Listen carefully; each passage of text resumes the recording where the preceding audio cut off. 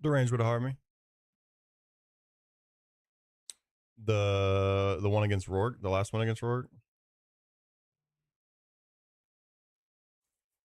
Anthony with the harm me. Yeah, the Omni on the Lilleap, and then I mean the the Corsola at the end. Charming the Corsola and shit. Pusher would have harmed me to go bop. And a cow coin. Anthony with the go pop. Thank you, thank you, thank you.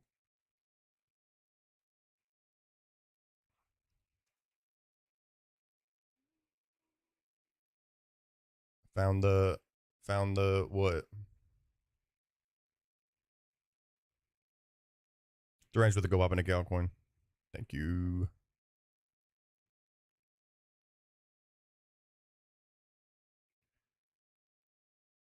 Computer is off to a hot start.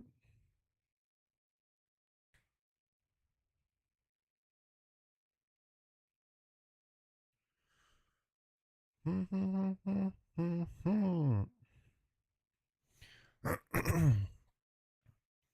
have 2 encounters and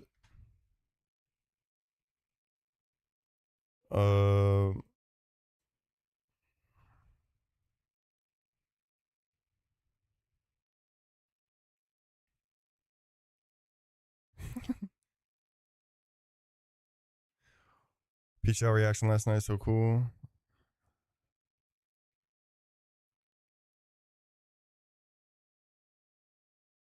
Huh?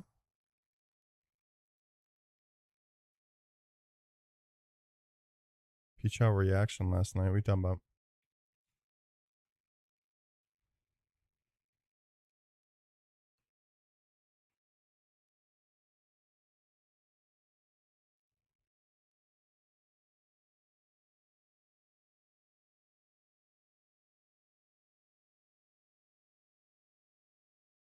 Oh, about Fire Force, yeah, because he saw the Fire Force edit, from like the raid notification. Yeah.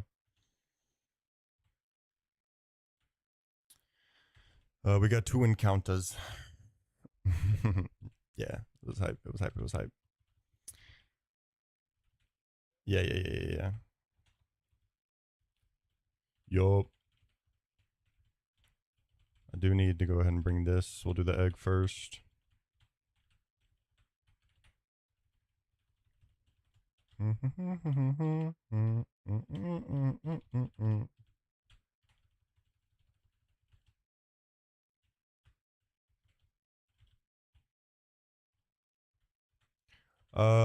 So this egg one is like pretty piss.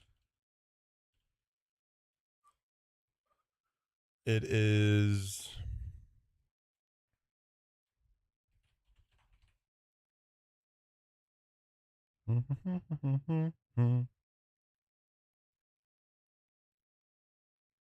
hold on.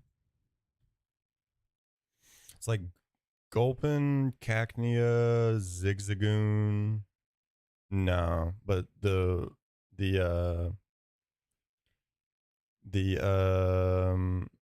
vending machine that we're about to do after this could be. This is Cacnea, Gulpin, Zigzagoon, Drowsy, Poochyena. Honestly, I would love Cacnea. Because Torterra is my literal only grass type until Sceptile is online.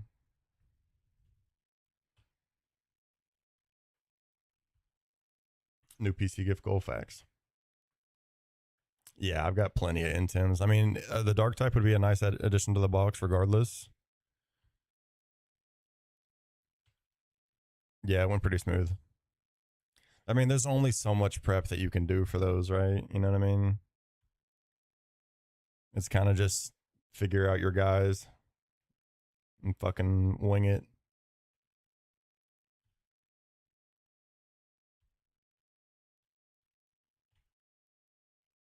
The Munchlax, Dawn's Munchlax stayed alive so many turns. It's insane.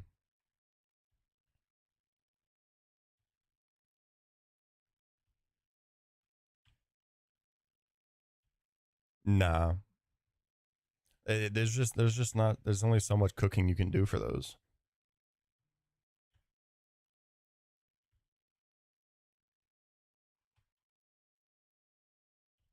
Yeah, exactly. Let me put up a fucking 800K gift goal real fast. Facts, true. Cacnea is best case scenario, so we get an extra grass type, and it's not just Torterra for the time being. Gulpin is okay, but we are about to probably get a poison type, which could be Muck, Weezing, or Arbok.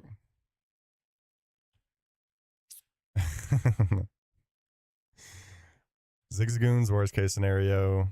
Drowsy does give us a psychic type back, which is nice.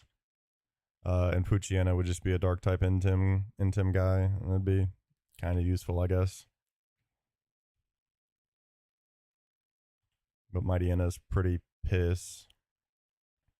And realistically, I think I wanted to lay it past Maylene for best moveset.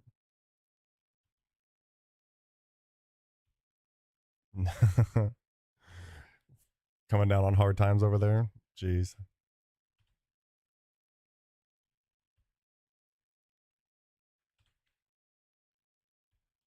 The silverware is silver, not platinum. Damn.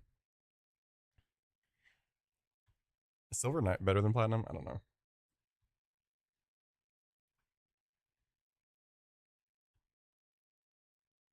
Yeah, I can imagine. What freaking mon you got on 206? I meant to kill to get with your combo. I was running a I got something really interesting. What, Fampy? Minen plus hole.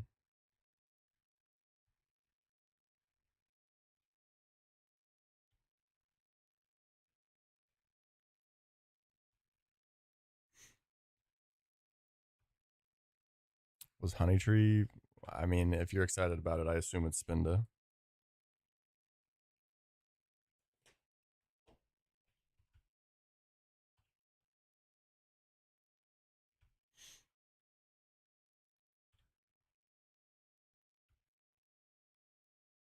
I'm assuming it's a local tree.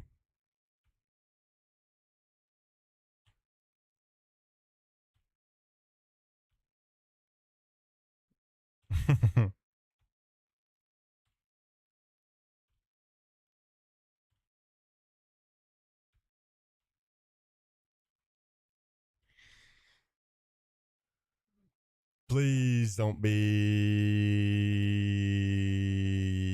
Okay.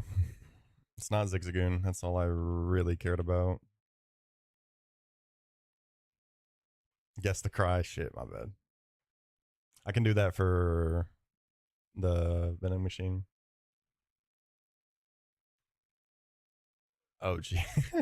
That's. They run in the pockets. Um.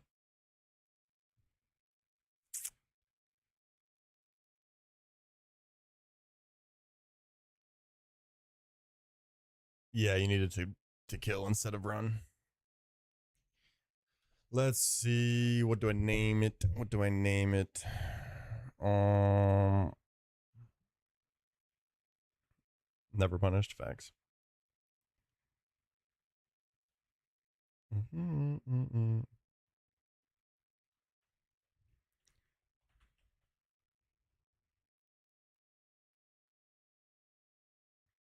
Nightmare, nightmare, nightmare. mm.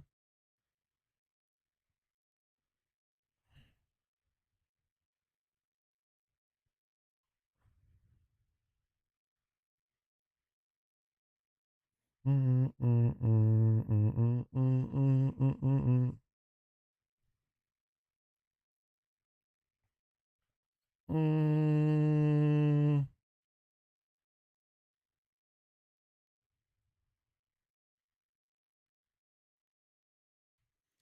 Fuck it, I don't fucking know.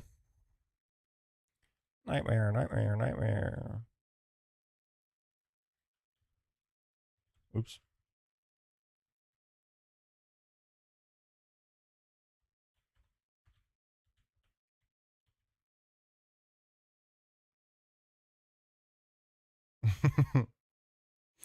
I turned down some of the TikTok's settings.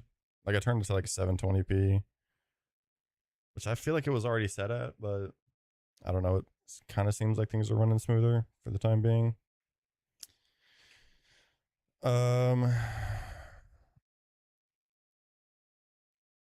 We honestly probably want like a minus defense nature. That's minus SPDF plus speed. It's not exactly great. Could be worse though. Speed's always good, but it does have good SPDF bulk, so it's kind of hurts. Pretty piss. Pretty piss.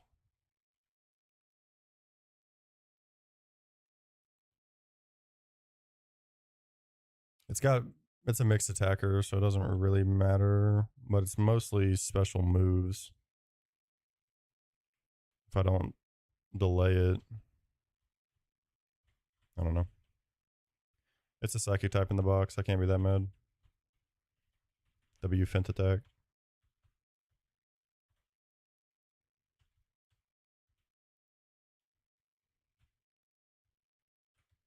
I think there's like right here. Yeah. True. Very true. Bad dreams could be helpful, yeah.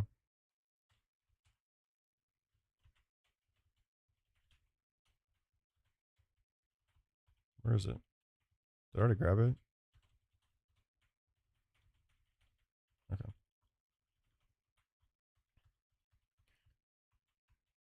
Davis with a hard meat to go pop into Kale coin. What up, brother?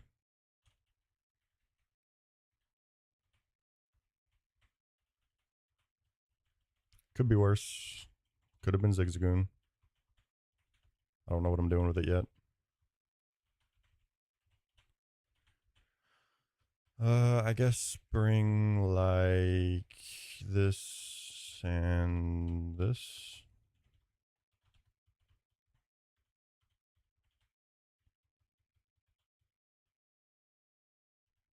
They are. We have not had a death yet on Maylene split.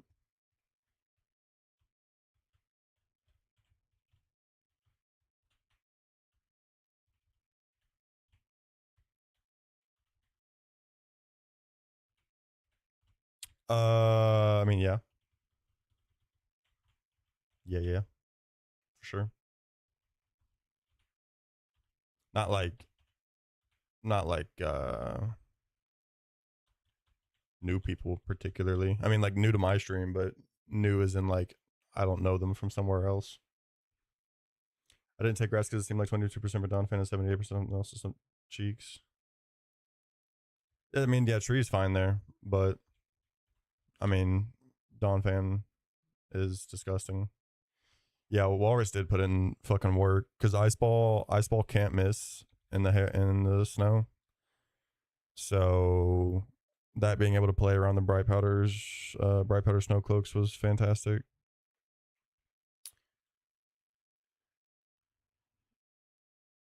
Fair enough. Yeah.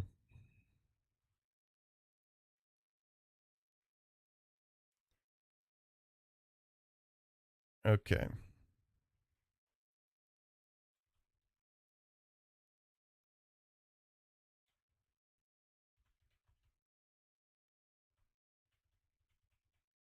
Let me make sure it's it's nighttime. Doesn't matter really that much, but no, it's basically it's like physical blizzard.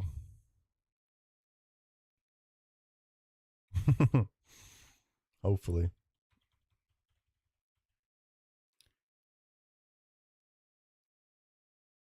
Let me see. Ekans would be level 25. It would have crunch, wrap, poison, sting, bite. Not too scary. Coughing. Probably has a boom. Yes, it does. I think Dusk Ball is guaranteed catch.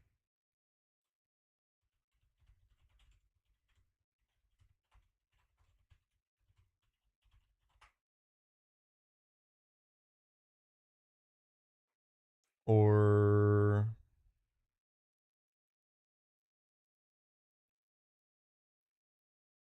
actually, no.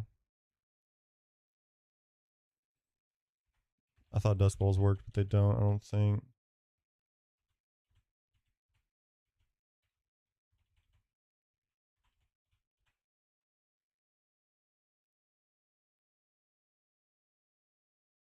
Push to do a Fantina split challenge? That'd be insane.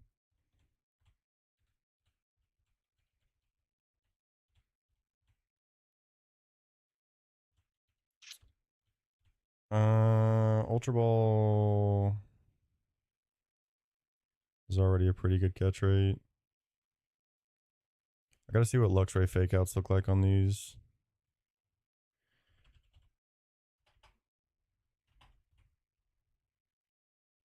Ekans would be level 25. God damn, fakeout could just kill. Oh wait, I just need to Butterfree actually, now that I think about it. I need Butterfree.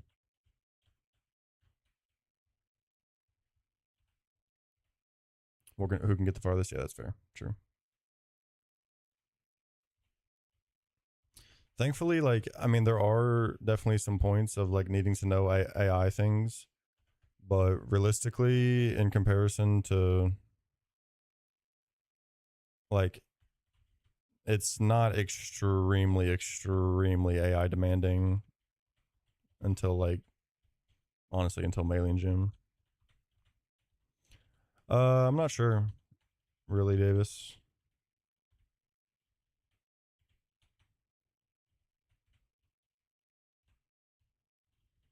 I don't need luxury.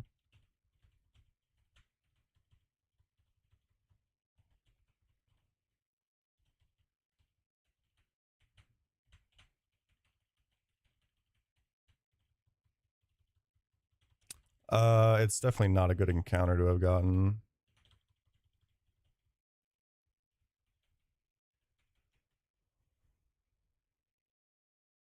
I mean, yeah, Aeron quad resisting normal. It's just gonna shit on Slackoth every time, shit on Apalm every time.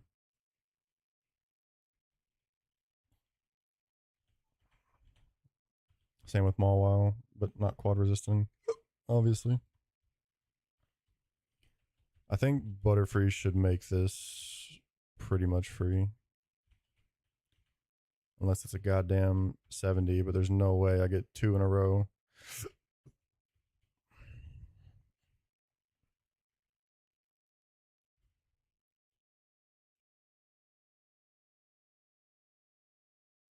%37% chance of decking Ekans, 25% chance coughing, 28% Grimer, 6% Porygon. Scott with a hard me to go up on a Gale coin. 0.5%. 1 in 200. There's a Muck that's level 70 and a Voltorb that's level 60. 1%, 1 in 100 to get one of those two.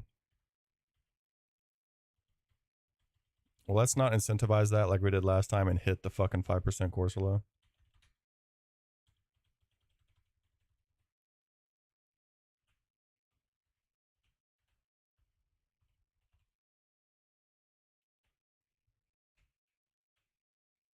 Oh. It just tells me? Oh. I hadn't realized that it just tells you right there.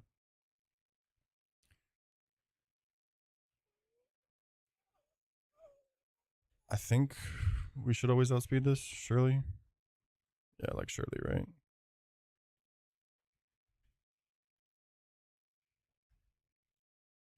Yeah, 100%. Yep.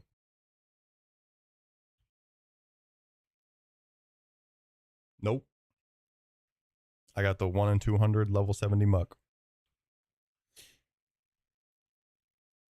The black, so on that selection screen, the black coffee is where you get your encounter. All the other ones are the different stones.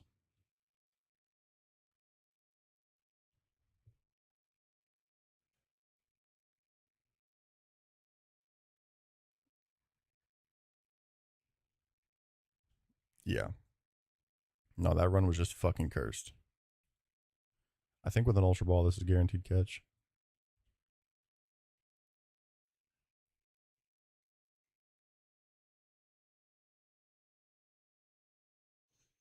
Bang. We take it. Little plume bob.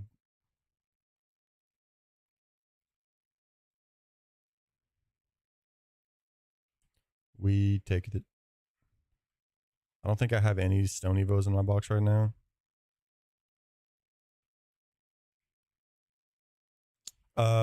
What? Because it tells you right there at the beginning? Nah, it pulls you straight into the encounter.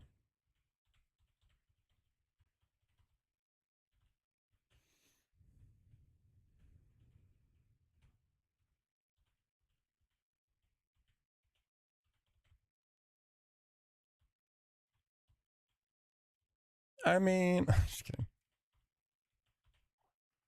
I mean, I wouldn't go that far. What does Uber delay coughing enable me to get? I guess I should just check the IVs first.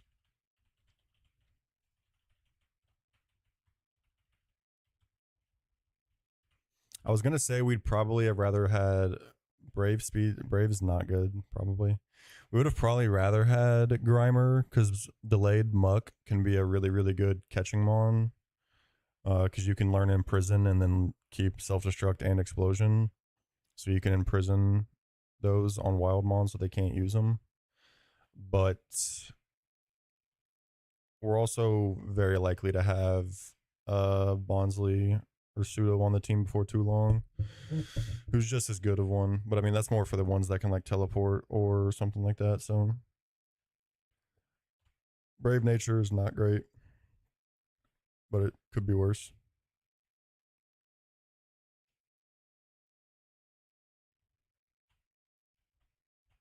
Pretty demon IVs. Question now is the move set.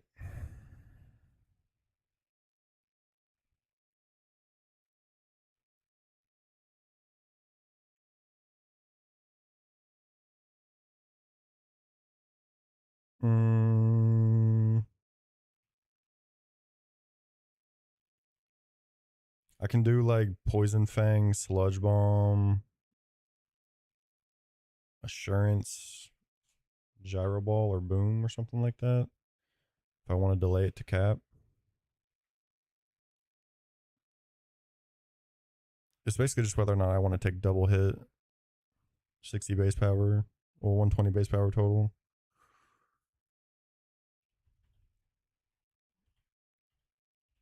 It's because it's the fucking HCLA calc. That's why. The HCLA calc is shit. You gotta know what's wrong with it. Or it's gonna fuck you over.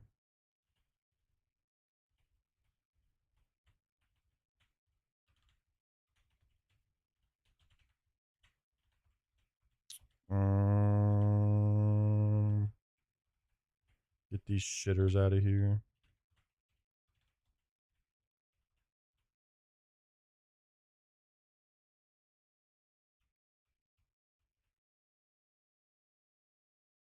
Well,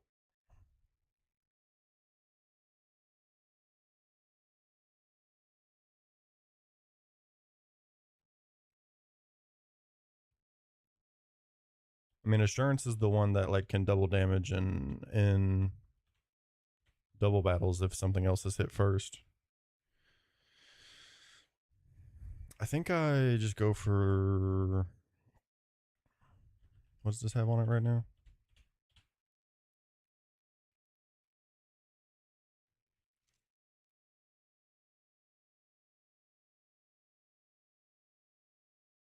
Haze at 51 is actually like reasonable.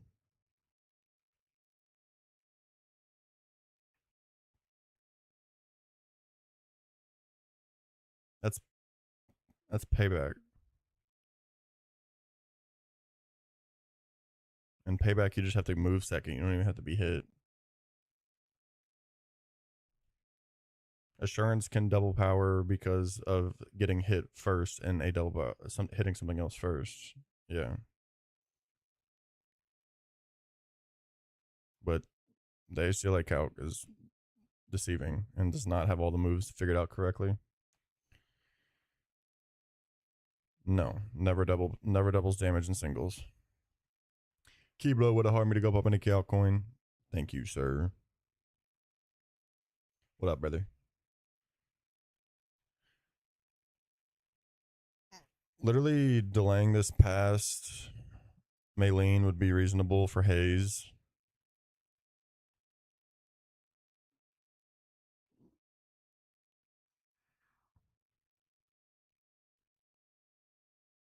Like, I think everyone's running Hayes on their Penguins now. So having a Hayes would be kind of nice.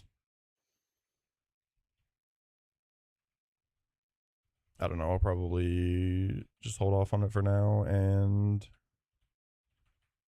maybe you just make the wheezing in my calc be able to look at it. Drowsy. I don't think I need to delay. I'd rather have at least some kind of fucking psychic type to use for the time being.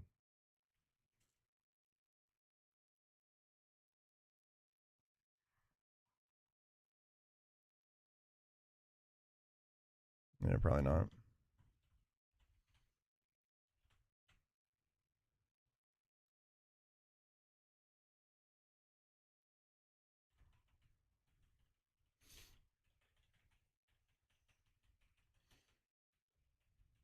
I don't even know what this is learning.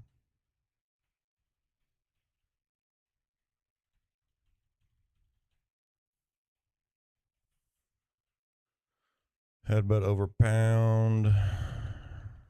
Psybeam over confusion. Got a disabler, that's nice.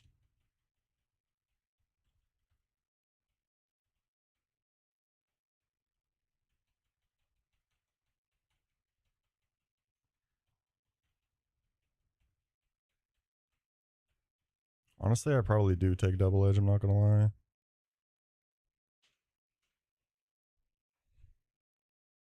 Just to have some kind of fucking damage output.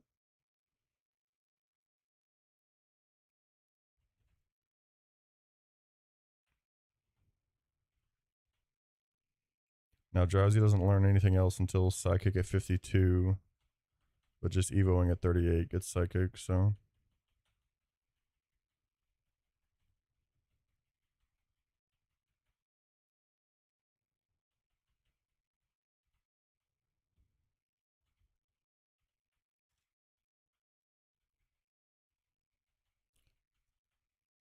And roleplay is the one. Roleplay I can use against the level 100 Shellos. Copy, dry skin, and it can't damage me.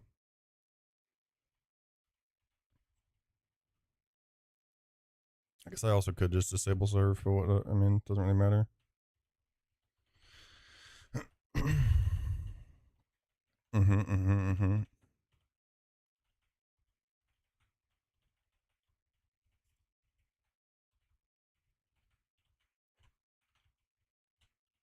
Mm-hmm.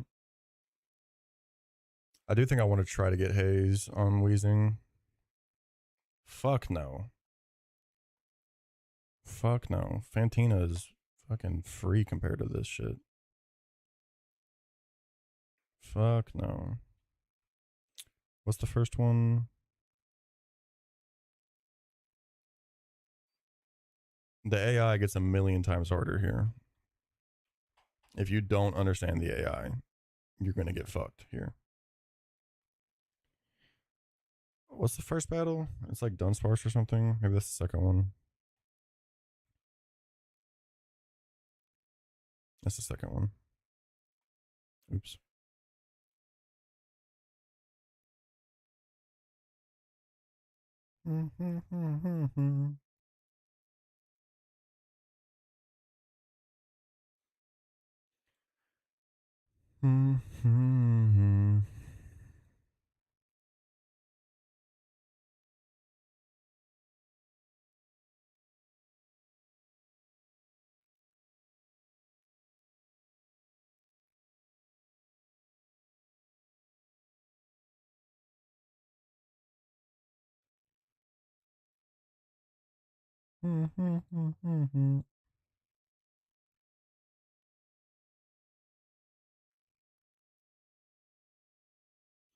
Does crit switch out?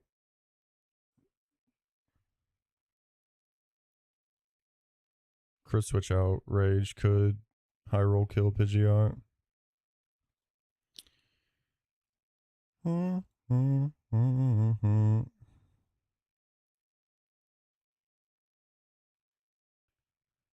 I guess Donphan just wins this.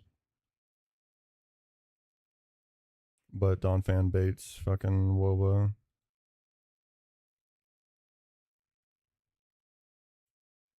And that's not good. Scramble to army. What's up, bro?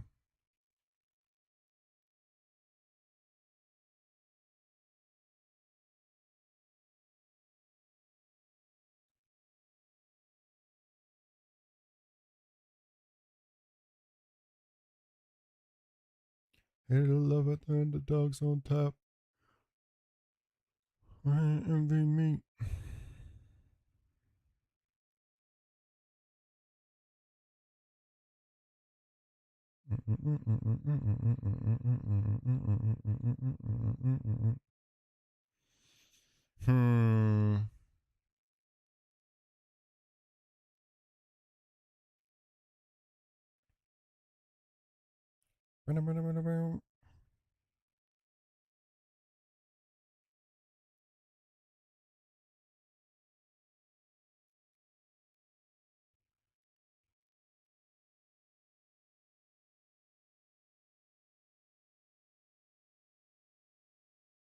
Is it? I was gonna try and haze delay. I do need to make the wheezing in my calc. I also don't even have like hypno in here. Because I see everybody's taking haze and keeping haze on Penguin now. Well, I don't think my wheezing will have toxic. It could have. I could just give it poison gas, but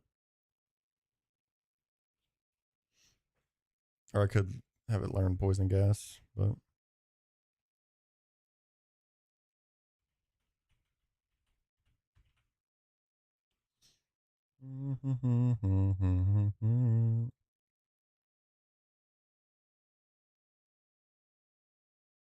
No, clear stats raises.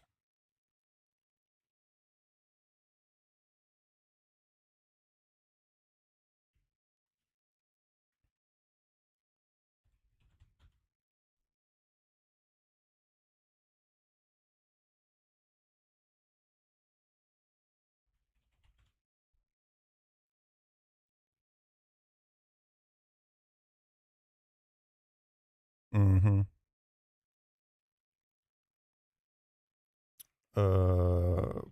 Poison gas.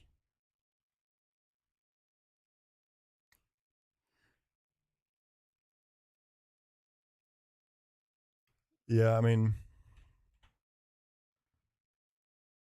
he does just win this and go into this.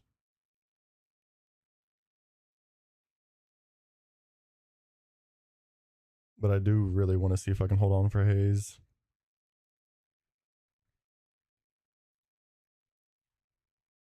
We're like, this is never winning this matchup. I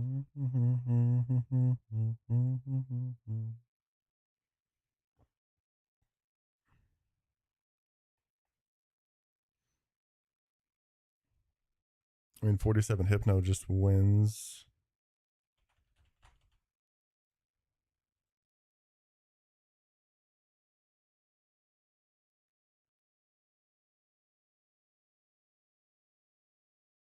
What's up, doll maker?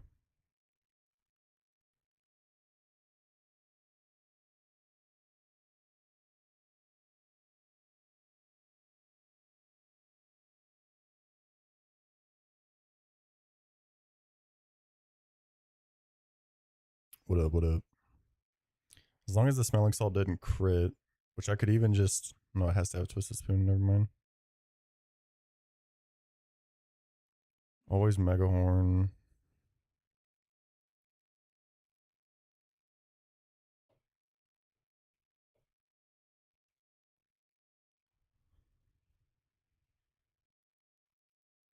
And then it would always click stone edge.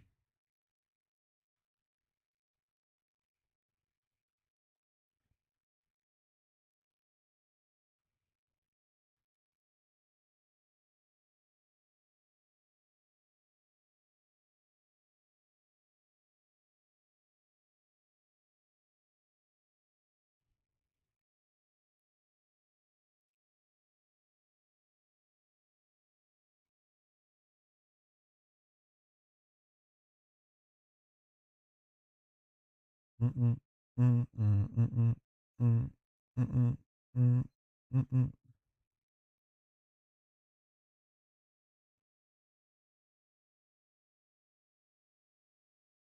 This what was kind of the issue.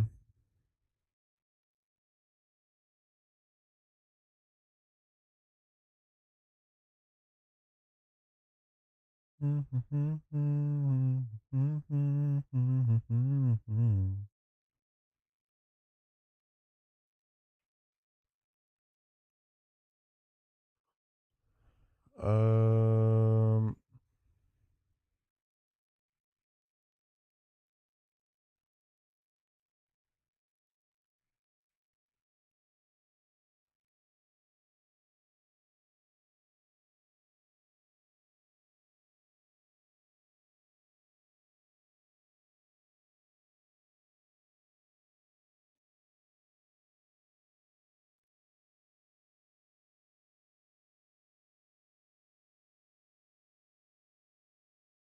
this would need to not be pre-slept.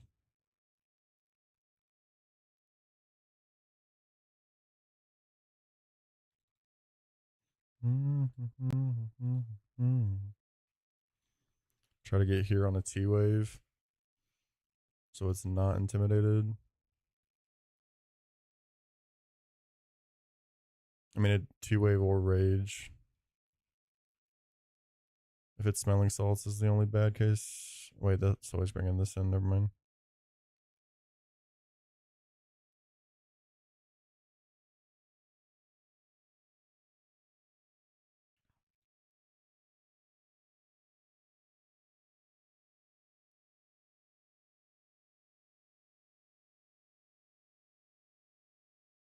Hmm.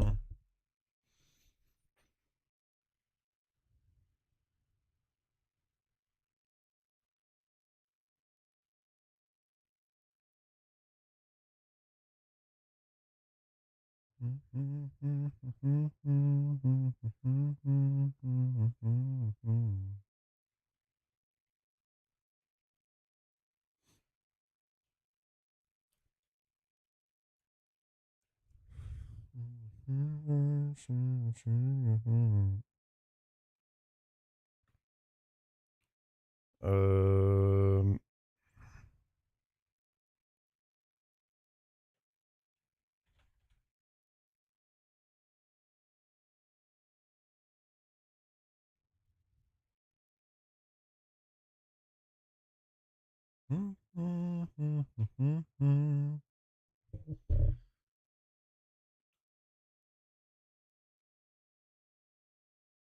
I mean, I don't want to just pull the wheezing just because it makes this fight of all of them easier. Wait, does this swarm twin needle? I mean, it doesn't handle Gramble, but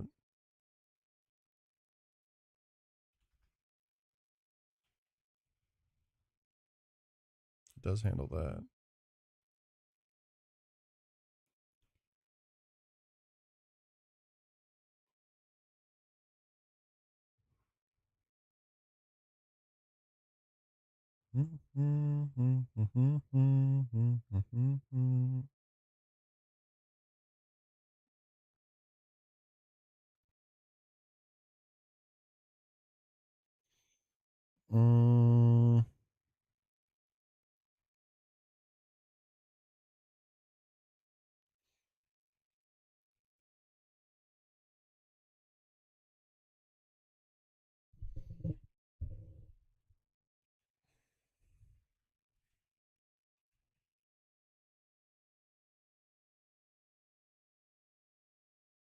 Shut the fuck up.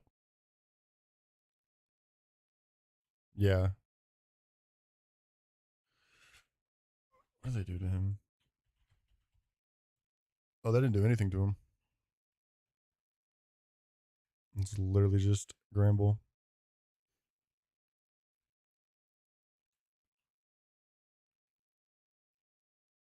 Literally just Gramble. Yeah.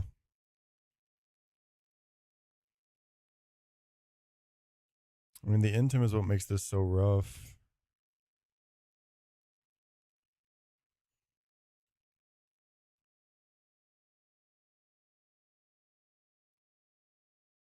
I mean, I could do. Could I?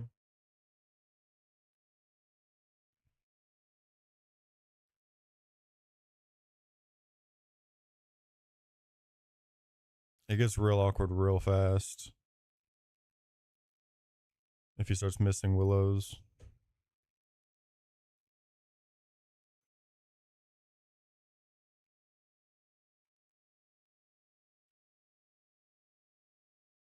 But I could like stall it out completely to get to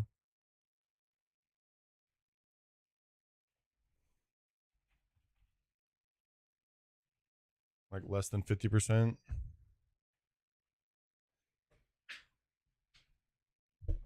Get Dustox in. I don't know. Chestnut missing just gets real awkward real fast.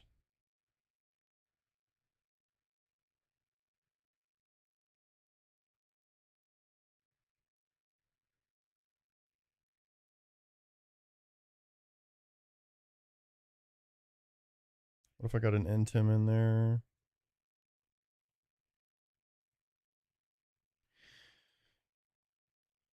Maybe Intim and don't pre-sleep Pidgeot. Wait. Switch out crit rage on the first turn. Could kill Pidgeot on a high roll. Or even like some mid rolls.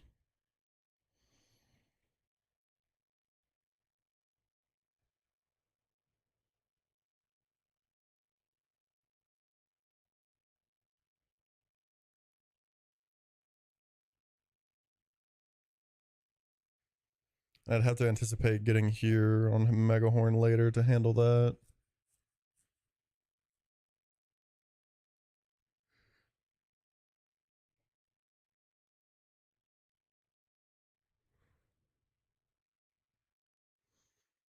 I want to set up for Dustox to get this kill and bait in Woba. That's like best case scenario.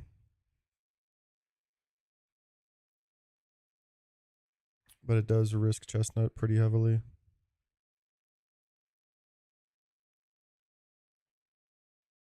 Does the switch...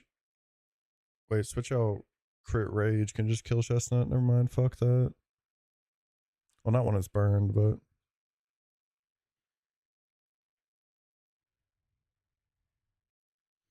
I don't know, that's a slippery slope for Chestnut. Fuck that.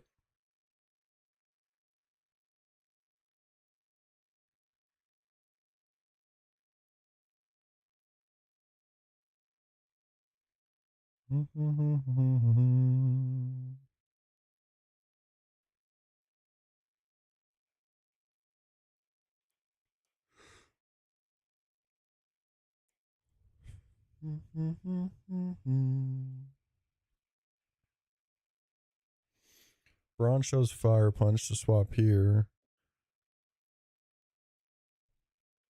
Smelling salt crit never kills from there. He's not intimed.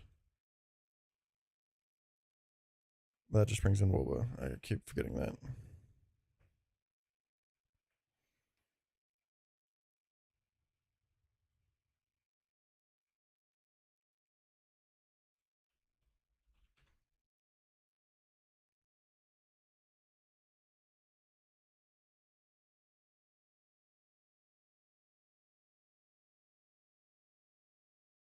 Damn, one speed away.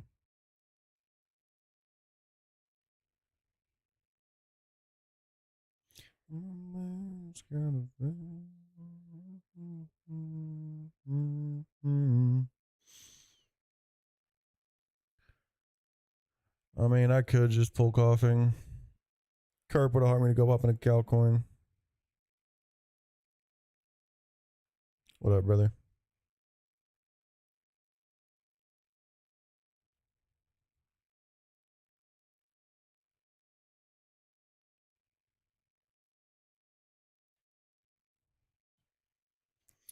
And I guess I'll just pull wheezing, to be honest.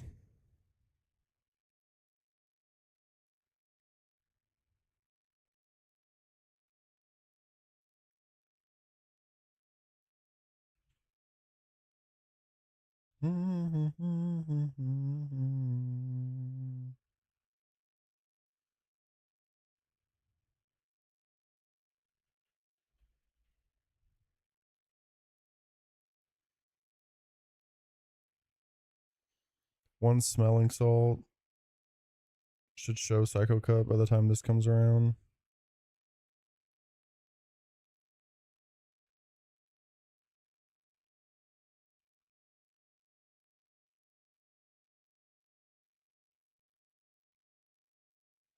How many PP is poison gas?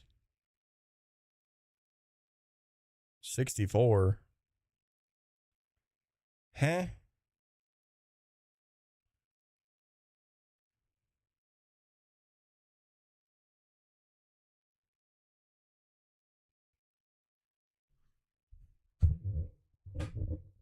That's what it said.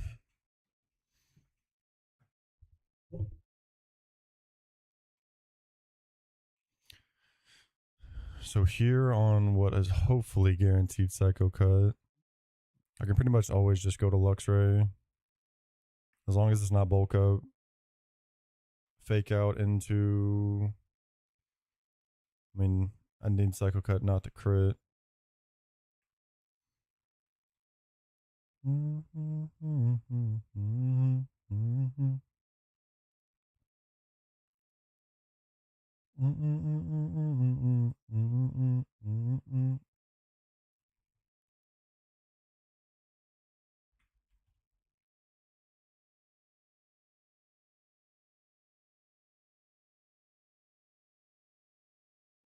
I can go here.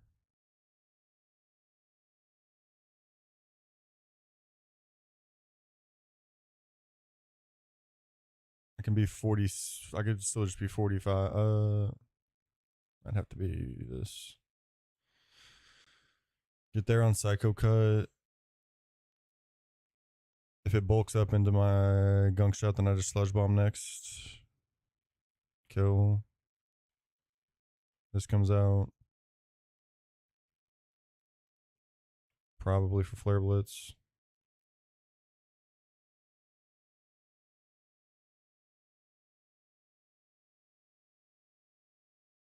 These two should handle this. I mean, I guess camera up just does straight up, but 45 camera up too. Facts. This being highest damage Stone Edge.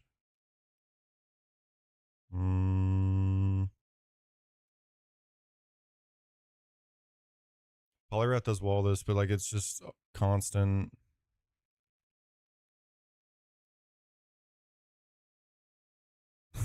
Only 64 VP? Yeah, I know, right?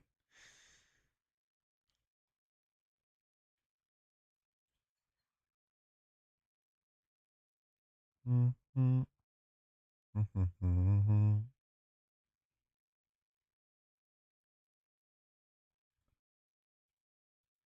If I could like guarantee the Stone Edge here, I just need guaranteed Stone Edge to get to Torterra and then get to here on Megahorn. Then we just kill. But Megahorn has high crit AI, so if it doesn't see kill with Stone Edge, even if it's highest damage, it could just go to Megahorn.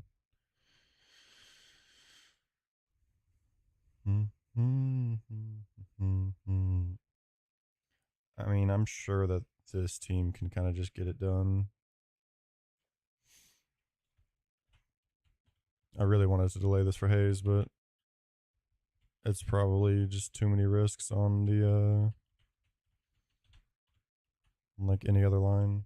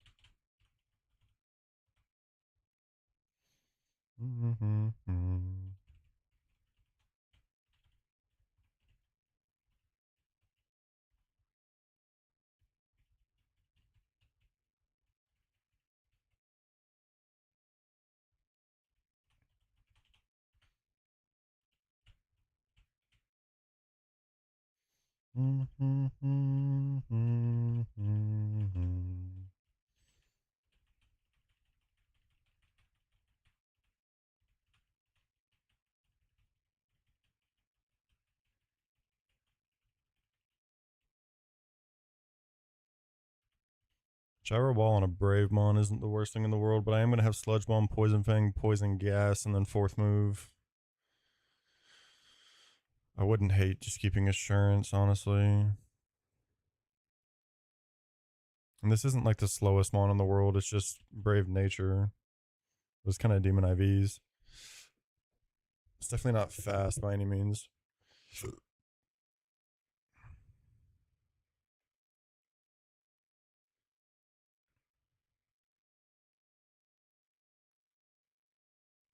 Nah, I'm not going to take it.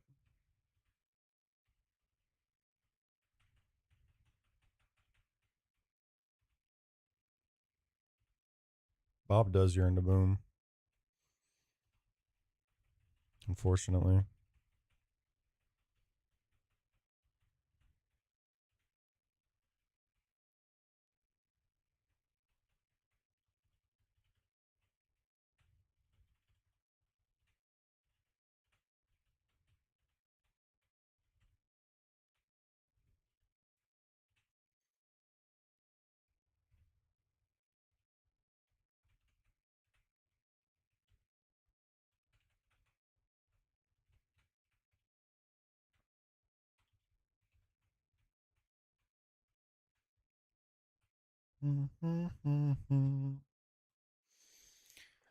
I mean, what's he gonna do? The Arcanine? That's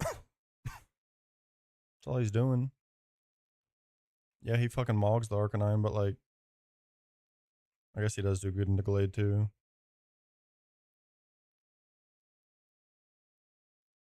Yeah, he can do both pretty much. I just don't love. I mean, yeah, you're right, for sure.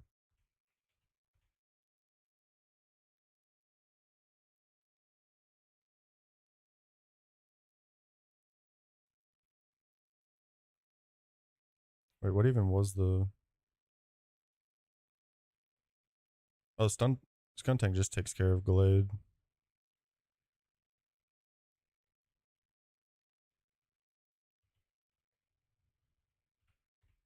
Stun tank's taking care of the Glade, thankfully.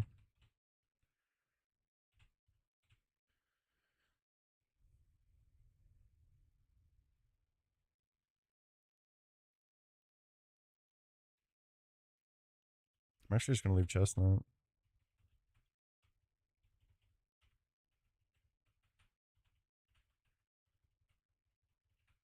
Arcanine is the one that can be a little awkward for sure, so you're right.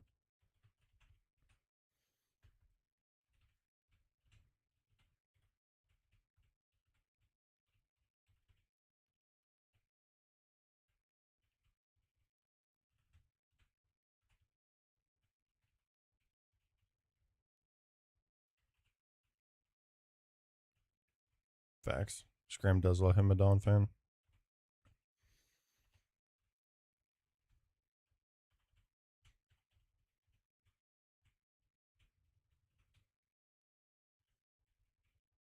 Yeah, I mean, that's just fine.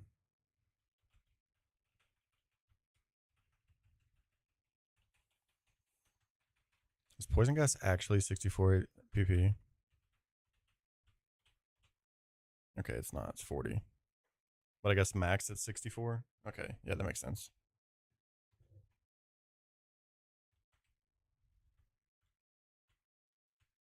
I didn't get these items down here.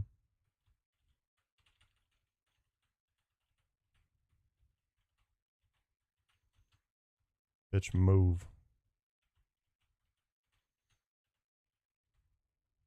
First try?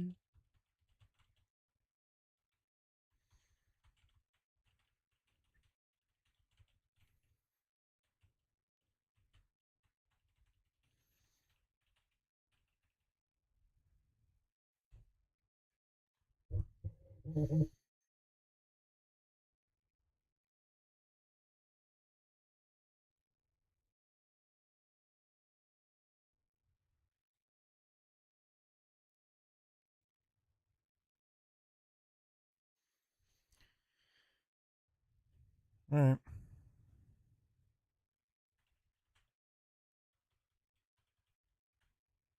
Here's the open.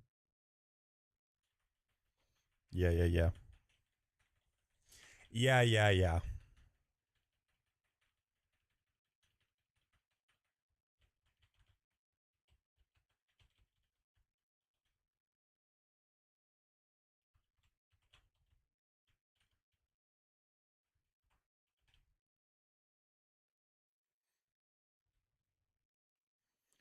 Just double check.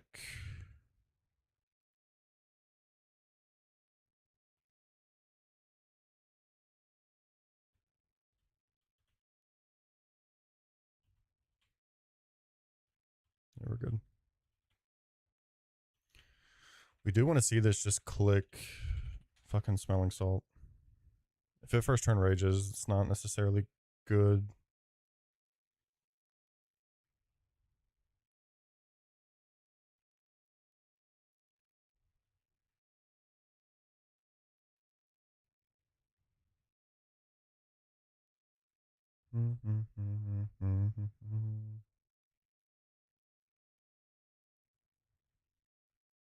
Click Smelling Salt, you dumb fuck.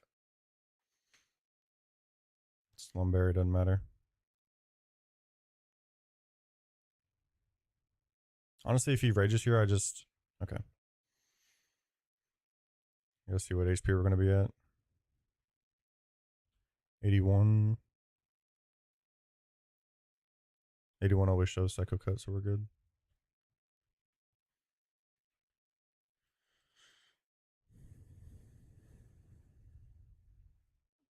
Alright, this next part's going to take a minute.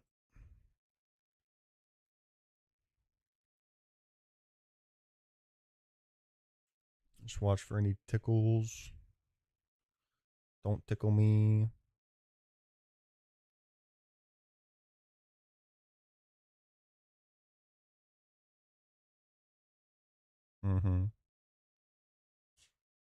Yo, Cozy Beard with the raid. W, thank you so much. Thank you. Appreciate you. Big W's. This should always be Psycho Cut. It sees kill with just Psycho Cut. We go here. I should have leveled up one more. Oops. Appreciate you, brother. Thank you so much, man. Should have leveled up once more because there are 3 rolls of crit that can kill, but it's probably going to be hella likely to just bulk up anyways. And gunk shot into sludge bomb will always kill.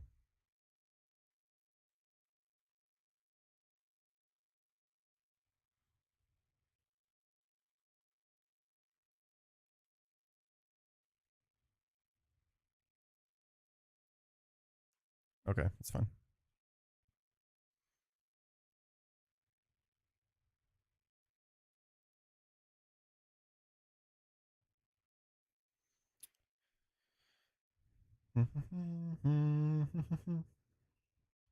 This will be Arcanine coming in. Flare Blitz can always kill. I mean, crit can always kill.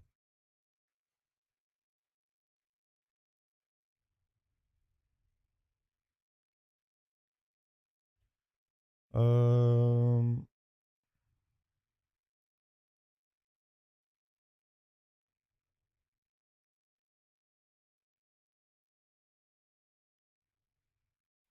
I'll just go here.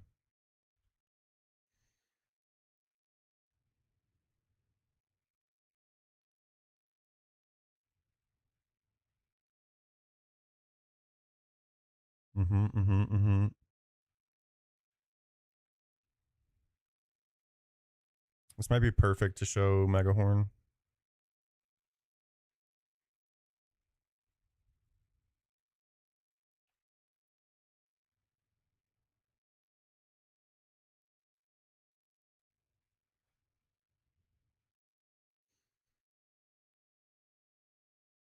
Depending on how much we get back from Shellbell. 63. Wow, that's 63 is the max roll on Donphan with Megahorn. So if I'm not mistaken, this should always be Megahorn.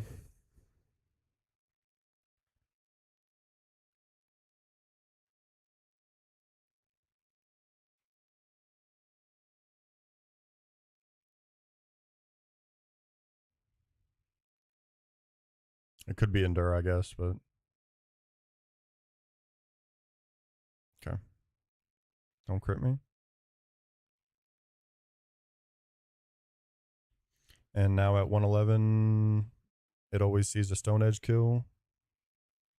And it will not click Endure. We just outspeed Brave Bird.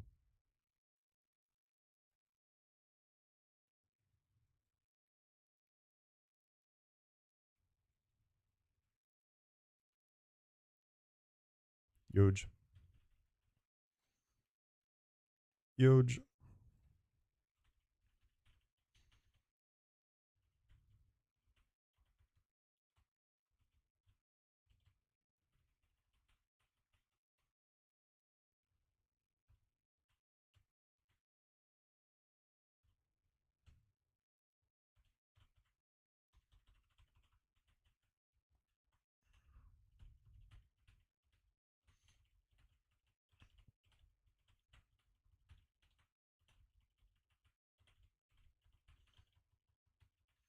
Next battle is not a fun one.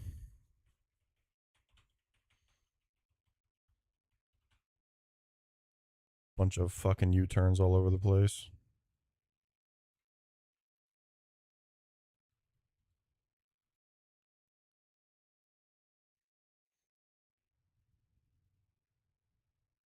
Oh. Pidgeot. Pidgeot doing Pidgeot things.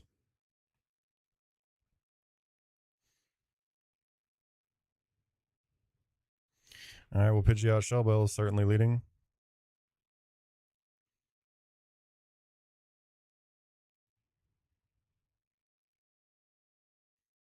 We can take a fake out, it's fine.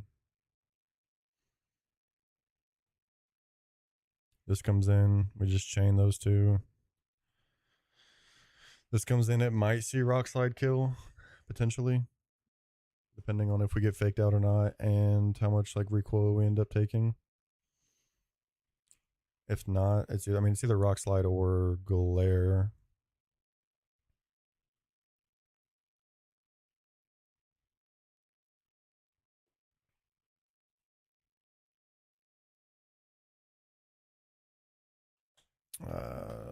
Slow ad turtle.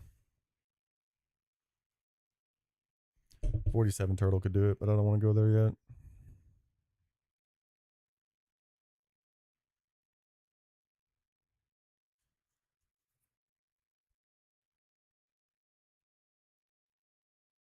Polyworld just, or Polyrath just answers that. These three are dead. This comes in.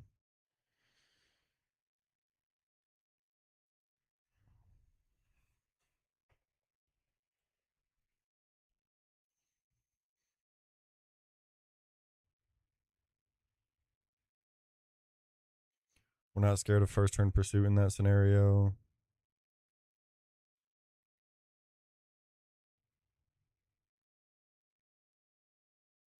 Dawn Fan just wins this. Appreciate you, Gelada. It is pretty decent. I cannot complain whatsoever. Dawn Fan just handles this with Rock Slide into Accelerock. Or I guess if he gets in on Superpower, that just breaks Sash anyways. So Rock Slide just kills.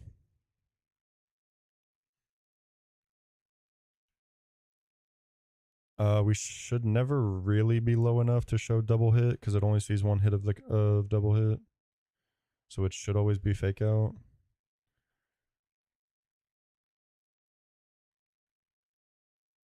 Chestnut just wins this. But if like absolutely needed,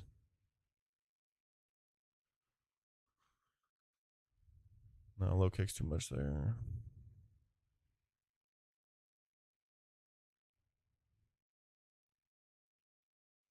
I guess copycat low kick's not going to do much, right? I can't imagine Amber Palm's that heavy. No.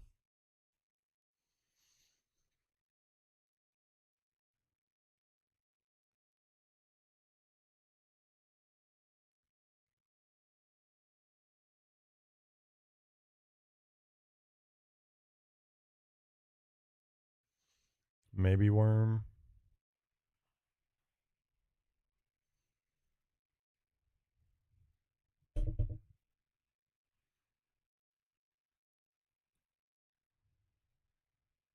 Oh wow, what good are you if you can't get in on a goddamn double hit? Jesus. Um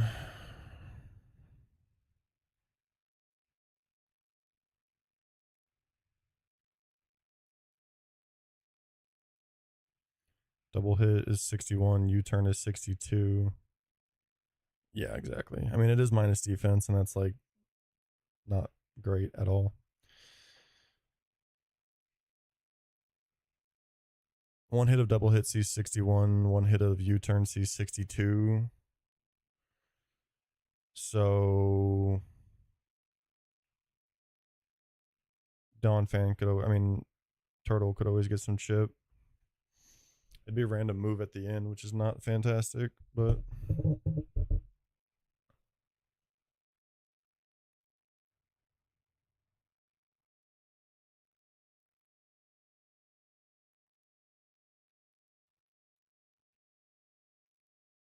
I'd say Braun will probably just end up being XP share. But I think he did have a lot of XP from Veilstone Tag.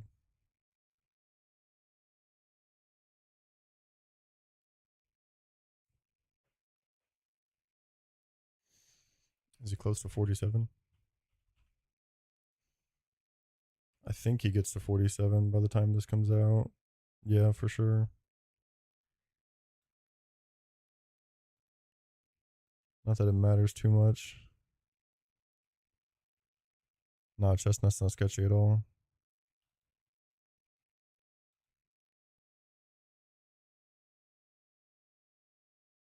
I mean, you can't use them on the rain route.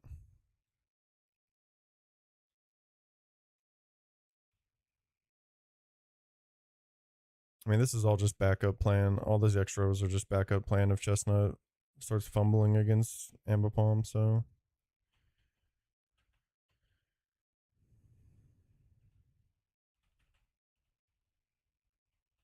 No, it's just that Chestnut against that against that. Grand Bull is a slippery slope.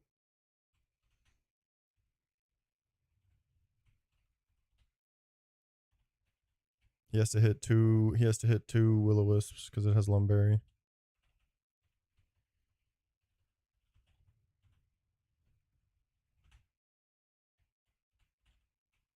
Shellbell here. I think Braun just takes XP sharing.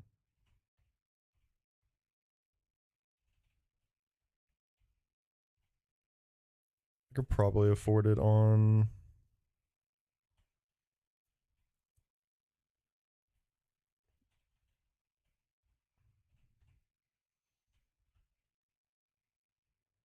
I'll just do it on Poliwrath.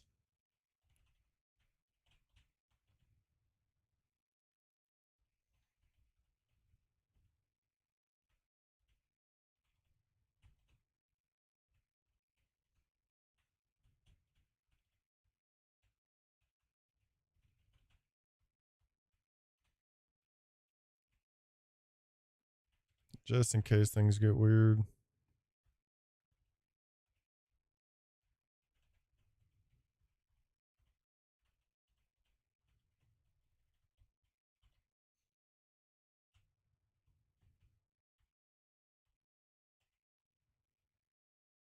That's insane. The fuck? Bro was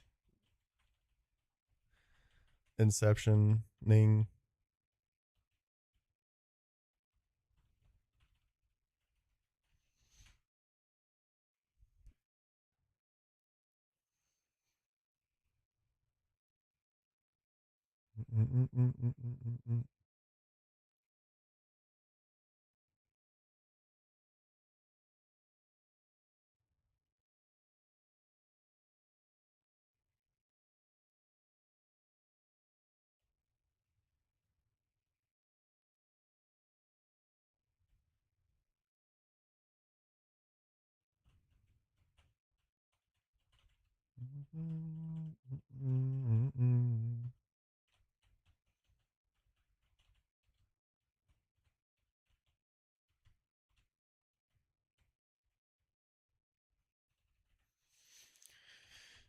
Okay.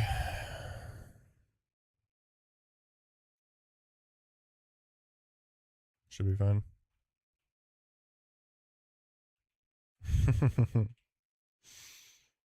Hell yeah.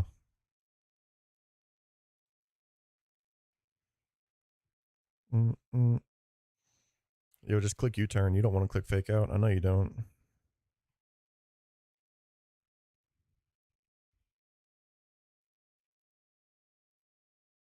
I know you don't want to click fake out. Okay.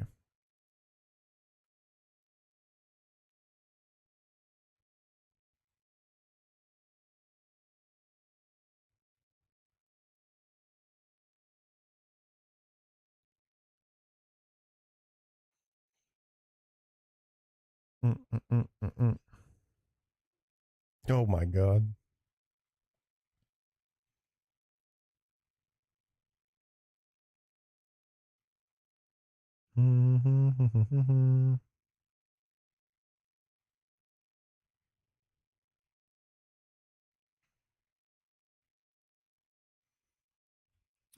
Uh-huh. And see you later.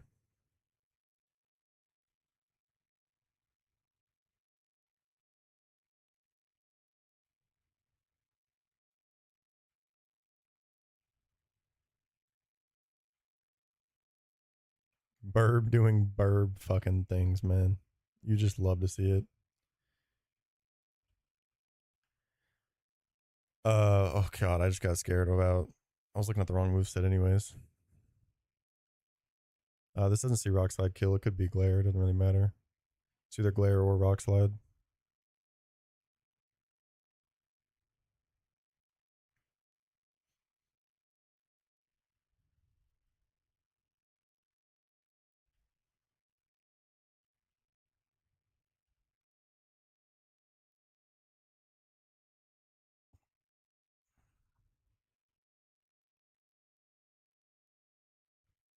As long as this headbutt doesn't crit, we're fine.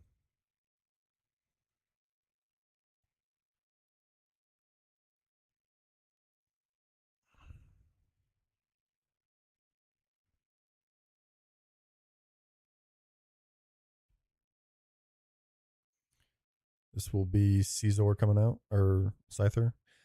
Whack-a-miss with a heart, me to go pop. Thank you, thank you. This could first turn pursuit. It does not matter whatsoever. First turn pursuit crit. It's completely fine. Only thing that gets awkward is U-turn spam. Little bit, little bit.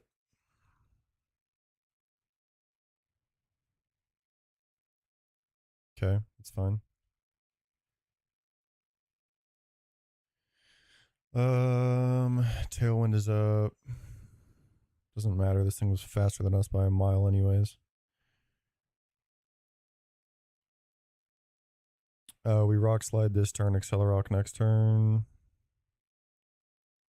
U-turn just gets a little bit awkward potentially, but it's fine. That's also fine. We just kill now. Recoil breaks the sash.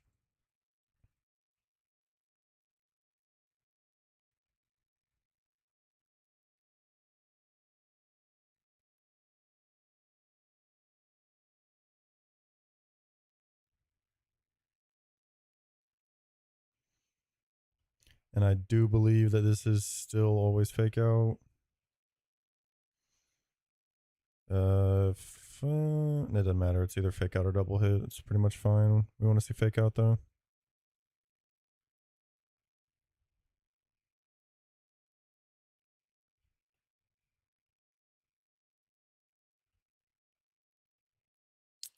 I'll go ahead and recover once. Nah.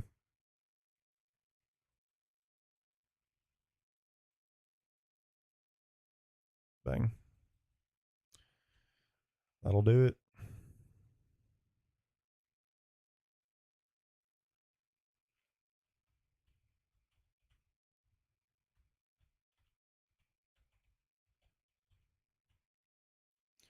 That'll do, donkey. That'll do.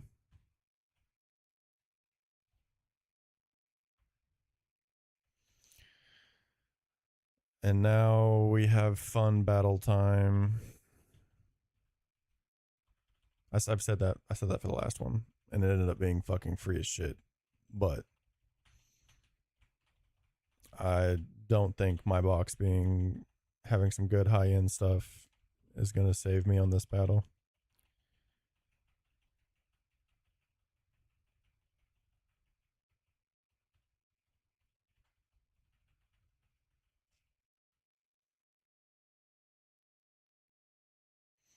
It is bear time. Bear is never fun.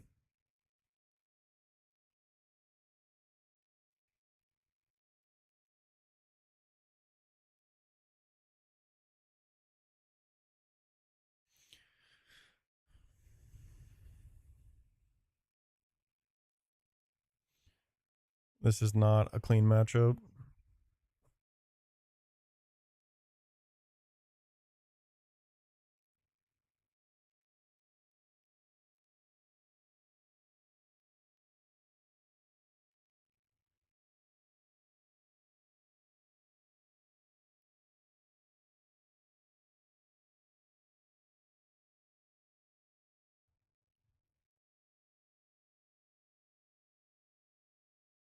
But it should be fine with the Rost.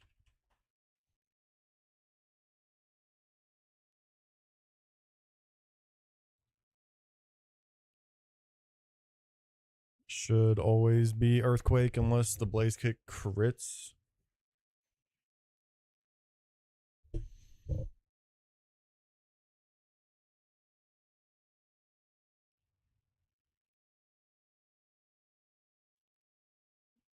I mean, do I have anything to do this comfortably?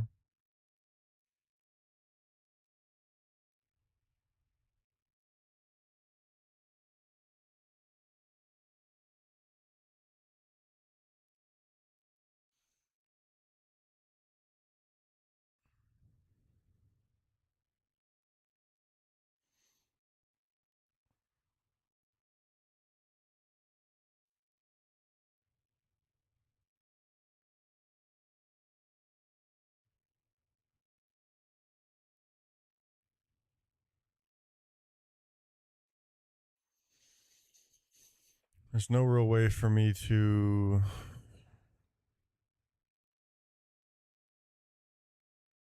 do that very comfortably.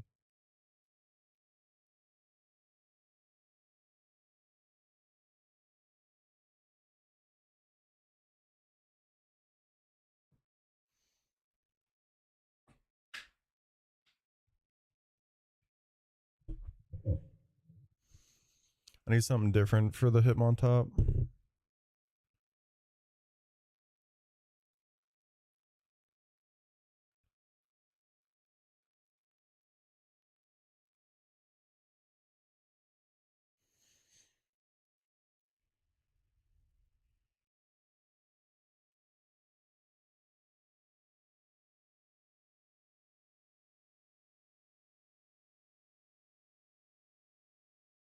I guess this matchup is pretty good.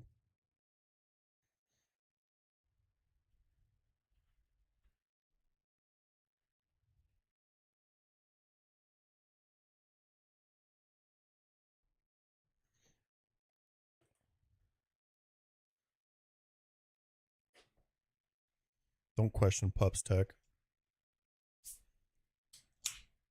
I kid.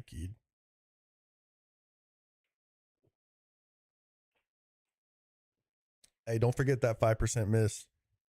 Don't forget that 5% miss chance on Crush Claw. Exactly. He was playing around the 5% miss, bro. Chill.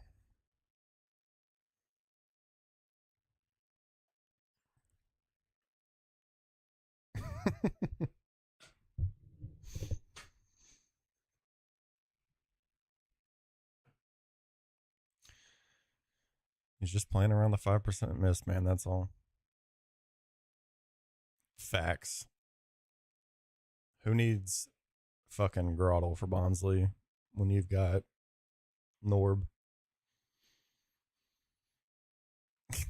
Am I not a PK ball knower?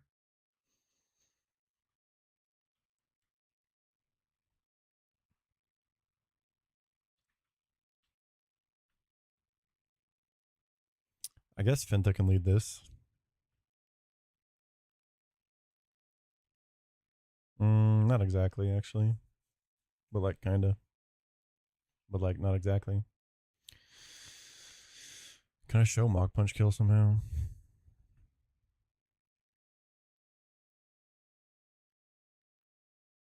In a way that's worth? Probably not.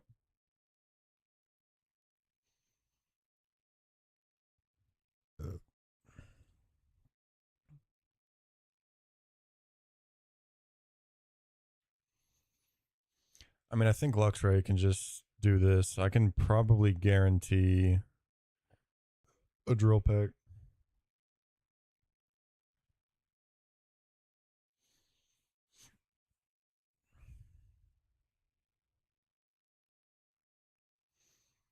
I don't think any of them should worry about IVs, natures, what encounters they've got. I don't think any of them should worry about any of it.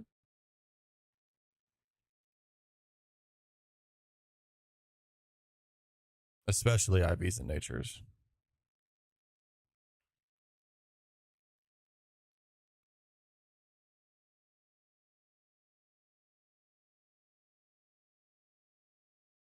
But I do also get that, like,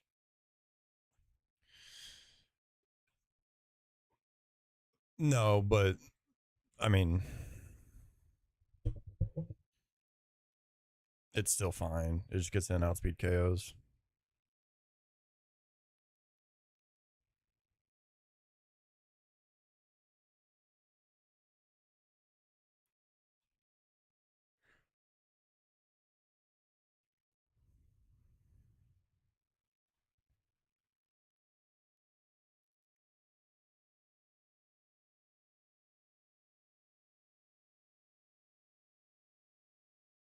Well, not superpower? I guess it can click like anything, right?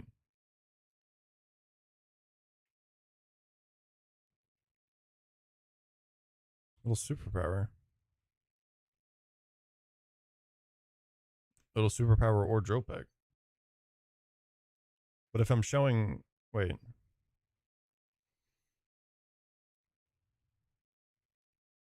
I mean, Donphan does just do it. You're not wrong.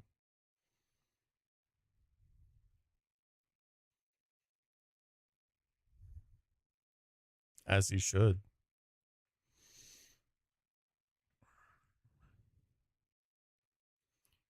As long as Donphan doesn't get in on Heat Wave, it's completely fine.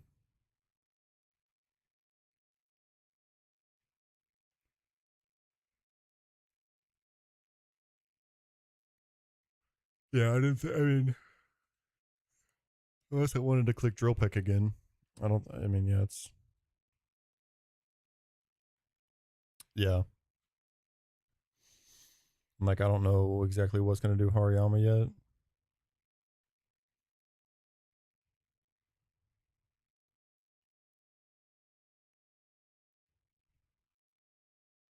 What did I? Oh, it was Claydol that walled Hariyama last time.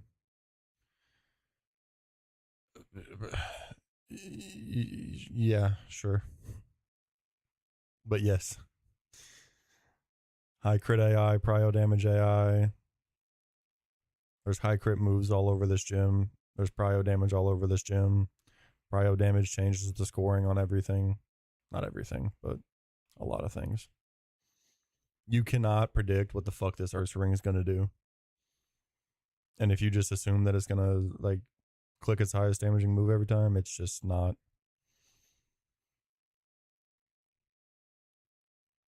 Facade doesn't calc facade damage. Facade boost, I mean.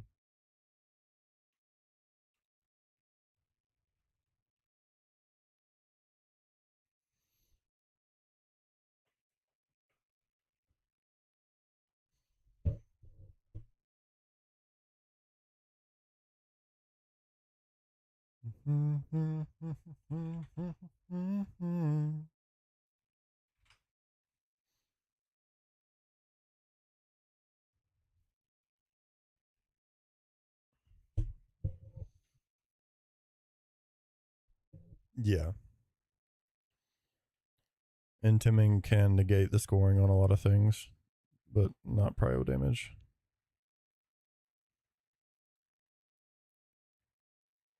Also, this just gets nuked by every fucking close combat ever.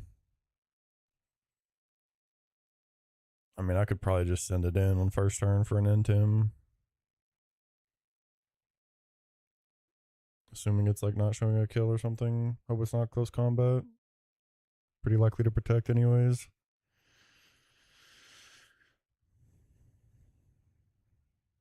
This Hariyama is going to be an issue. Weezing does do pretty well into it though.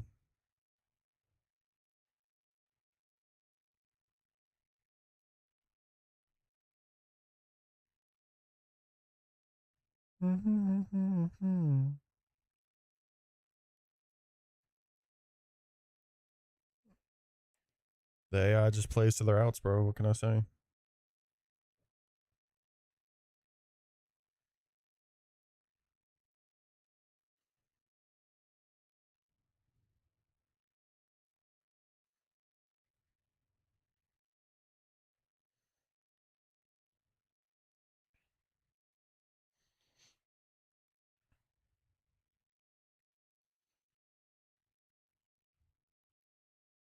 Mm-hmm.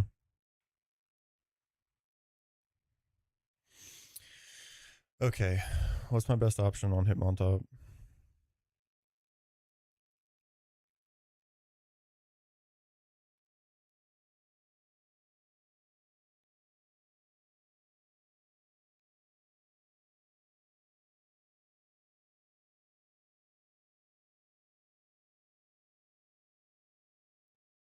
I think it's always Tento.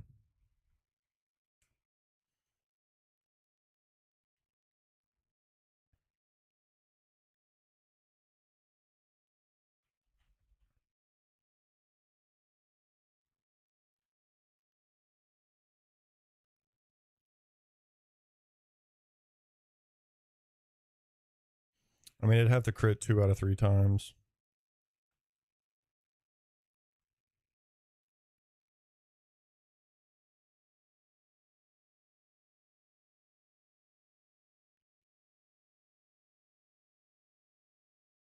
Even if I got in on Mach Punch, though.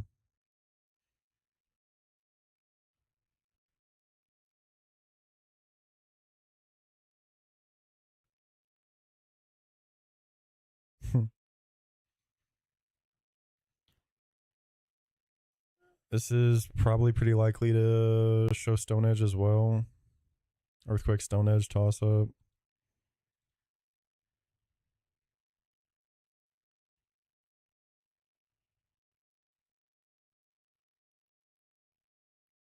This would show Heat Wave, Drill Peck, toss up. Heat Wave crit shows Sucker Punch kill.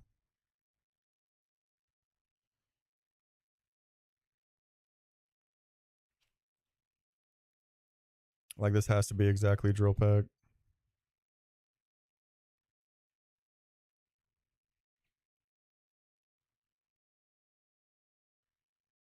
But I guess I can Razor Leaf once. Go here on Ice Shard. And then dive.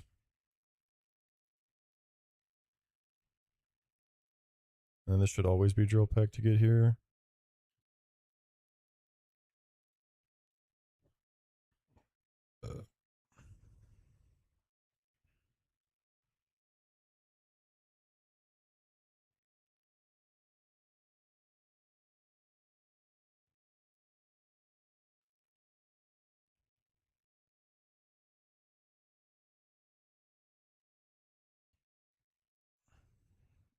But like then I kind of want this too.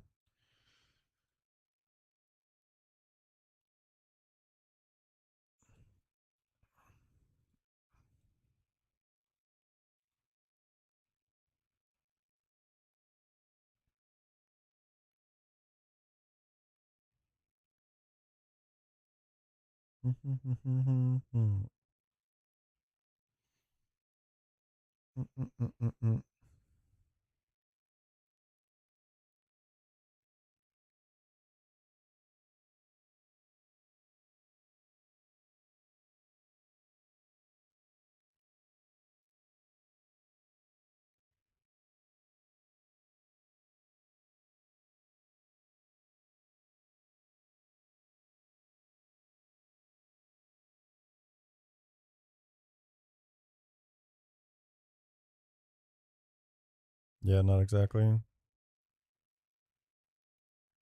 Not without risking crits.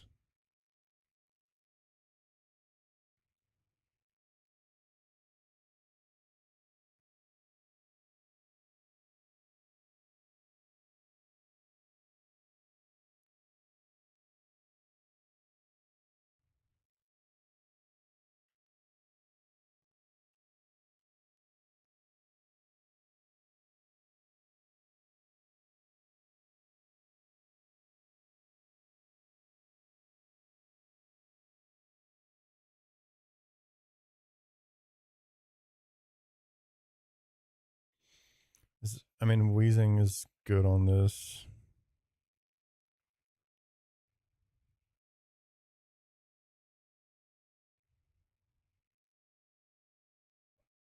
It's not really going to help anywhere else. And like a poison wouldn't exactly be good.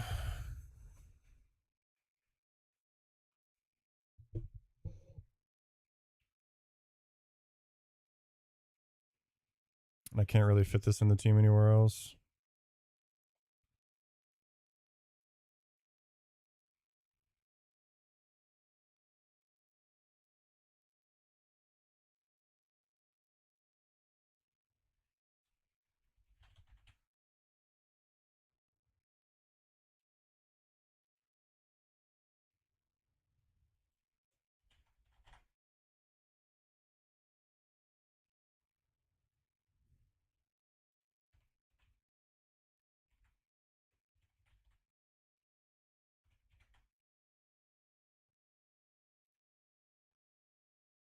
I guess Dawn fans should probably have Shell Bell. I'll probably always bulldoze into Earthquake.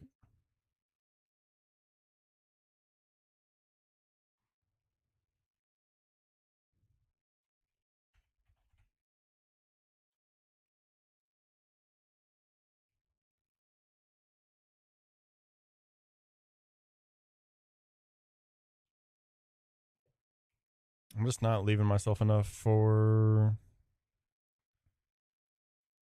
Oh, wait, this comes out first. Never mind.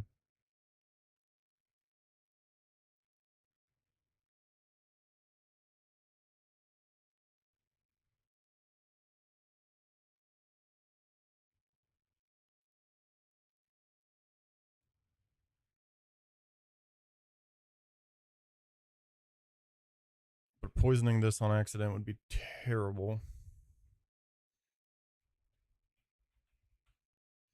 And I also have to have poison barb on. What's his name? Tenta.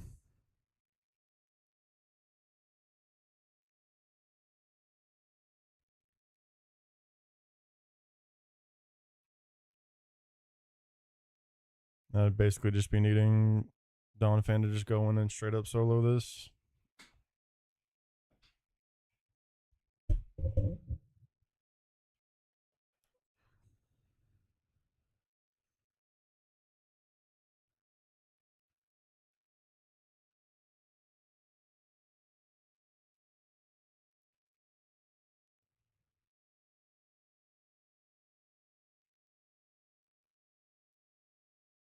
Mm-mm.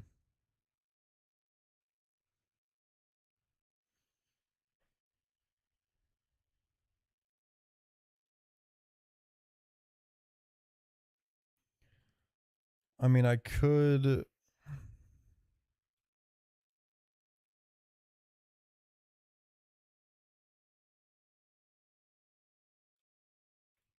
I could go here on Earthquake, get an Entim.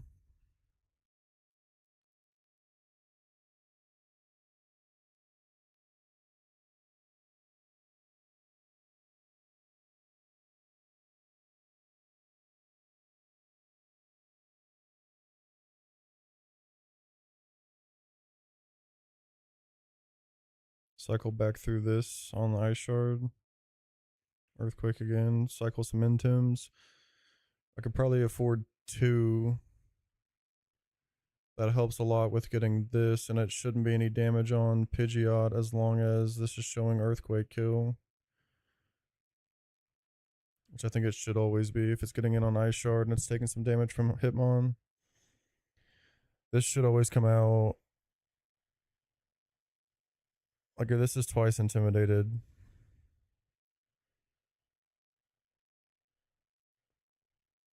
It's still Heat Wave Drill Peck toss up. But I guess I could Shell Bell and that might make a difference.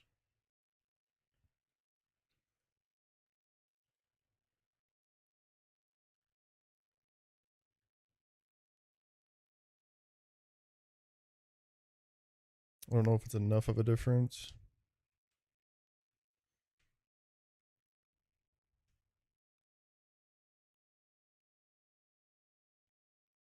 And the damage I'm taking on Stone Edges is kind of negating what I'm taking off of Ice Shard.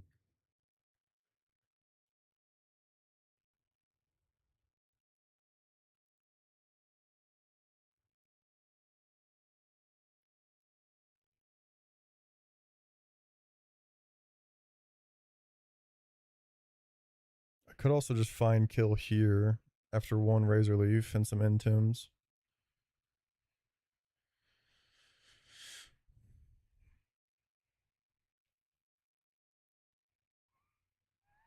Yako with the Harmony to go pop. What's up, brother?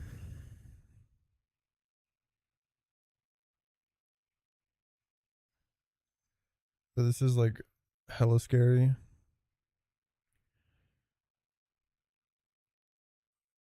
Just switching for free on this Hariyama is so scary if it sets up substitute.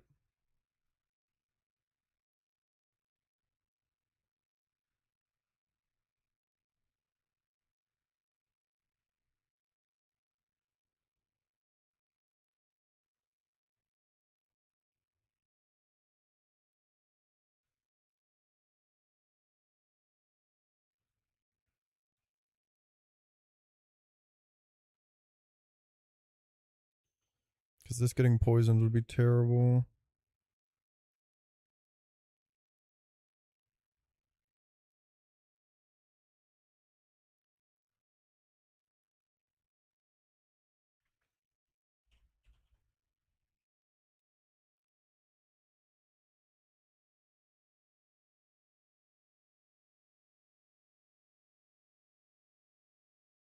Is there anything else?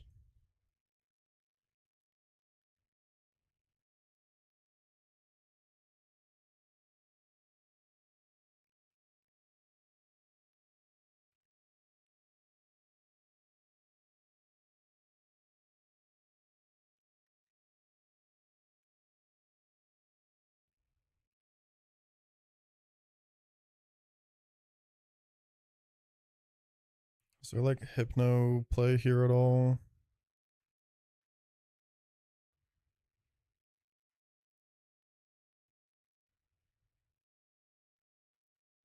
Probably not.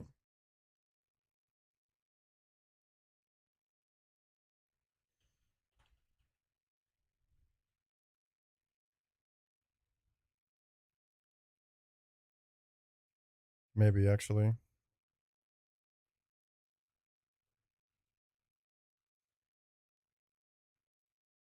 That is gonna bait this for sucker punch though.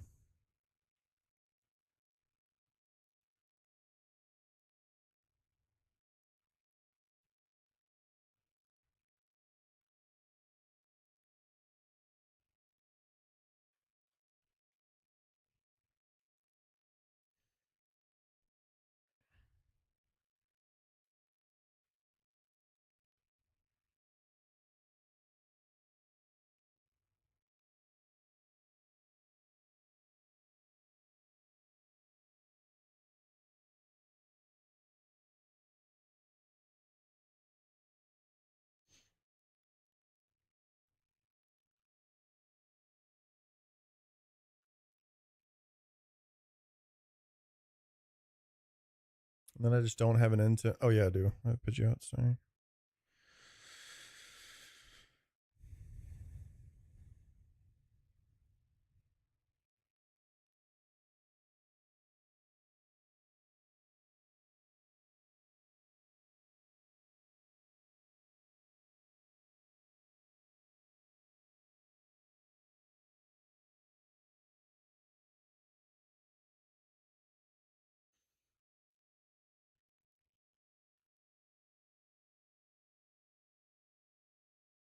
Sucker punch high roll crit does 108. We're down to 30.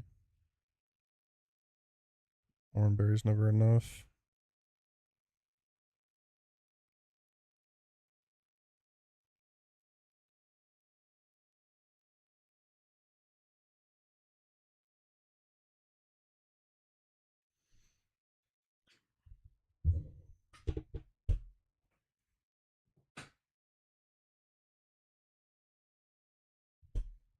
I mean, I don't know. I could probably do this, but like, how many intims does it take for this to actually be worthwhile?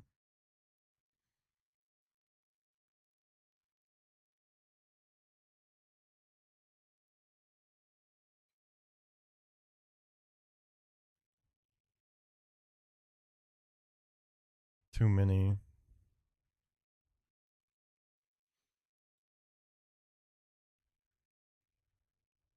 Like, I can chain intims. I guess it could always just fucking. I mean, 4x AI should probably win out over Stone Edges most of the time.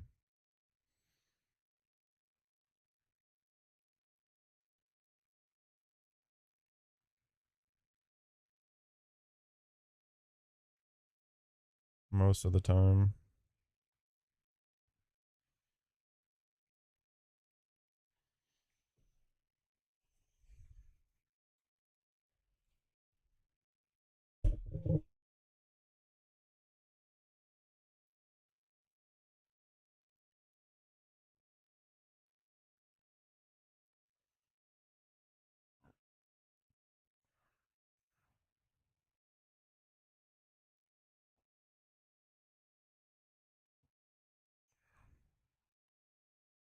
No.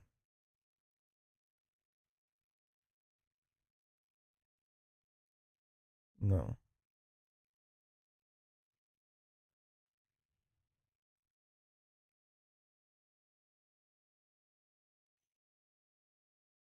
I'll calc for 2 hours before I settle on that.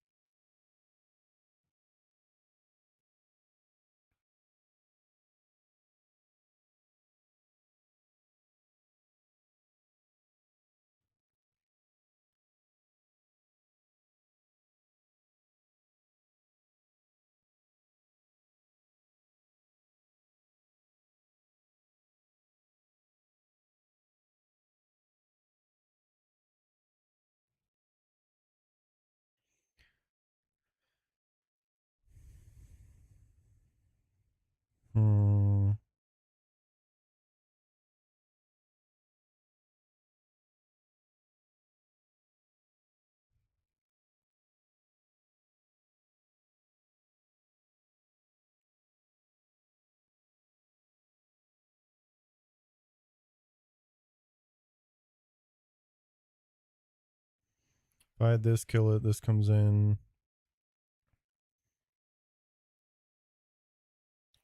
Just go here.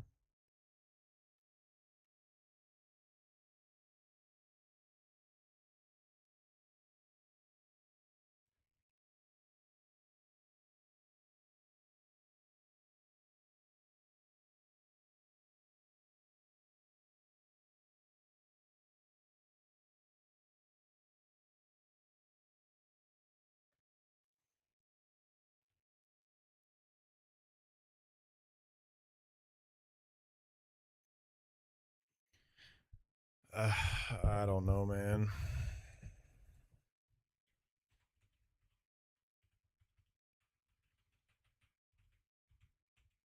This battle just sucks no matter what.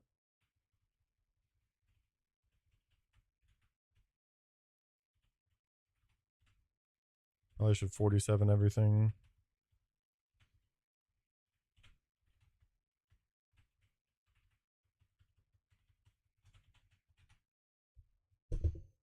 How many more battles after this? 1, 2, 3 more after this. I think I just 47 everything.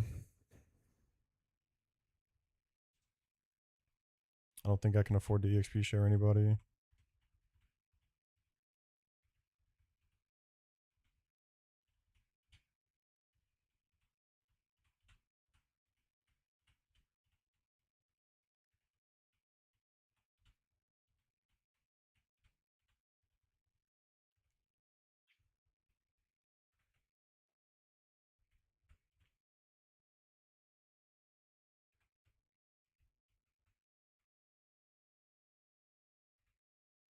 Let's hope.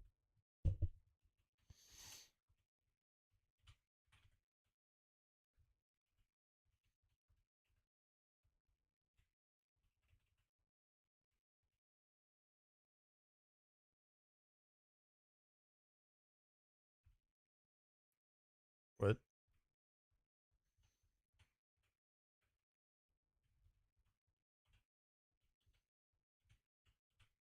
I know you want to ask the question. Ask the question. I know you want to. It's okay.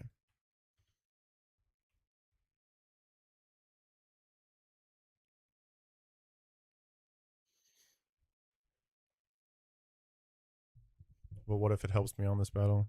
Or is it not pertaining to this battle?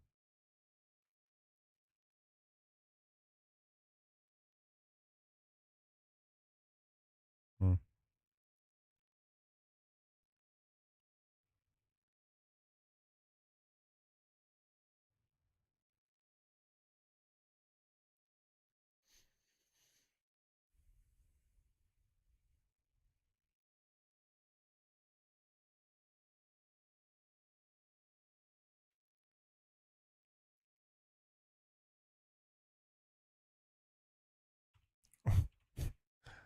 I don't know what credit you're talking about.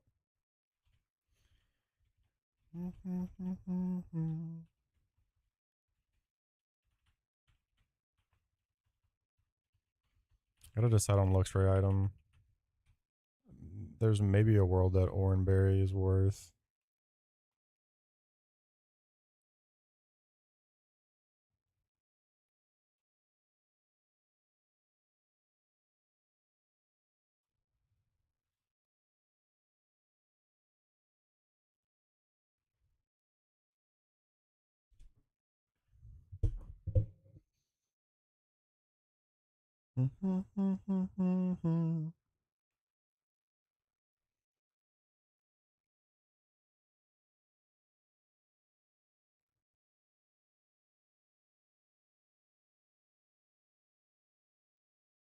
Oranberry on luxury is actually worth.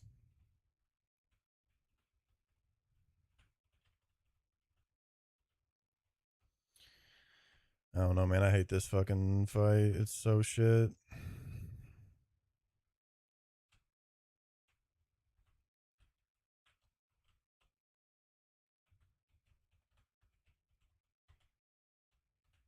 Oh, stay the fuck away from my Pokemon. Do not massage my Pokemon. You fucking freak.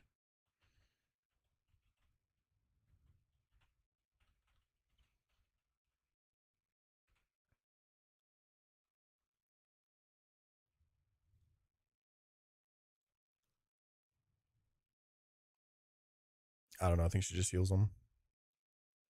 Craig would have hired me to go pop in a Cal coin. What's up, bro? I'll have to ask next time around. We getting deep.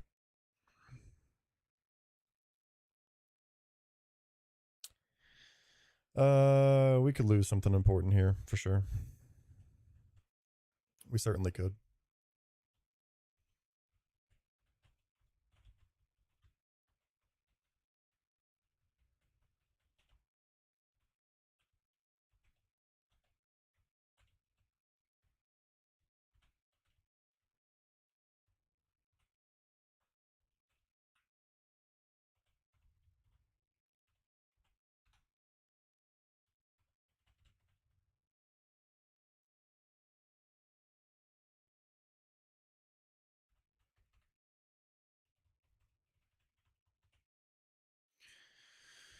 Fuck it.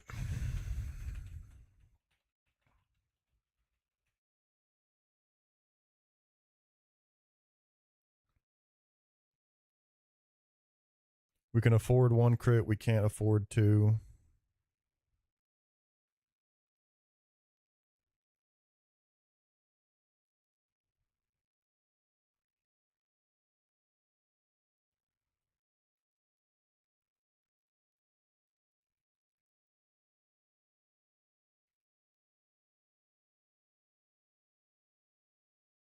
Well.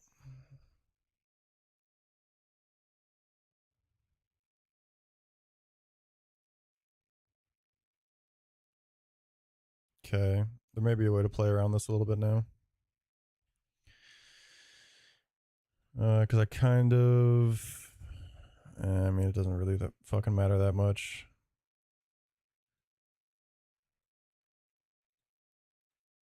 Accelerate crit again pretty much always kills.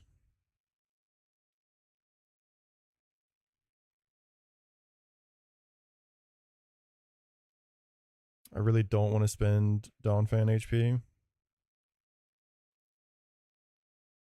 I don't want to spend anybody's HP. Why can't you just do this on the next turn? Yeti with the hard me. What's up, bro? And the go pop.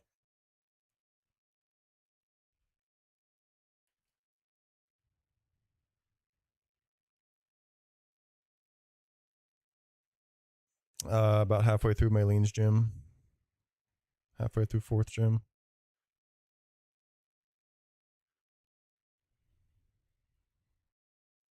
If I risk crit here, well, actually, I can't even safely get an intim on Dawnfan now because Stone Edge just shows kill.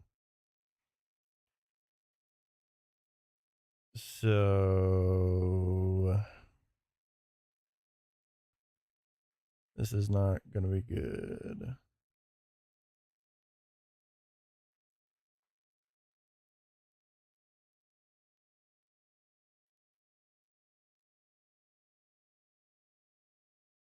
I don't want to whatsoever, but I might need to spend some Dawnfan.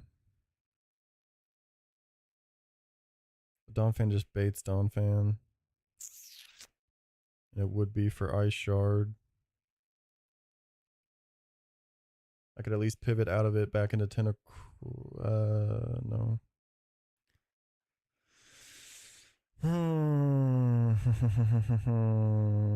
This is always Accelerock here.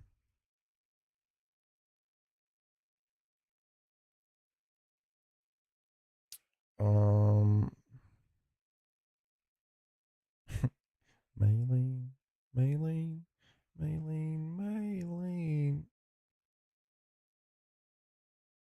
Appreciate you.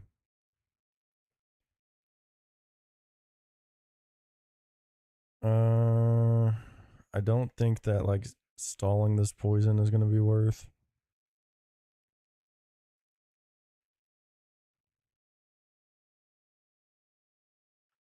I have to get one intim, and I just like can't anymore.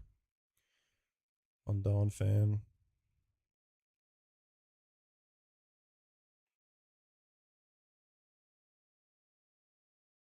Or maybe not necessarily. No, yeah, I do.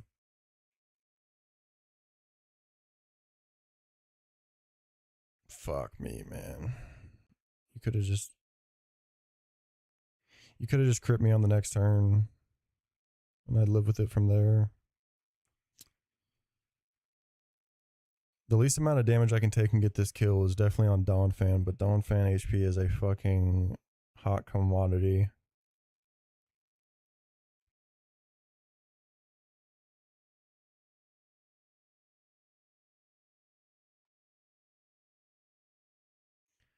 Turtle taking an Earthquake from Dawnfan into an Ice Shard does like 70%, and the Woodhammer recoil probably would kill.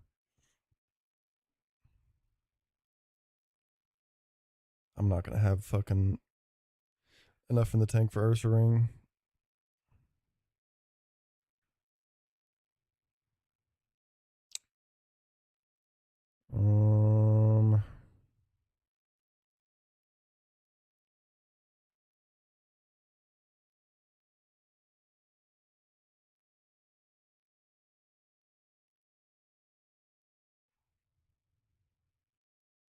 I don't even know how many.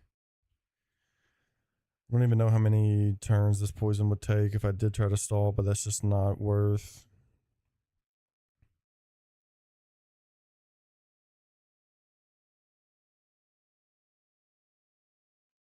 Tentacruel would be a terrible loss against Wake. But like, nothing on this team is great to lose right now.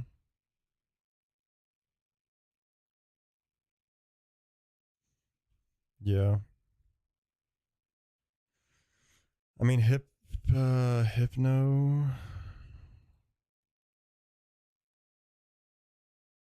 Hypno. If I go Hypno here, he baits Blaze Kick and I can just outspeed KO.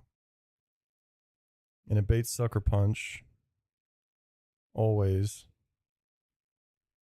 Where I go Dawnfan and I take like 20%. And then it's either Heat Wave or it's high crit AI Drill Peck.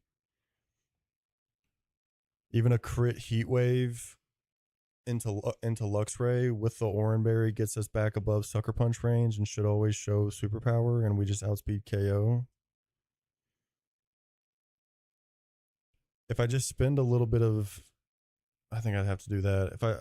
It's gonna come down to, I have to risk a crit on Drowsy is what it'll be against Hariyama. Which if he was full HP, he wouldn't risk the crit, but this chip is gonna make him have to risk crit. But it is what it is. It's the best spot to risk crit on this entire team.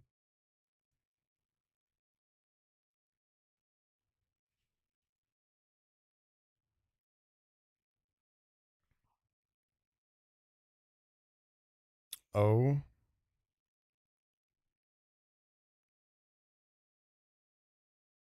The Sludge Bomb swap AI. Because he went first.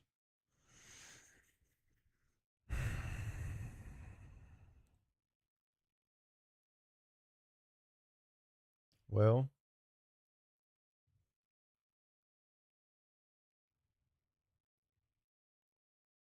It's not great.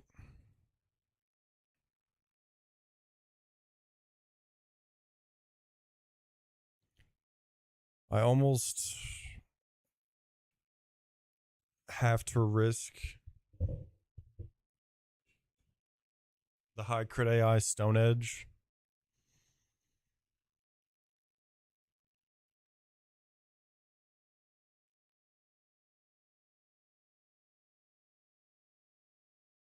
It would basically be 1 in 64 for Pidgeot to die here. Because it's 1 in 4 to get the extra point on high crit AI, and then it says tie on the scoring, so then it's 50-50. So that's 1 in 8 just to even click Stone Edge, and then it'd be 1 in 8 to crit and kill.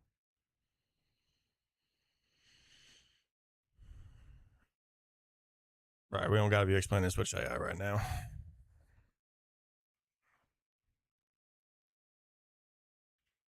I ain't gotta worry about that. I think it's just always here.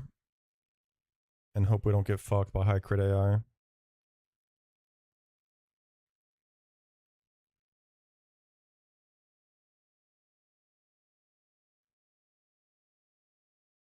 Like, I actually just need this intim to... Please. Oh my fucking god.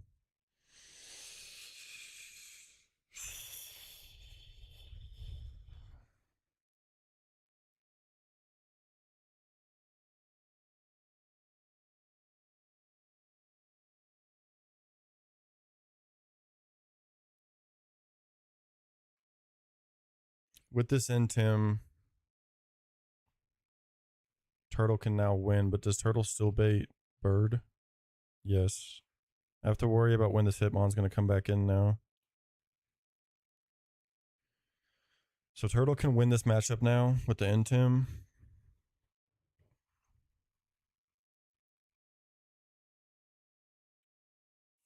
Turtle can win this matchup now with the intim.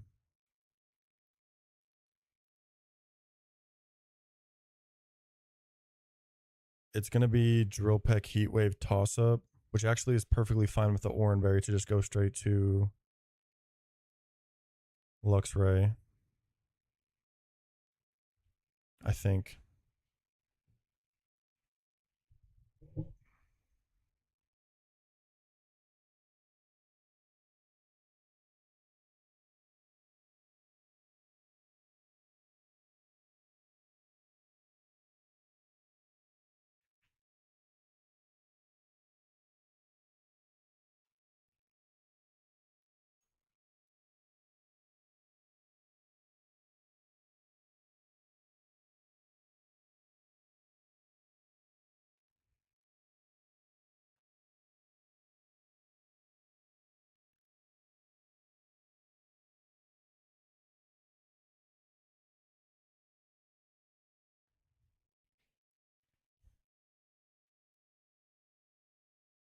Definitely. Frixos, thank you for the follow. This never kills. We get a little bit of Shell Bell back.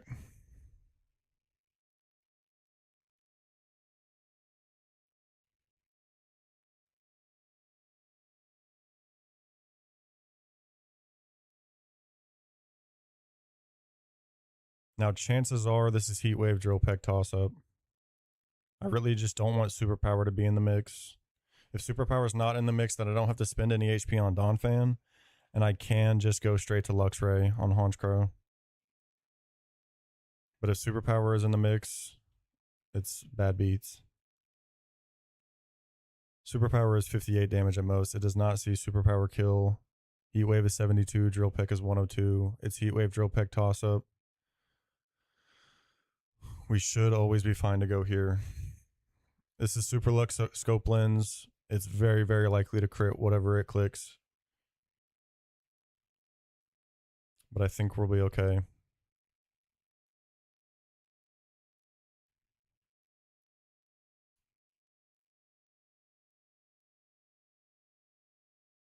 That's best case scenario. This is probably critting, but it's fine. Yeah. And now this should always click Superpower and not Sucker Punch. And we outspeed KO.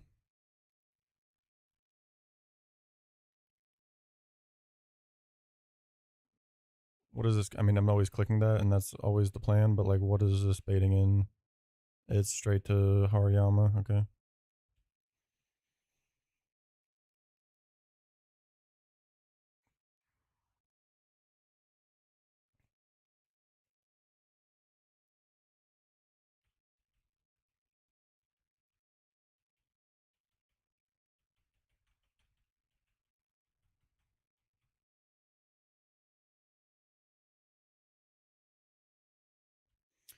Okay. We're always just going straight to Drowsy. There's a decent chance that this is going to put up Substitute.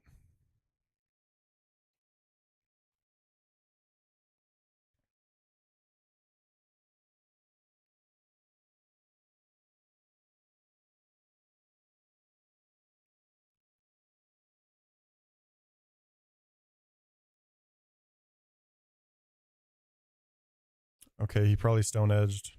A miss would go crazy.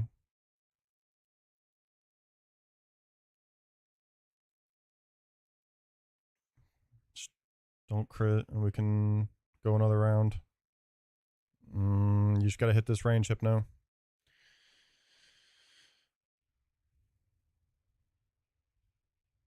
Hold on, I gotta get the ruler.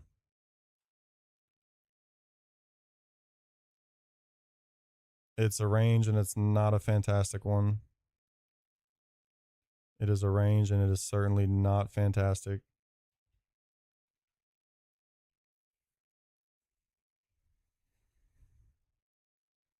There's really no other play for me to do. With Odd Incense, the Psychic is doing 84% minimum and it up to 100%.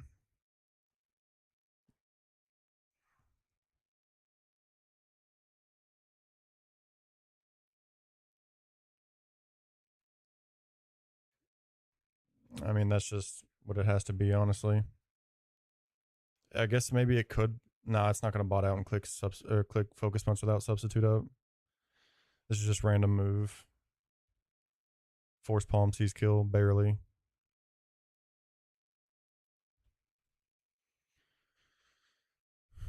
Good luck, Hypno.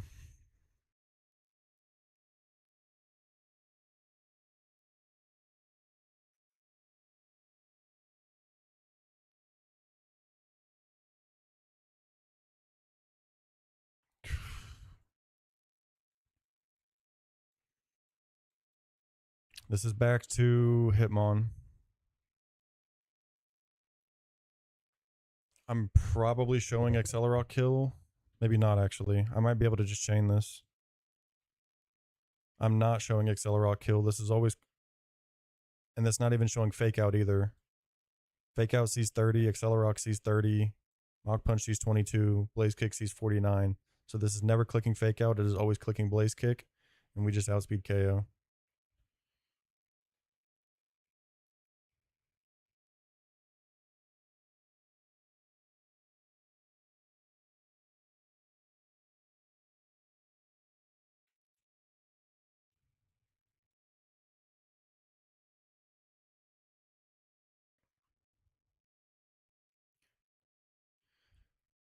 In comes the demon. This is always just pivot to Pidgeot, I think. Without being Flame Orb Guts procced, no crit ever kills. Seed Bomb is best case scenario.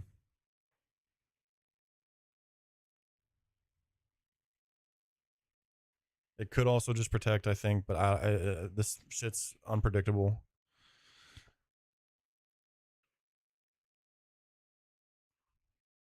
Okay.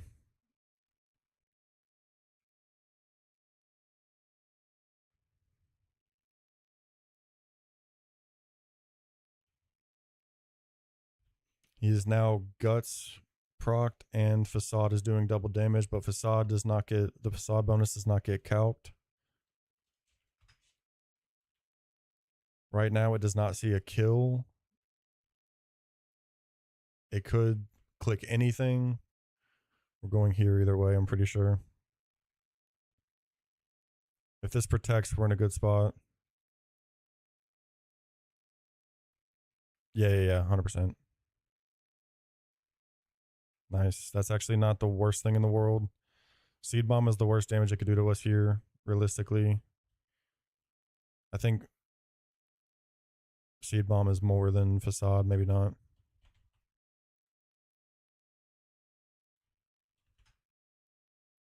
It's about the same. I think Donphan just wins this. We bulldoze first so that we can be faster next turn. It's fine.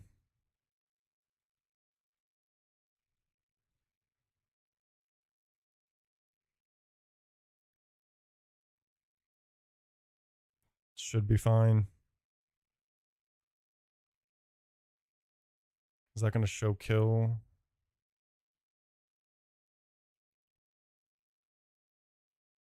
Earthquake, I think, always picks up now. And we're faster.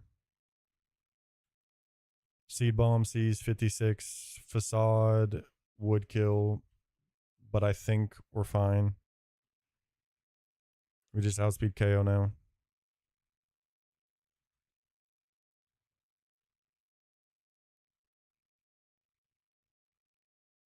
Yeah, this is a really bulky Dawn fan. Oh, fucking Christ.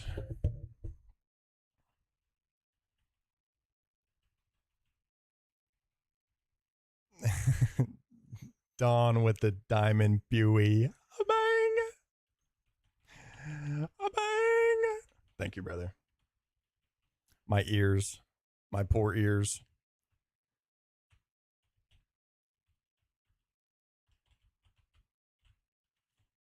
Thank you so much, Goat.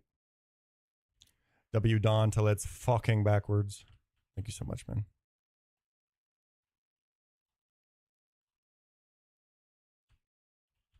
Don't you fucking dare.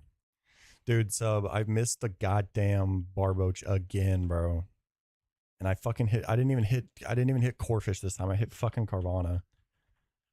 I swear of like the 9 times that I've pulled 208 fishing, I think I've hit barboach 2 times. Maybe 3 at most.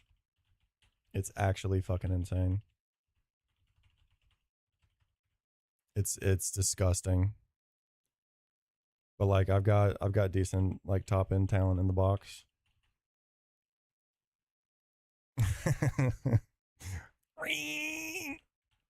Electabuzz cry always wins.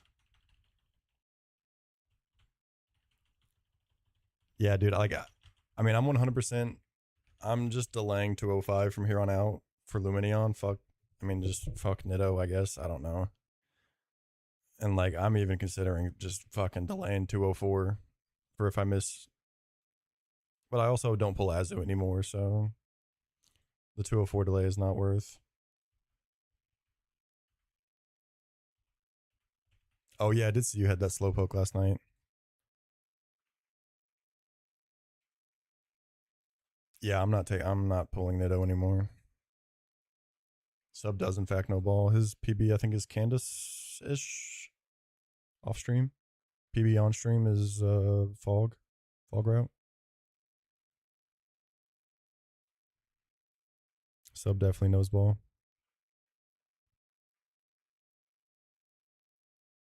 Pull west of city 218. I doubt it.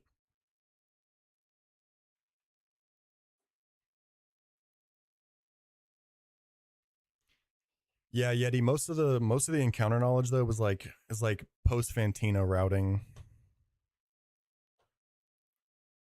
Or maybe you I guess no sub you do like to do. Well, no, you like to do pull eight. You like to pull 218, try to hit love disc, and then go 219, right? I remember you saying that's your personal sauce. You like to take ravaged grass. I knew you did. I knew you took ravaged grass, yeah. But I know you also like the love disc stooping out in 219 for like Mantine. You do pull 218, gotcha. You can get slowpoke and ravaged.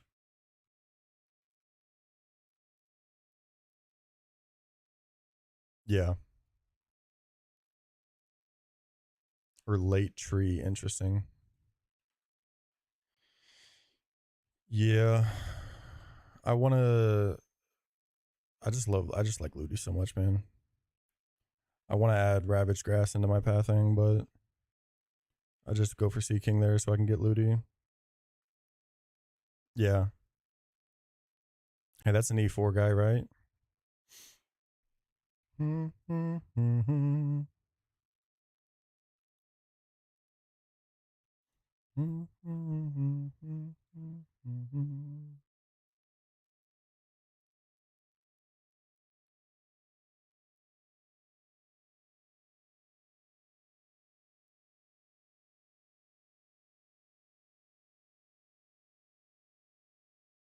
Yeah, I mean, if you pull the 218 slowpoke, that's like very reasonable to route for 205 Totodile.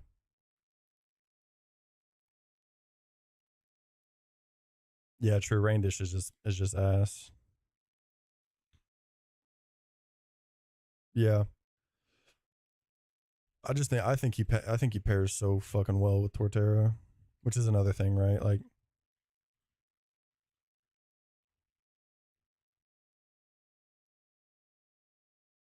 or another difference, I should say. What the fuck is handling Lopunny?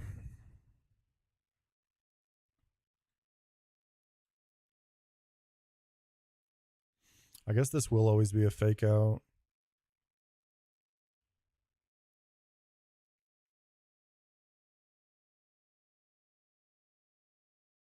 Yeah. I mean, even just having this is the first time I've had Walrein and it's Ice Body. It's the first time I both the this is the first time having Luxray and the first time having Walrein. And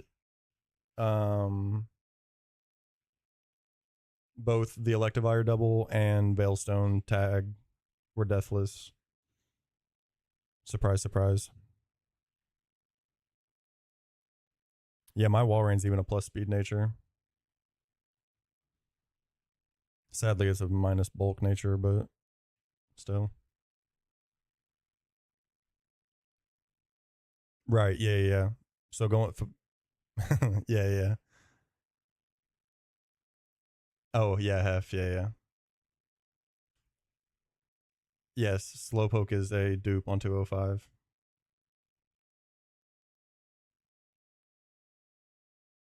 I mean, no, you can get Totodile. You just have to hit what Carvana on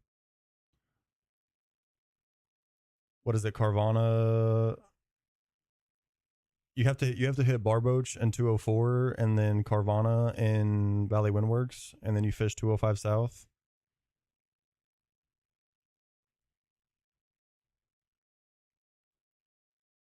Are you waiting to do something else out of that? Yeah, literally Dawn.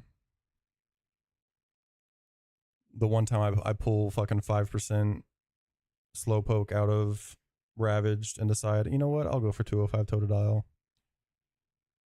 To see if you get Boach. Oh, okay, I got you.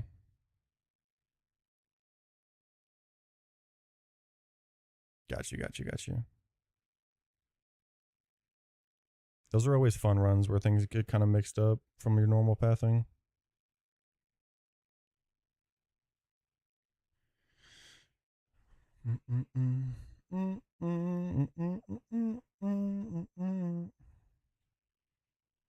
What is handling Lopunny? My own Lopunny? No.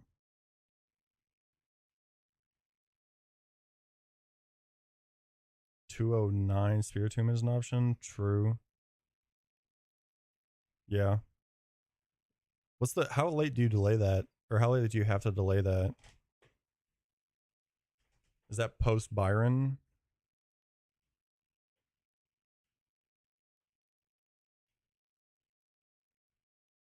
214 Gator.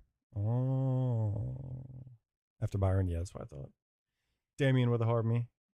W100 days.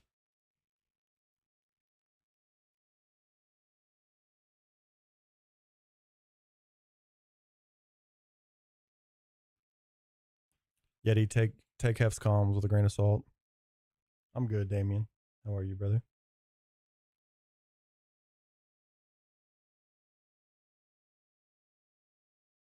Hef's trying to teach you swap AI, and you barely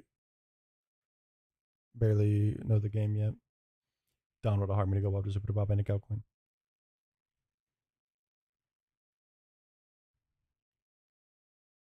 No, you good. That's what I'm saying, bro. We don't need to worry about fucking swap AI. Yeah, just click the right buttons. Puzzles won't be free, but just click the right puzzles and you'll be alright. I mean, click the right buttons, whatever the fuck. What do I do here?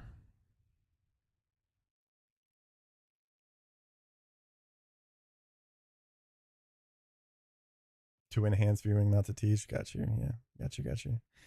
Torterra can get in on this fake out, mud shot into the mega kick, and then do quick attack. Kyle, thank you for the hard me. Appreciate you. Appreciate you.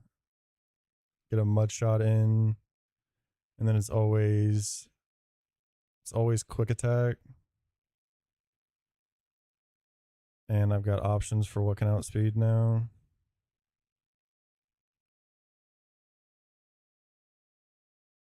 Nah, you good, brother. Don't worry about it. Thank you for the calc coin and the go pop too. No worries at all, brother. I could just... Oh no, wait, not in Tim. -1 speed. Get in on fake out. Tank the mega kick. Do 12% with mud shot. Now he's 1 speed lower. Go here on quick attack. Fake out into wild charge. Does 92. That always kills. I'm at like... if I shell bell, I should be out of crush claw range. Guarantee fake out, hopefully. Go chestnut here.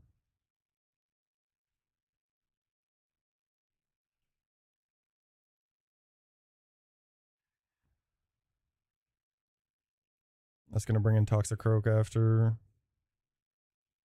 I mean, chestnut might just straight up chain 3.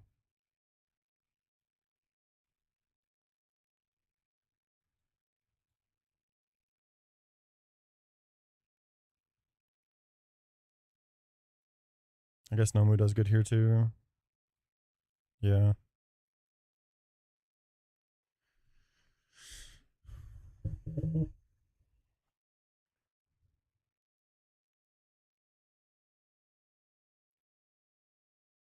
Polyrat does good.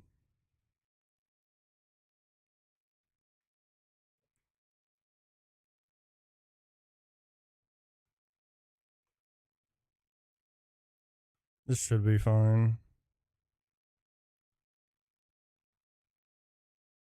Should be.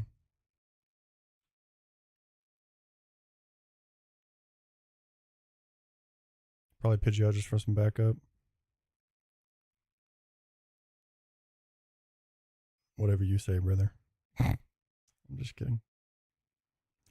Bro took 2 months off of the game.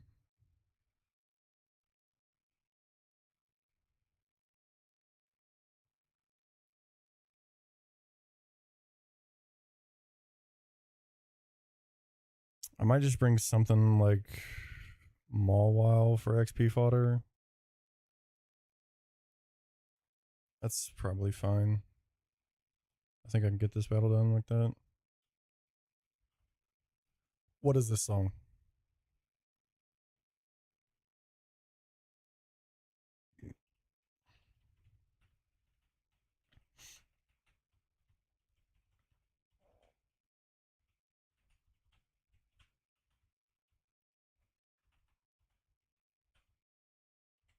Literally.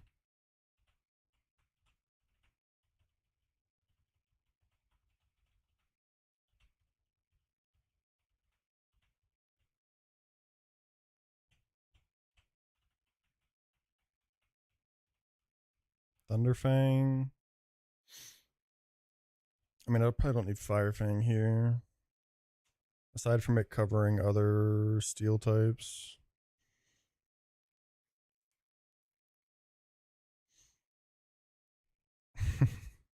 Do you know what that's from?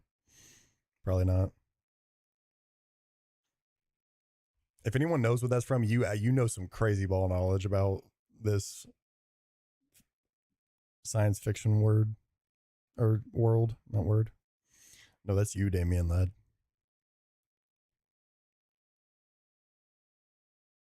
I mean, I guess this is like flyer coverage, which is kind of nice.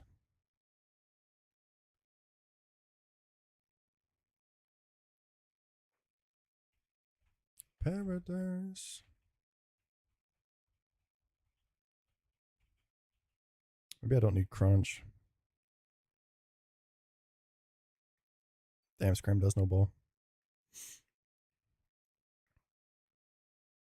Yeah, if not even just for like some kind of niche use in battle, it's really good for catching.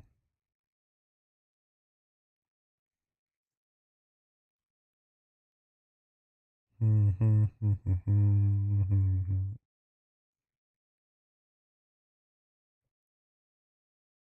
probably okay without crunch.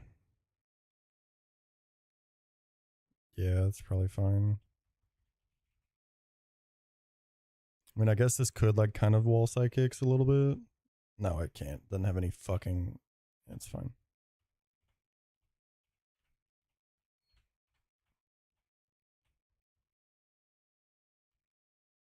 Yeah, exactly. It doesn't matter whatsoever. It's literally just XP fodder and like intims.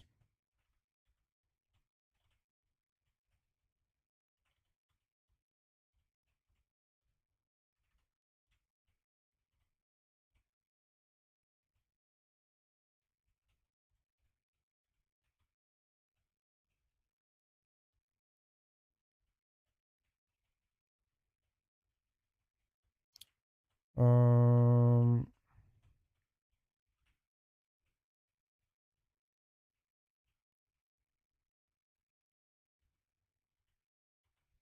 I think we're fine.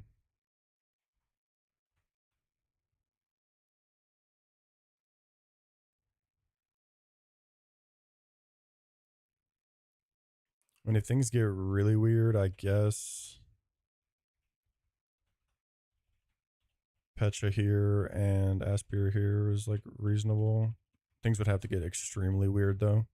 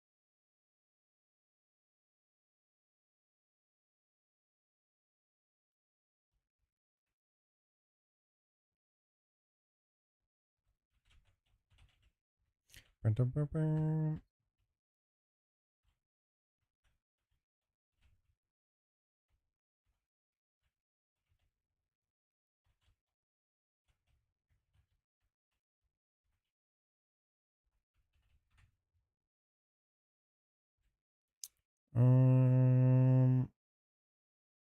Ooh. Do need to like probably wild charge this first one. That's annoying. Been there, done that. My gums are always fucked. Yeah, I need a wild charge, which is unfortunate, but be okay.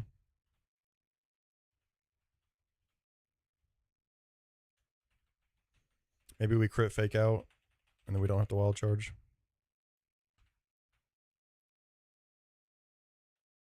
True. Probably not. In this show that me and my woman are watching, um, they're talking about this one girl not having dreams who's like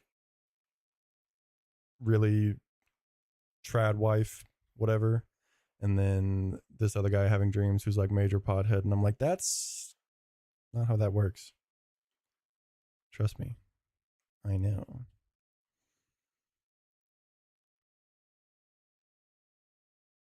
Shut the fuck up. All right, I have to wild charge. Thunderfang does not pick up.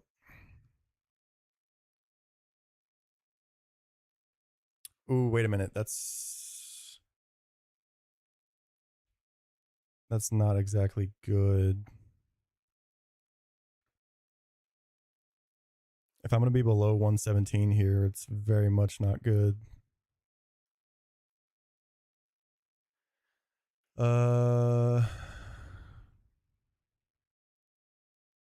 I will be below 117. Fuck.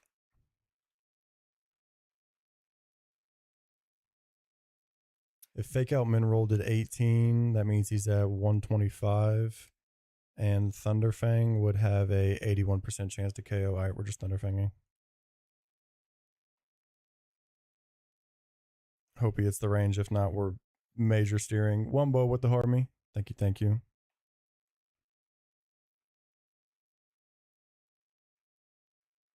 I guess I could kind of see what the range is if we like min rolled or max rolled. Oh, we definitely min rolled that shit. Also that ruler is a little bit off. I mean, it's bare minimum. It's an 80% chance to KO. It'd have to be double min roll, if I'm not mistaken. If my math is mathing. Wait, my math is not mathing. Yes, it is. He's no more than 125 HP. There's only 3 rolls of Thunderfang that don't hit for more than that. Just don't double min roll. We would have flinch chance and full para chances as well.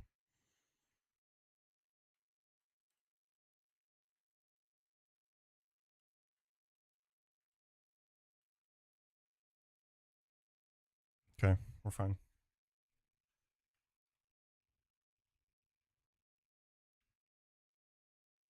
If I had wild charge there, then the recoil would have put me low enough to show mega kick kill right here.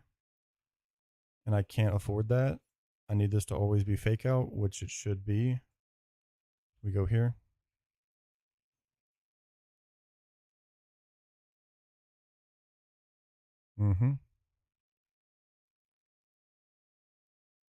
Izzy with the Harmy. Thank you, thank you. Now, Mega Kick never kills. And after a Mega Kick, we will always show Quick Attack. And it will always click Quick Attack.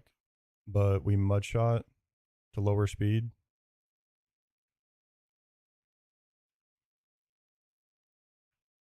Ouch.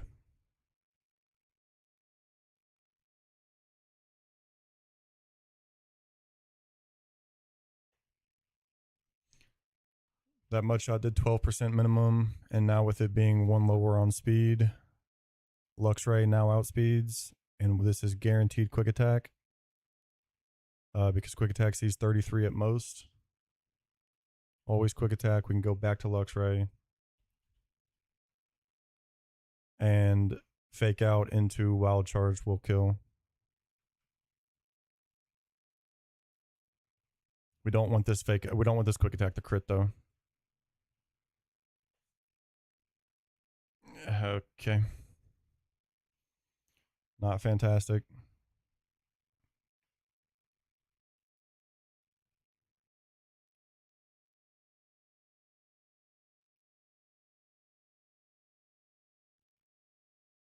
Wild Charge is 75% minimum. Always kills.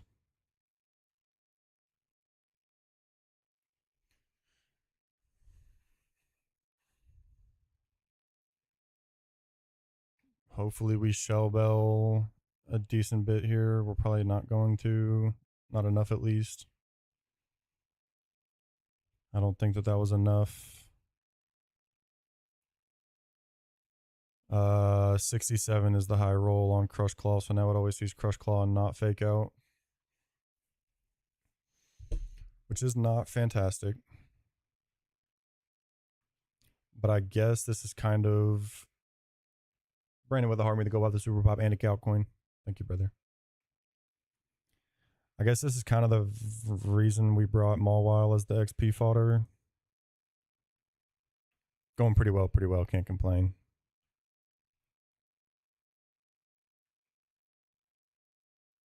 We'll go here first.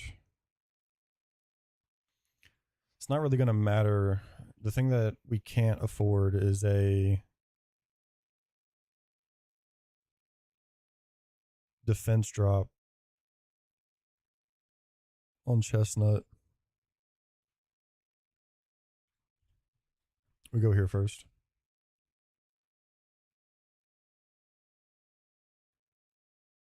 I'm pretty sure this is always Crush Claw and never fake out. It's White Herb, so this doesn't matter.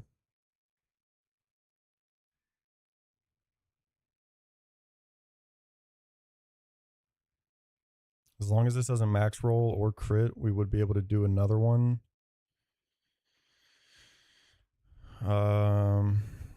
We didn't get defense drop, which is nice. Max roll crush claw crit is doing 76, so we can always live one. Honestly, I'm thinking we super fang because then we can get into poly and outspeed KO. Break does 67%. Actual fucking super fang util in a battle, it's crazy.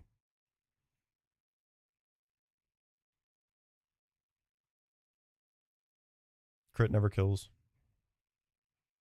That's great. That was a 5% chance to miss, I believe. And now it very well could yawn on this swap, which is fantastic.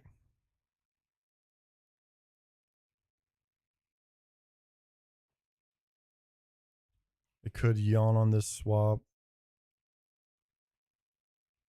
This is always going to bring in... Yeah. This should be fine. Yawn is best case scenario. We would love to see yawn. Unlucky. Don't defense drop me or crit me. Okay, it shouldn't matter too much. We just outspeed KO from here.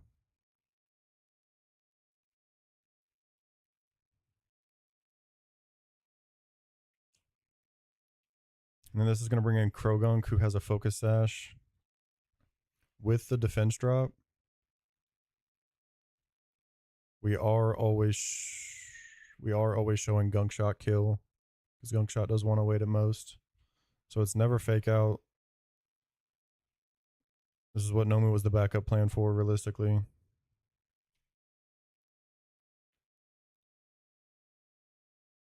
It's unfortunate to get in on gunk shot here, but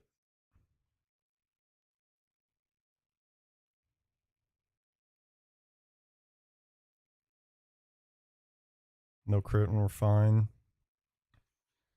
Sand Tomb always kills and plays around focus sash.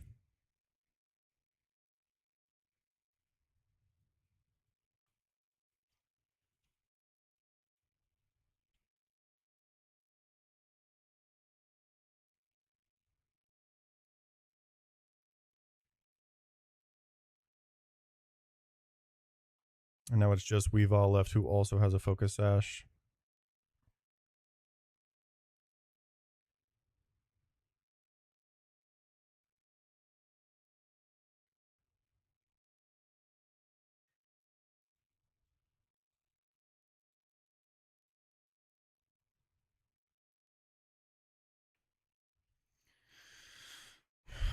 This Weavile is...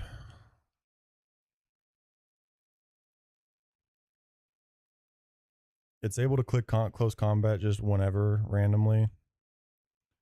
Ice Punch is its highest damage.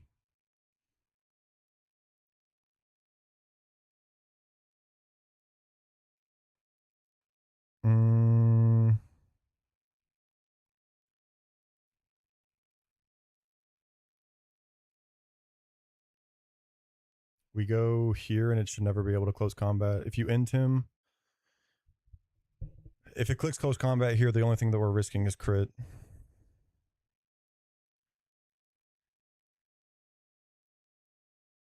Which it very well could. But I'll live with those odds. I can't afford... I guess actually Chestnut can just fucking win this. It would have to be double close combat, double crit from on Chestnut. I think Chestnut just wins this, actually.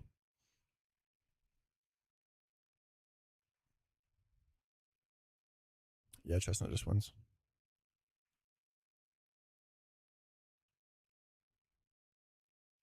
Fire spin to play around Sash.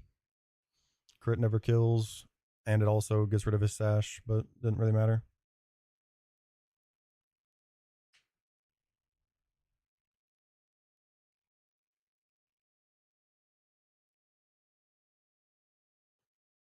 Cool. Did that first Ice Punch crit or something? What the fuck? That damage did not add up how I thought it did.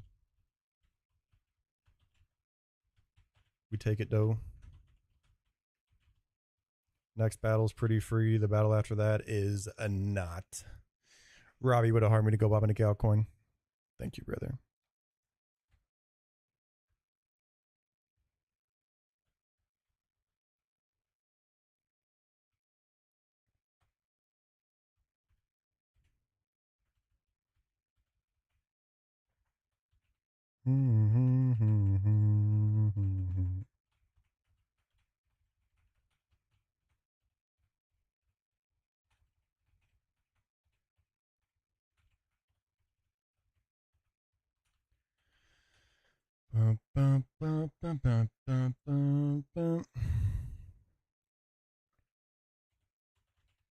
Luxray might not be able to outspeed the Staraptor though.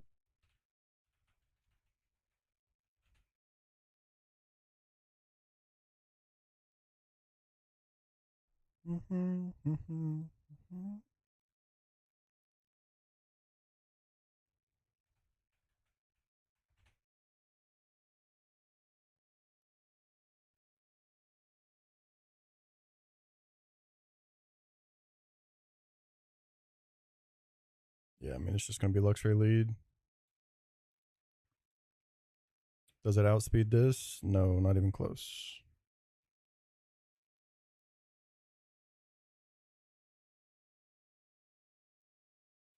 That's okay.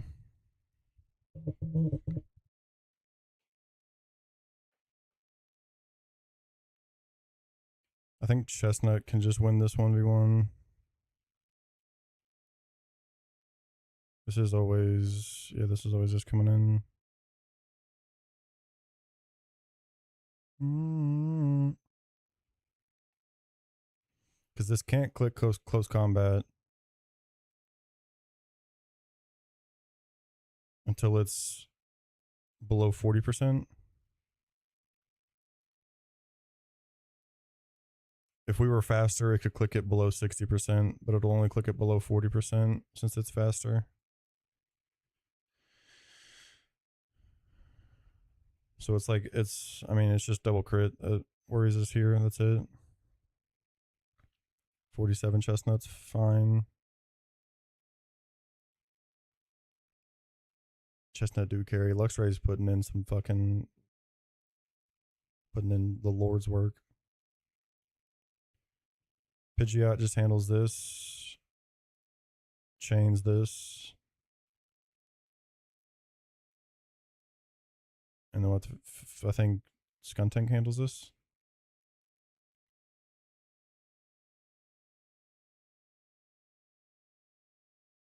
Pretty sure this 4 just handles this battle. I guess I should have like backup for Staraptor, but I don't really have another normal resist. Double Edge does 84. That would leave us at 73. I mean, if I Oran buried it as backup to get in on Double Edge, there'd be a small chance to be able to do it. Get in on what should be fake out here. It's probably intimed, which is great. It's fine. It's clicking Ice Punch and not Sucker Punch or Mock, so Brave Bird just kills. This comes in afterwards. It's probably clicking Thunder Punch. We just outspeed kill as well. And then this comes in and Skuntank handles it. Skuntank, I think, can go to 47 and never die to double crit on anything.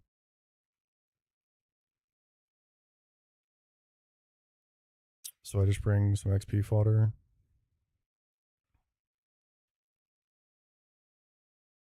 And a potential backup plan for Staraptor is Oranberry Donphan. But I don't want to use that if I don't have to. Easy battle.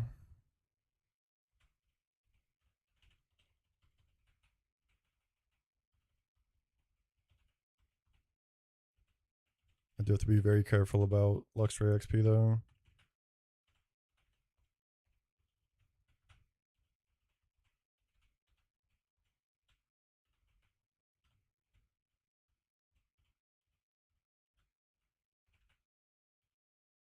Just use that for XP fodder.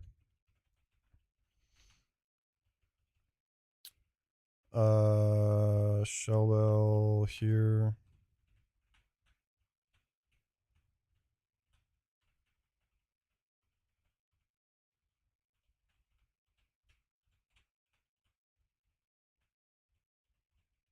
Bright powder here is fine.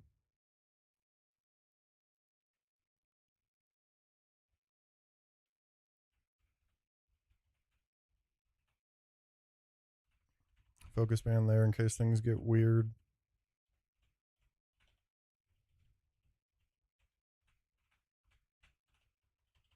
Should be fine.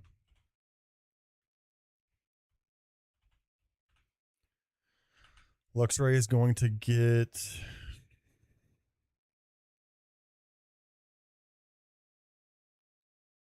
like 800 XP or something. Just fine.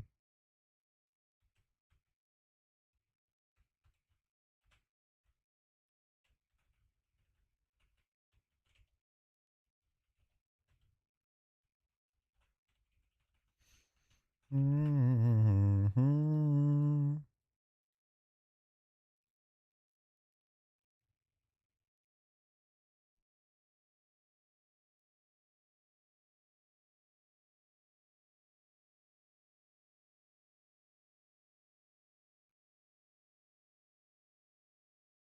Should be fine.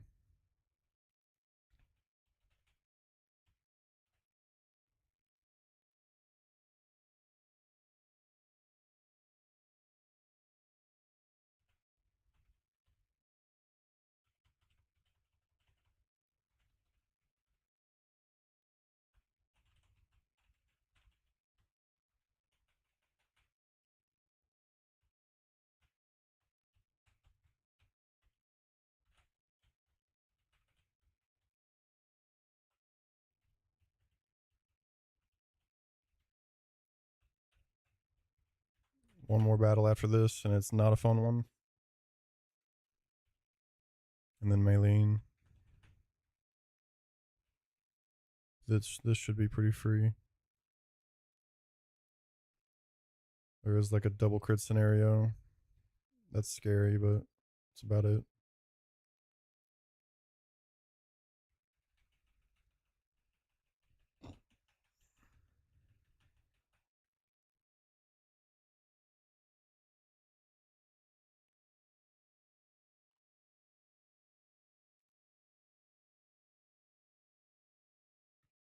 No need to fake out. Thunderfang just kills. I mean, it's a pretty good Luxray, to be completely honest. The speed is kind of the main thing that's missing. And like Tinted is still fine. It's obviously not the best thing in the world, but this should always be clicking double edge. Unless it wants to U-turn on some stupid shit.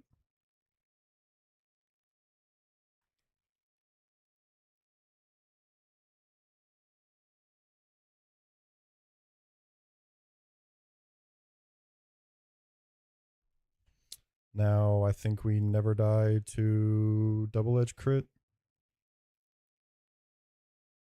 Double edge crit does 90 at most. And fire spin always kills.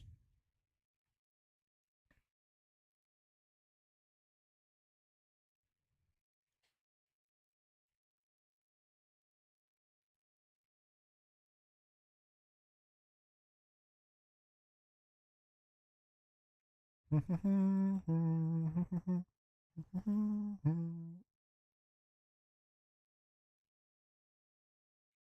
that's resisted, by the way.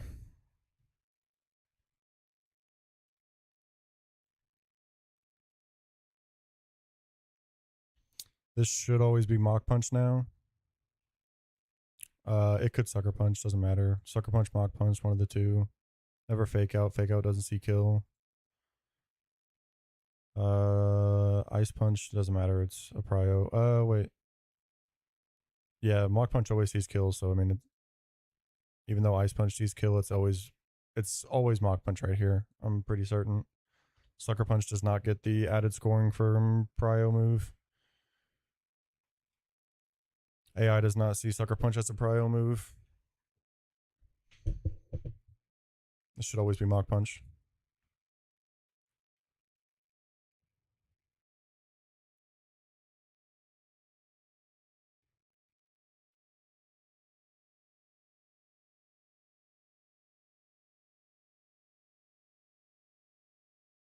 And now it should always be clicking Ice Punch, and we're just faster.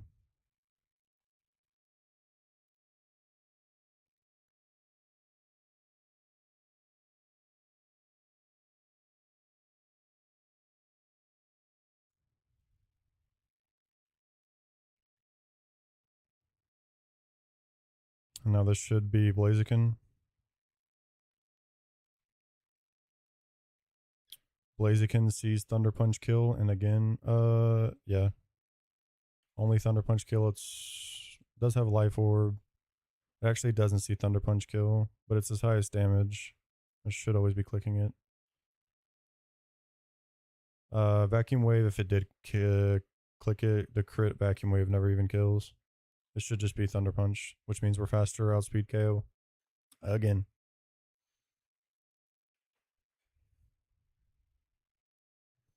Burb doing burb things.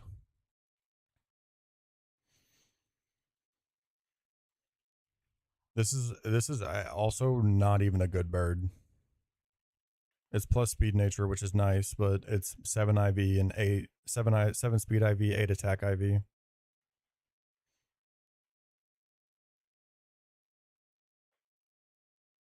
And our good friend Shittree is in. This should be clicking Sucker Punch. Stinky never dies to double crit. Literally.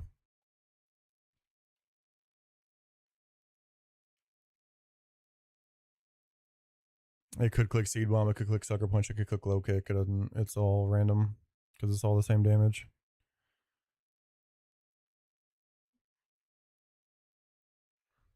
And this always kills.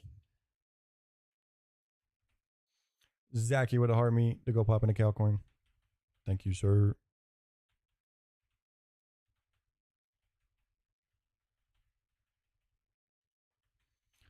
Last battle before Maylene, worst battle before Maylene.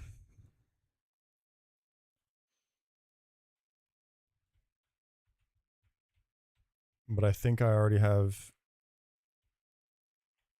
Pusha with a dino. A bang!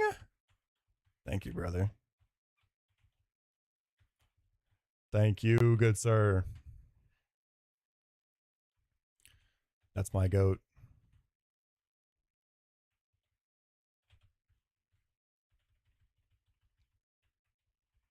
That is my fucking goat. +1 Oranberry, bang. AK would have hard me. What's up? What's up? And a go pop. And a cow coin. Thank you, good sir.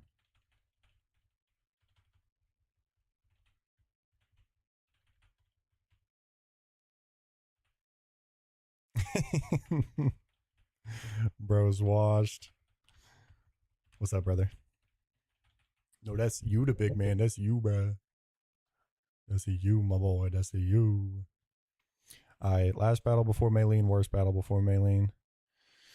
This shit is ass, but I think I already know what I'm doing for some of it at least. GSK would have heart me. Soren would have heart me. And the follow. Appreciate you. Thank you. Thank you. Oh, wait. Does Luxray just fuck on this thing? Yeah, I can imagine. Yeah.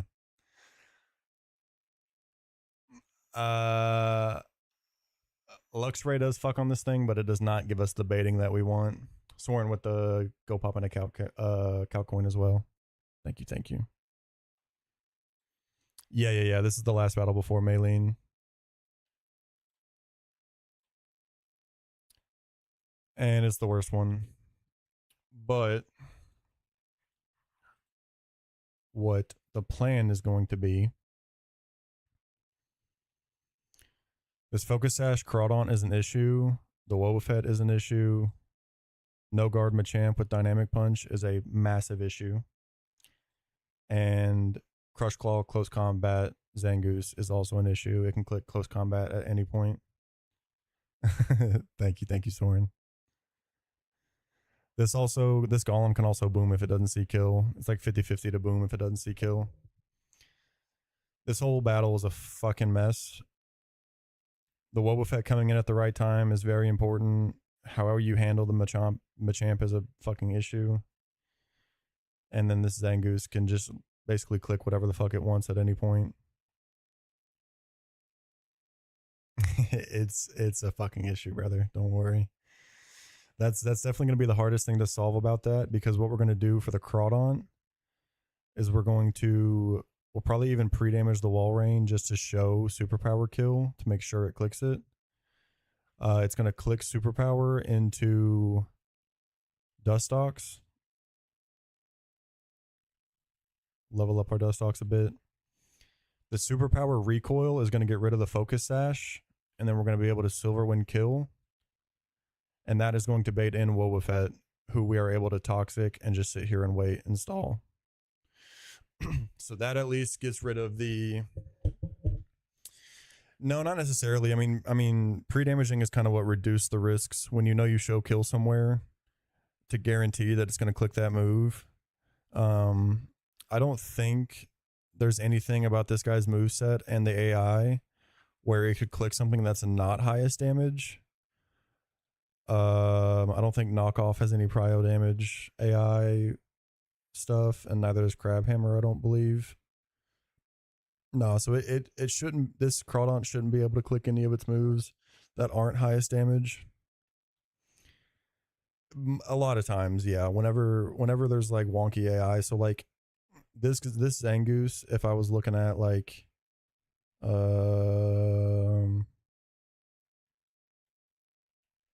well, aside from showing kill here, let me do a better example. Alright, shut the fuck up. Against this Vespiquen, if this Vespiquen is full HP against this Zangoose, it 100% can still close combat. It does, but not on turn 1, Scram. It's after it's been in for a turn. There's an AI for knocking it off. But if this Vespiquen was full HP against this Zangoose, it 100% can click close combat because of the prio damage AI flag. Oh, wait.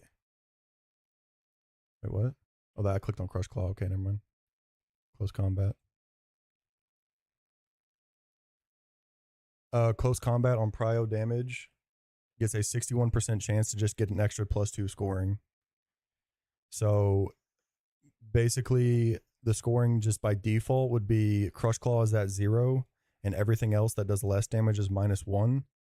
But then 61% of the time, close combat gets a +2, which makes it +1, and makes it always close combat over Crush Claw. So Vespiquen in against this thing, it could 100% just click close combat into it. It would actually be more likely to click close combat into it than anything.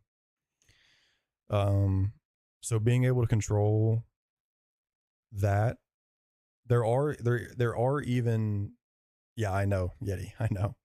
There are even scenarios where it can click a different move over a kill. So you could be showing it a kill somewhere and it could still click, but that's like super particular AI. It's usually like harassment AI or something like that, where it'll maybe click like Destiny Bond or something like that over a kill. The last battle in the forest on Gardenia Split is kind of the first time you start to see something like that. Also, there's an attract battle where they can click attract over kill because they have harassment AI. So even showing a kill sometimes doesn't guarantee what it's going to do. But in the scenario like this, where prio damage AI flag is incentivizing close combat a little bit, sometimes, most of the time. Exactly. Showing a kill here with the Crush Claw would still guarantee the Crush Claw. Yeah, there's high crit AI too. So like this Stone Edge, if you're not showing a kill on Machamp here, it's like a 25% chance for it to get a +1 for Stone Edge because of the high crit AI, which would make, you know, if this is the matchup, Dynamic Punch is 0, Stone Edge is -1, Payback shouldn't be incentivized because we're slower. Us being faster can incentivize payback. But Stone Edge can get a +1 from high crit AI, which would make it 0, and then Dynamic Punch and Stone Edge would both be 0, and it would be a coin flip there. So it's a 1 in 4 chance for Stone Edge to be 0 scoring, and then it would be a coin flip here. So it's technically a 1 in 8 chance that it could just Stone Edge into Torterra from here. Nothing much, McCoy. Just the beginning of Maylene Gym. So we'll probably pre-damage just to show superpower. I shouldn't need to, honestly. It should always click superpower. We go here on the superpower. The recoil gets rid of focus sash. Silver Wind outspeed KOs. That brings in Wobbuffet, which we can just toxic stall and kill without having to worry about counter, mirror code, anything like that, Destiny Bond, whatever. And there's even like a counter bug where it's so hard to explain, but Wobbuffet can just come out randomly if it's the first Mon left in the party. So if you take out these first two and you're expecting Golem to come out, Wobbuffet can come out. So getting the Wobbuffet out of the way makes the line a whole lot easier to figure out, just because the Shadow Tag Wobbuffet with counter mirror coat is very disgusting to have to play around. So we bait that out second with Dustox killing Crawdaunt. That comes out, it just gets toxic stalled and killed. And then that is going to bring in Golem. And we'll probably even pre-damage Dustox a little bit to where Mineral Superpower, like the Mineral Superpower is 19. We want that to be showing Earthquake kill after the fact. And the high roll of Earthquake is 90. So we were going to pre-damage Dustox to 109. That way it kills Crawdaunt, toxic stalls Wobbuffet, and then when this comes in, it'll see guaranteed Earthquake no matter what happens. It could, if the superpower crit, then it could show Accelerock, but it's not a huge deal. But showing this a kill is very important so that we don't switch on an explosion. Because otherwise it could just have a 50-50 chance to explode if it doesn't see a kill because of the prio damage flag AI. Also giving that same 61% for a +2 scoring.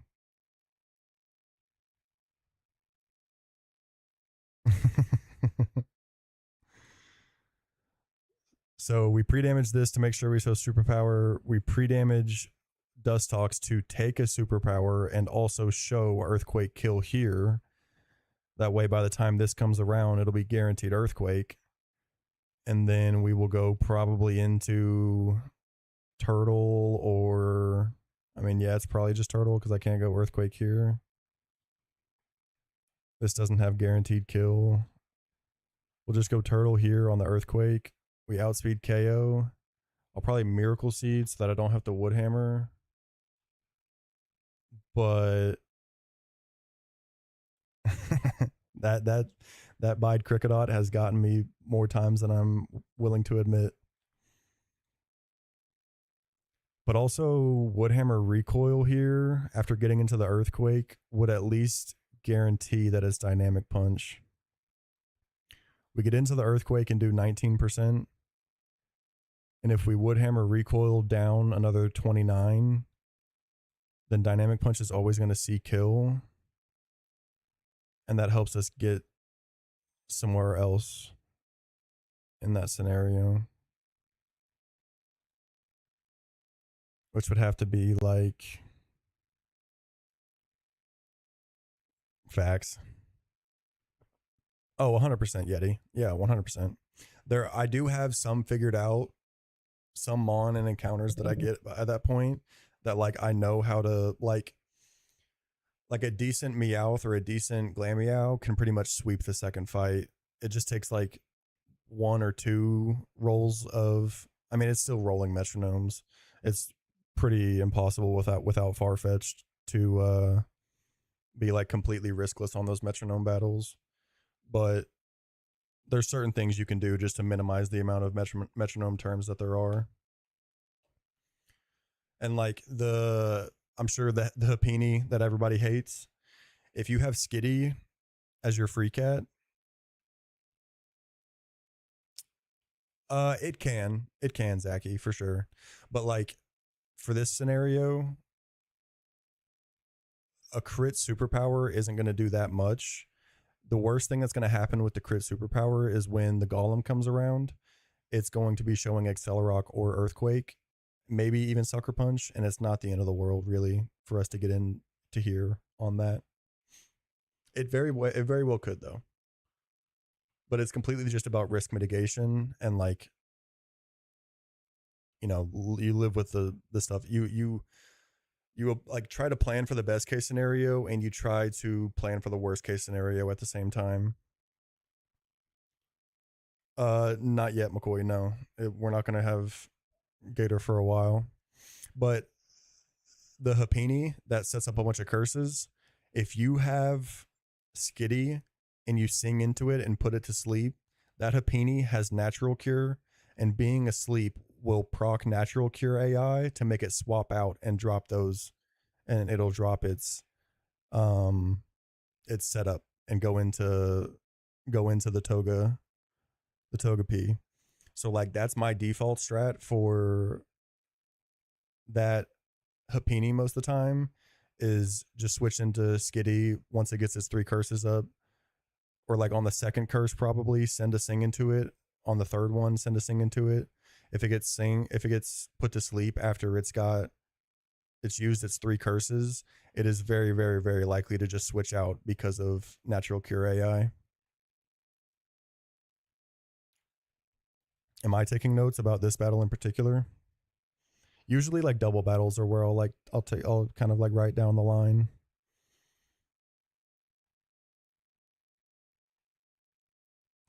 Yeah. No, them. Got you. True. The thing that would be kind of scary here is, so when Torterra gets into Golem, he's going to be safe getting into an Earthquake. But if it doesn't click Boom, then it's clicking Sucker Punch and it's attacking first. So we'll be like half HP. And then if I did Woodhammer, we'd be like 20% HP when this Machamp comes in. And there's a world that we would show Stone Edge or Payback when we need to control it to show Dynamic Punch.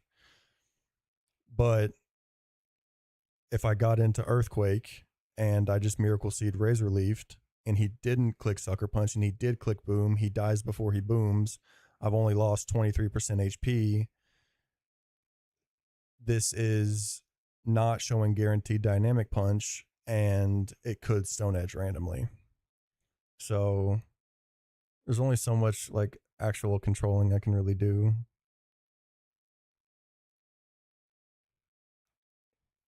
If anything, like I think spending my last Oranberry here, helps me in the scenario of Max Roll Earthquake does 36, leaves us at 119. Max Roll Sucker Punch does 38, leaves us at 81. And we take 29% recoil. 29% is 45. 81 minus 45 is 36. And then we would Oranberry back up to 46. And if we're at 46 HP, this is absolute worst case scenario. At 46 HP, we don't show Stone Edge, we don't show Payback, and we always show Dynamic Punch, so we can like completely control that. Shmoy with the heart me. Thank you, brother. So that is honestly kind of the way to play around that and guarantee a Dynamic Punch here. But guaranteeing Dynamic Punch is still a scary thing to play around. What's up, brother? My Pidgeot is so... If my Pidgeot was... I mean, it wouldn't be able to get in safely on the Dynamic Punch, but...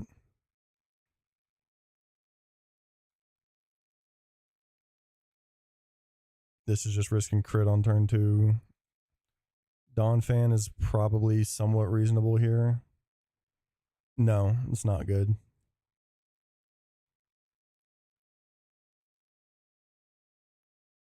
But Dawnfan has to. Well, no, I can pivot. I could go through Vespiquen to guarantee Stone Edge to get to Dawnfan on a Stone Edge. And then if I've got Persum and I bulldoze first, then I outspeed on the second. But I would be confused after that.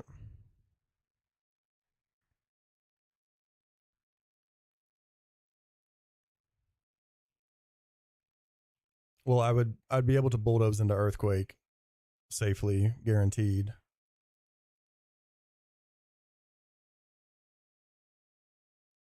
But I would be on like complete random move toss up. Because it'll be one Stone Edge, a dynamic punch, and then two dynamic punches. So basically just crit dynamic. Oh wait, I can't be crit. 43, be at 80. I mean, there's like high rolls that I could even die to it. But it would have to be triple max rolls for that to even happen. And I've still got this Zangoose to figure out.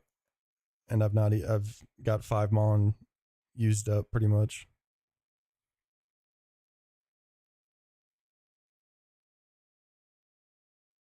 But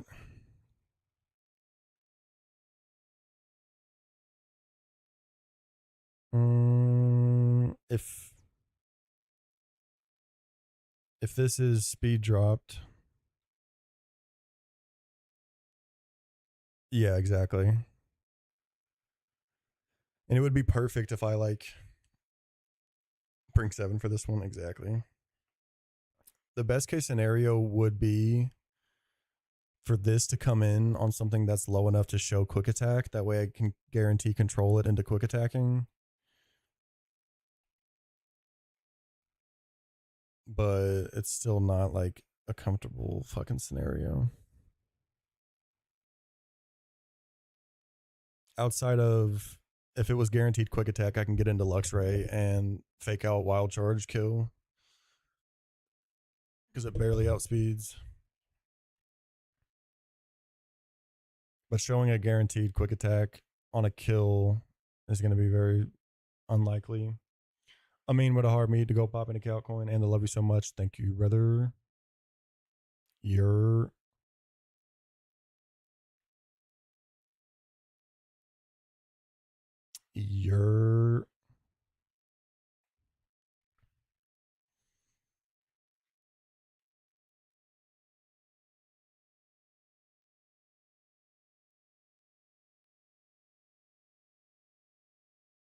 I guess like even if it does boom,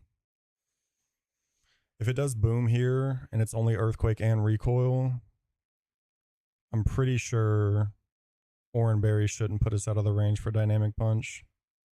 No, definitely not. So that's fine. That Oranberry pretty much gets spent no matter what, I think. But Dawnfan doesn't straight up win this matchup. Wait, no, because he'd be confused on.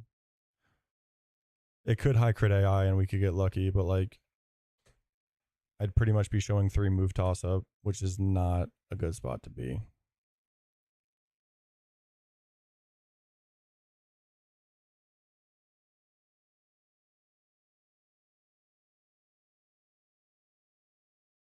I could probably PP stall this though.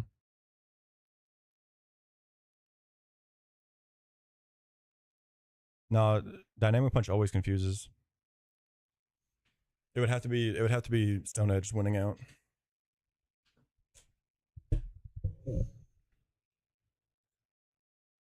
But I could just no, it's 50. It's in vanilla. Dynamic punch is 50% accurate, or I guess it's probably 50% accurate in this too. It's just that this is no guard. It's 50% accurate, guaranteed confusion.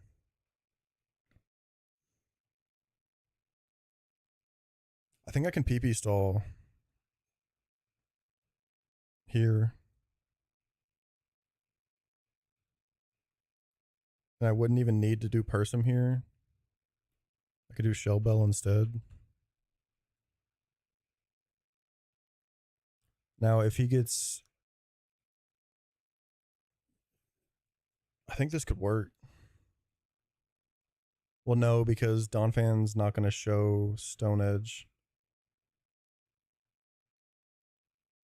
I would need to be getting in on Stone Edge resistances and showing Dynamic Punch kill, the same as this is going to do it here. Like, I can always go to Vespiquen on Dynamic Punch and switch out on Guaranteed Stone Edge, at least until it like starts to show payback. But I cannot guarantee that it's going to click. I can't guarantee that it's going to click Dynamic Punch into Donphan every time. I would have to have something that resists Stone Edge, but then is weak to Dynamic Punch and I mean, Mawile kind of can. How do I fit that in this team?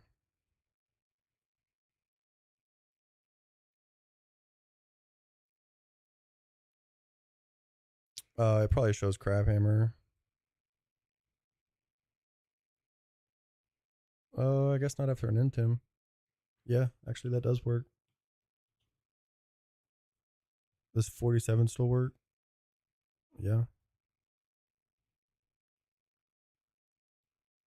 Yeah, that can work. Alright, fuck it. I don't necessarily want to EXP share Mawile, just because I don't know if maybe I need the Intims or like an Intim sack into Maylene. But and like Stone Edge critting Mawile would not be fantastic, but it is what it is.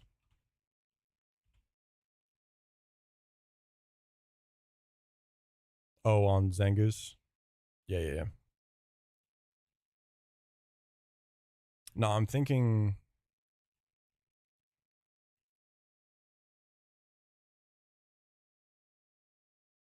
I mean, yeah, like...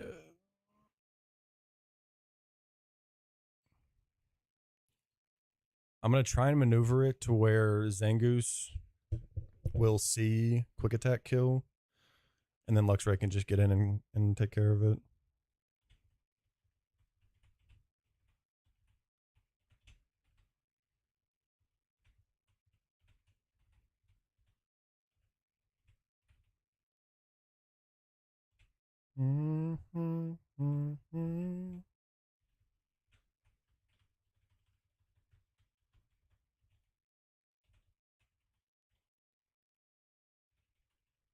I think I can...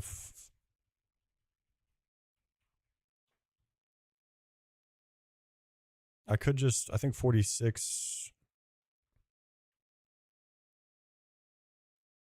46 Dustox still can do what it needs to do to where I can just EXP share it. Because I could also potentially use Dustox.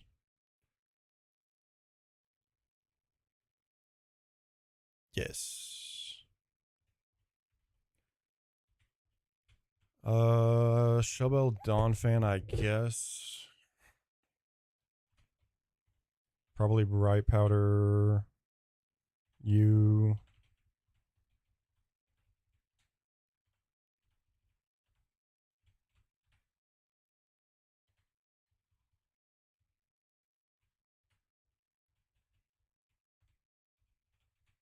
I'll Silver Powder this in case things get weird. And Focus Band this, I guess. I do need to pre-damage. I gotta save and see what everyone's at now.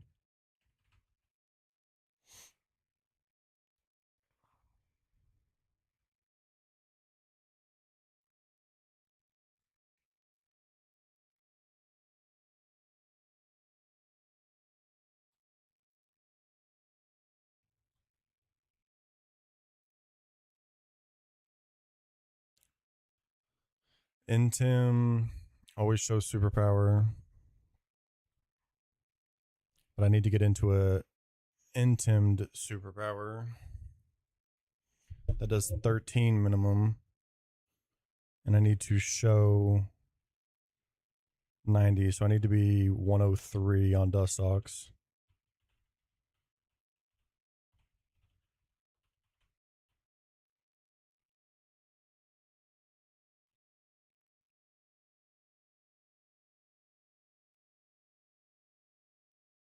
Am I correct? I think so.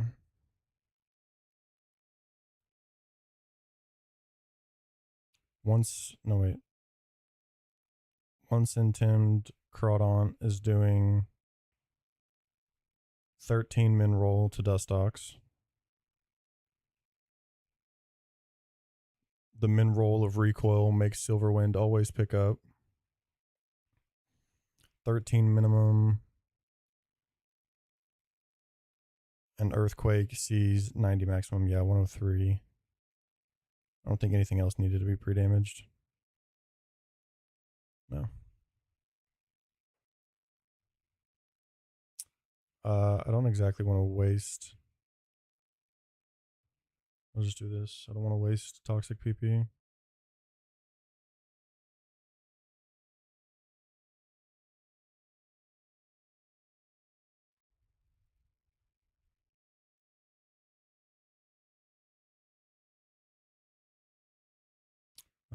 This will be fine. I can do 102.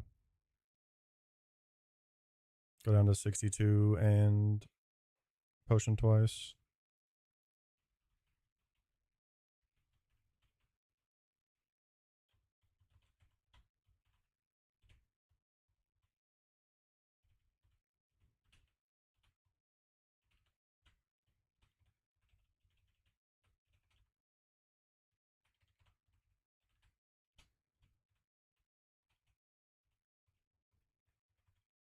And I believe we're good.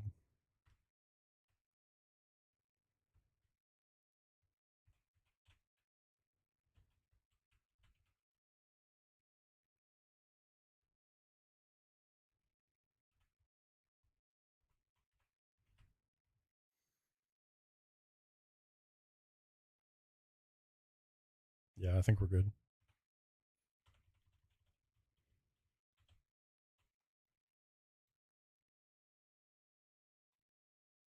We got to do puzzle shit.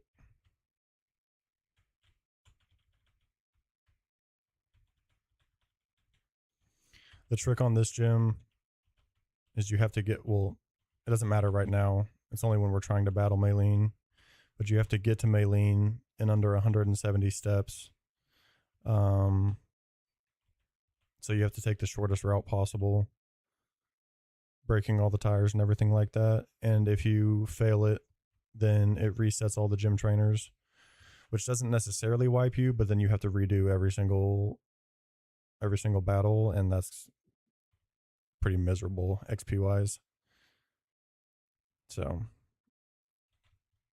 no, fuck me, whatever. Little oversteer never hurt nobody.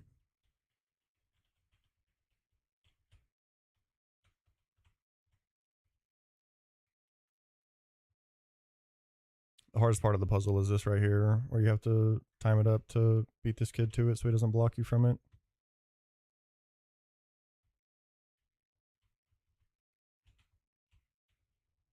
Oh wait, I forgot to do the other side.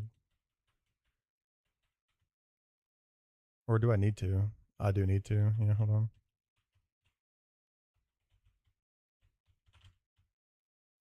Puzzles will not be free.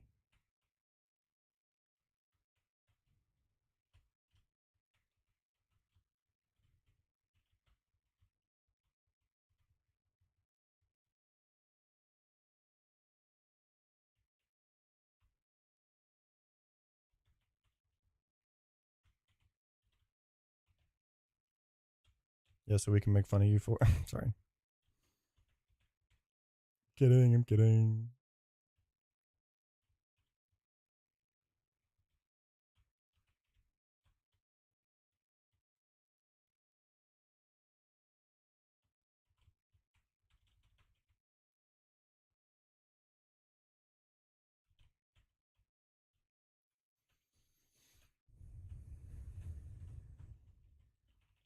All right.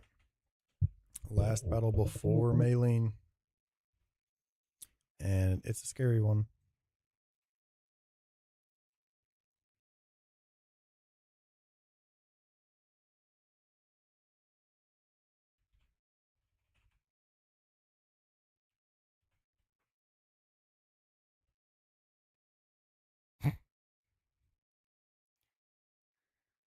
Okay. Fuck it. Let me just double check that pre-damage. 5% recoil. We do 96 with Silver Wind. We still outspeed. The minimum roll does 13, leaving us at 89. After we handle Woefet, that should always still show Earthquake kill. If that gets crit into, it maybe shows Accelerock, worst case scenario. Still fine. I mean, might not be fantastic, but it should be fine. I think we're good.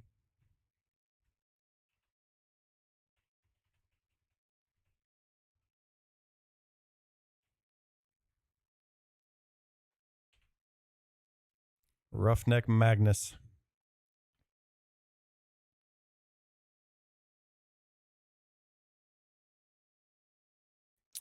It's to well, we don't really. It's to just avoid statuses. There's actually not, and there's no reason to in this one. In this battle particularly, there's no status moves to worry about.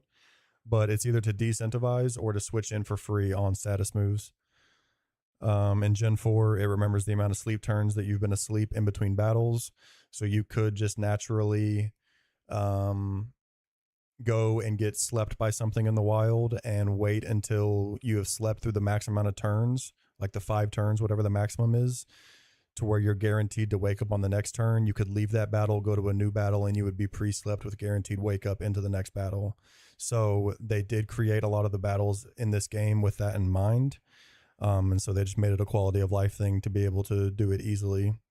It's just for decentivizing and dodging or like swapping for free on status moves. This should always be superpower. And we should always be below 90 HP by the end of this. Superpower recoil is going to break the sash, and it will cover our range on, yes, it's guaranteed wake up. It will cover our range on Silver Wind. It should always be superpower.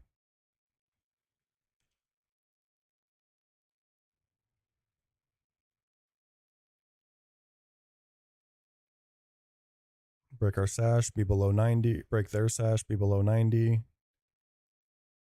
And now Silver Wind should always kill. We actually don't want to see an Omni Boost right here.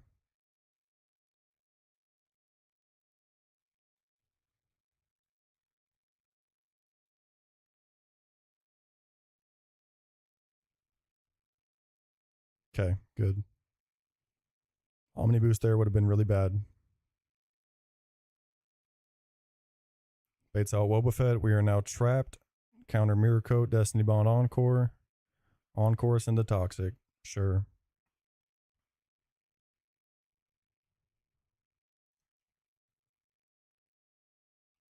Because then it's not gonna, the golem's not gonna see kill when it comes in. Right now at 87 HP, the Earthquake does 90 at maximum, so it'll be guaranteed Earthquake out of golem. But if we Omni boosted, then the Earthquake would not see. The Earthquake would probably see like, 75 damage, 80 damage, something like that.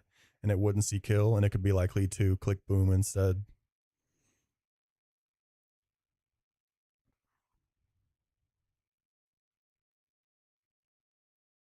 Coughing cannot handle a leap. Grimer can handle a leap. Coughing does Shuckle, Grimer does the leap.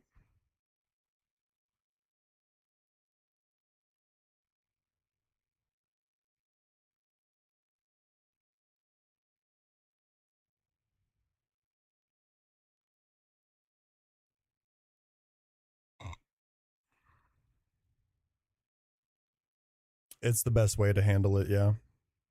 Some kind of status is usually the best way to handle Wobbuffets or why nots. They're incredibly hard to one-shot kill. And Destiny Bond Mirror Coat counter, it's impossible to play around. So statusing it is almost always the play. Now Golem comes in seeing guaranteed earthquake kill.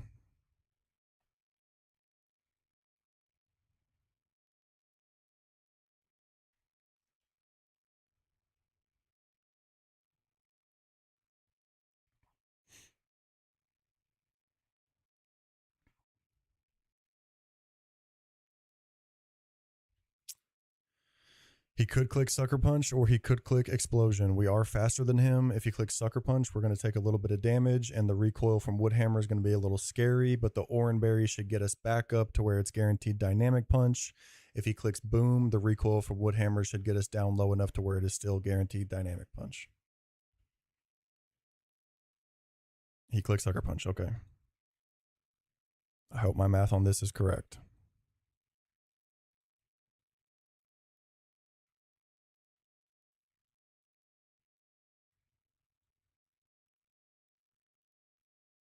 Down to 37. Back up to 47. With Machamp coming in, 37. 37 was always going to be safe and always guaranteed Dynamic Punch. But if that had max rolled the Earthquake and max rolled the Sucker Punch, we could have fallen below. 33 showed Payback kill and 32 showed Stone Edge kill. So it wasn't too far off from being toss up. But now this is always Dynamic Punch. Is there any reason to spin Dustox here first? Probably not, because it shows Payback as well. We should go here first.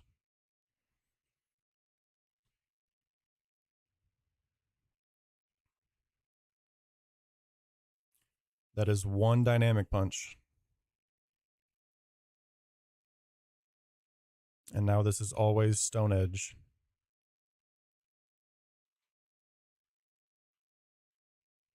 We go here and we get an Intim. Intiming this might end up being a little bit sketchy. We'll see. Might have to switch it around or something eventually. The Stone Edge does still hurt even while intimed and resisted. But this is always... Let me look at these intims and shit real fast. One intim here is always going to guarantee Dynamic Punch. That's 2 Dynamic Punches burned, and then it's always still going to guarantee Stone Edge on the next one. That's 2 Stone Edges burned. Yeah, I think we just go until it gets a little sketchy. 1 Dynamic Punch, and now 1 Stone Edge spent. Yep.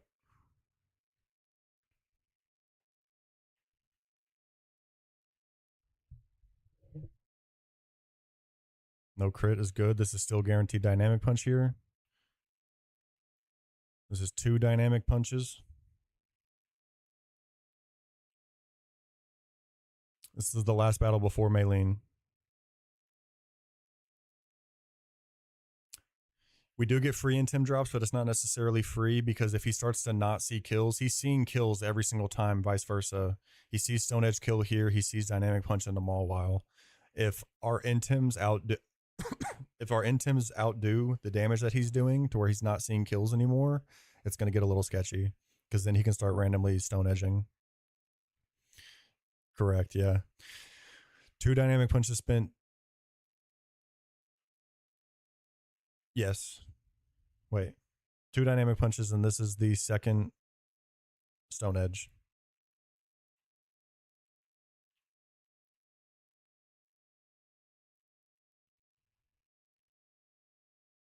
Crits at any point do get sketchy.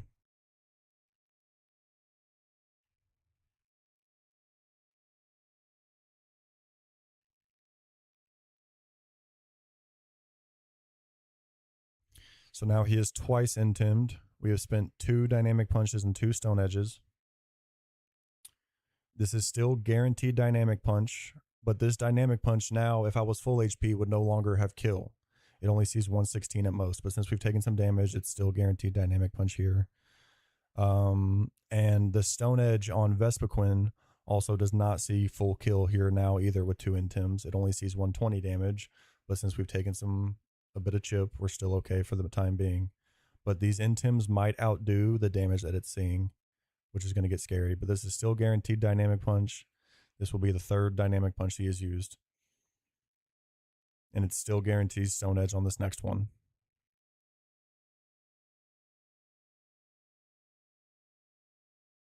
Stone Edge sees 120. It's still guaranteed Stone Edge. This is going to be his third intim. Stone Edge crit is doing 77. Stone Edge crit barely never kills here, thankfully. It would get really awkward. We'd probably have to like go Dawn Fan or something. I don't know. I mean, we're still just dodging crits for sure. But this is going to be the third Stone Edge. Stone Edge crit, Mawile barely lives.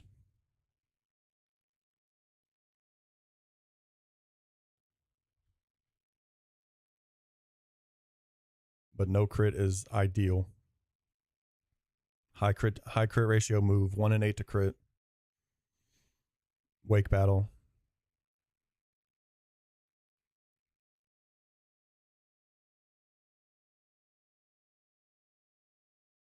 Okay, no crit, still huge.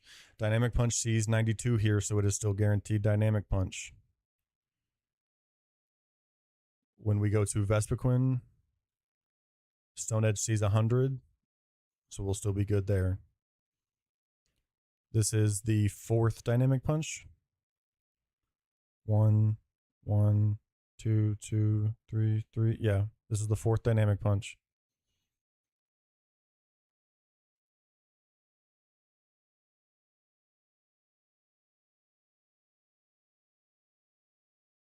Yep. And this is still guaranteed Stone Edge. But Mawile does now die to Stone Edge crit.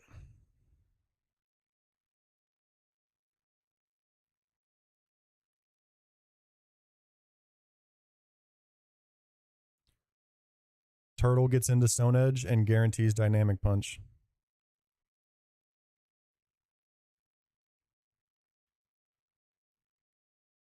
Turtle shell armor, Stone Edge takes 13 at most. We're left at 33 minimum. Dynamic punch sees 39 at most. The Stone Edge low roll is 11. We'd be at 36 at most, and it still always shows dynamic punch.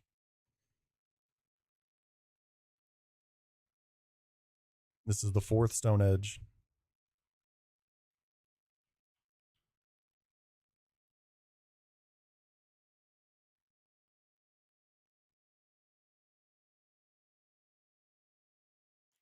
And dynamic punch sees 39 at most, so it is still controlled to be guaranteed dynamic punch. And this is the fifth dynamic punch.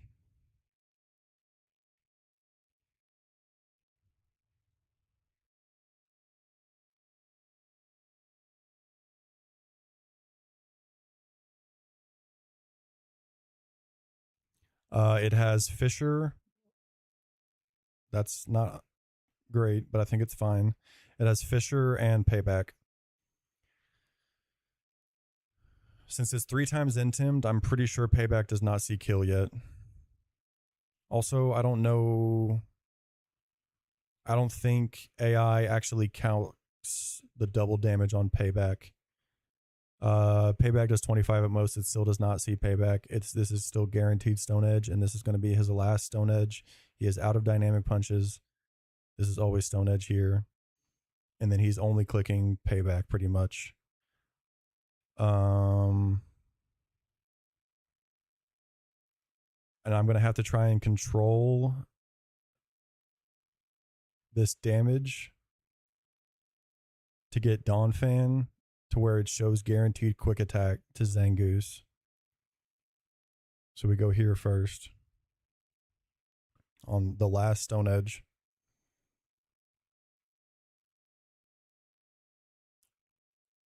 So now it should always be clicking Payback. Right now, he is faster than us, so Payback is not doing double damage. We cannot be crit here, so we don't have to worry about a huge jump in, a huge spike in attack damage if it were to crit from a 3 times intimidation. But we're gonna spam Accelerock into this a couple of times because we want to get Dawn Fan below 27 HP before we kill this. Facts. But in order to do that, we need Machamp to be faster than us. Or wait, does Accelerox? Yeah, I guess Accelerox are going to do double damage either way, right? I think Accelerox are going to make Payback do double damage no matter what. Oh, I only have 5 Accelerox. It's fine. We need him to catch up on damage a little bit here.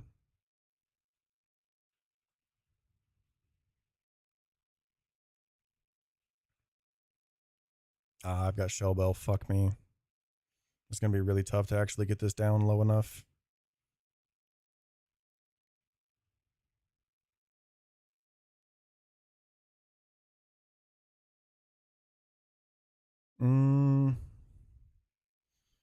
No. What does Quick Attack into Torterra show? We show Quick Attack kill with Torterra here on Zangoose. I could just stall out these paybacks as well by clicking rock moves and then go to Torterra when the only thing Machamp can click is Fisher, which is not going to work. And then kill with Torterra, guarantee quick attack from Zangoose, get into Luxray, fake out Wild Charge, always kills. But that's one payback.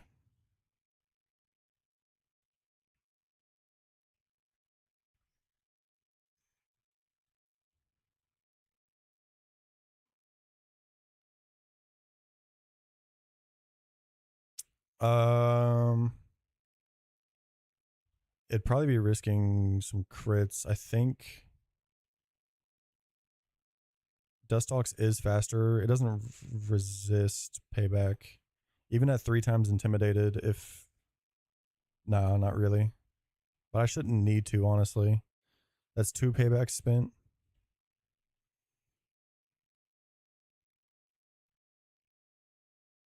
I just got to keep clicking least amount of damage into this, which is always just Accelerock right now. That's 3 paybacks.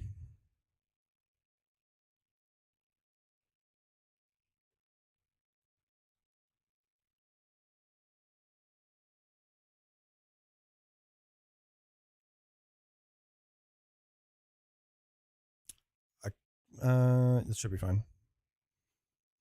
It's 4 paybacks.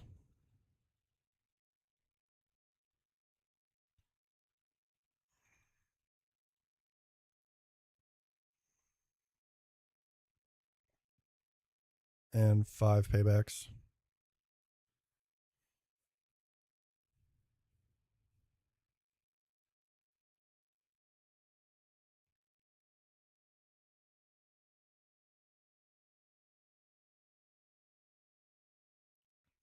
He's been faster than us this whole time. So these rock slides are going to do a little bit more damage, and the payback is going to do a little less damage. We need to not crit any of these rock slides.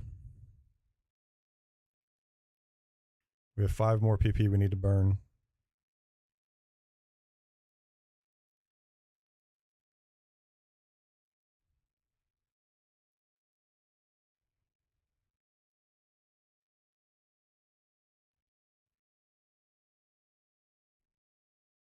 That's 4 left.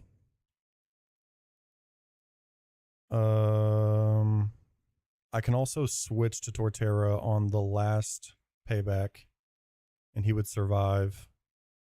Guaranteed. I know.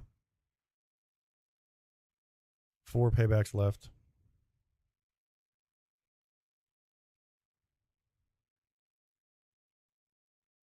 Three paybacks left.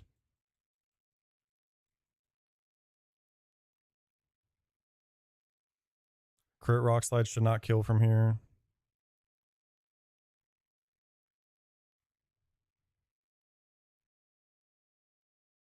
It's going to get close to starting to have kill range, though.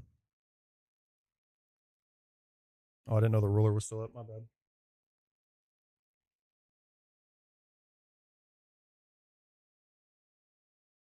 Crit Rock Slide is doing 29% at most. It'll be able to crit kill after this.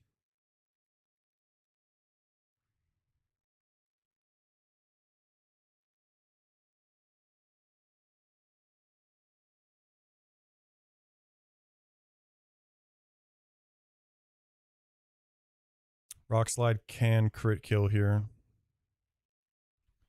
And he should have 2 paybacks left. Swapping on paybacks does make it do double damage. Crit payback would kill Mawile. Crit payback would kill Dustox. Crit payback would obviously kill whatchamacallit.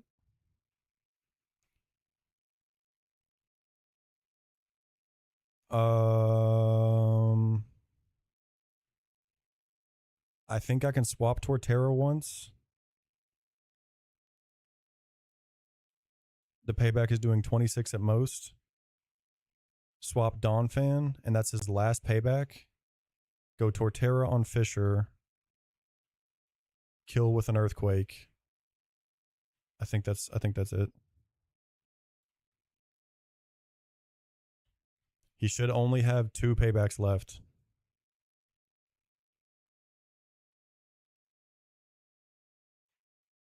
And this should never kill.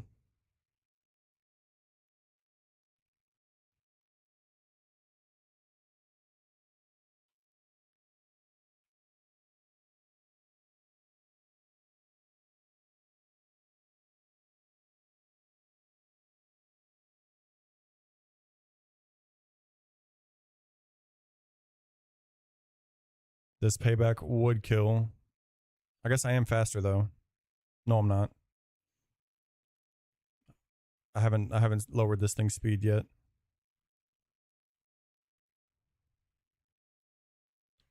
And this payback does 19.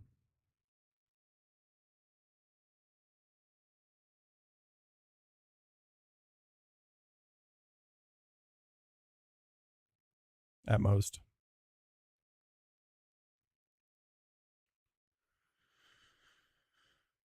$36 HP.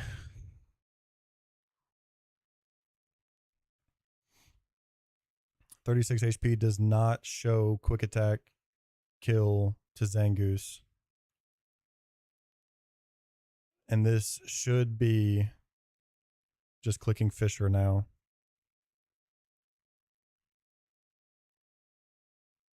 I'm pretty sure I've stalled all the payback PP. I could just go here as like least value potential risk if I've done something wrong. Fisher has 5 PP.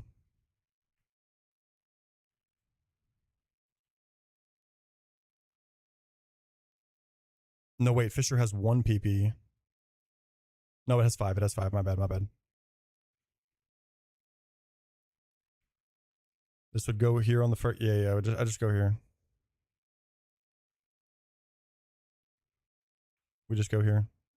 Just in case I've somehow calced something wrong or kept.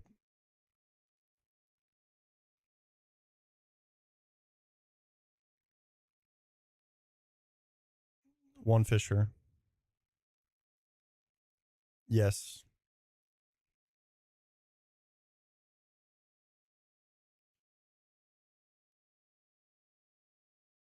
Two Fisher.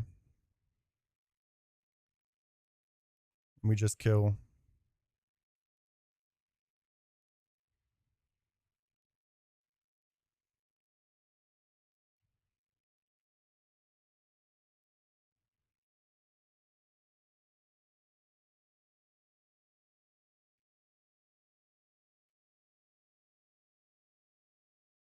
And now Zangoose comes in.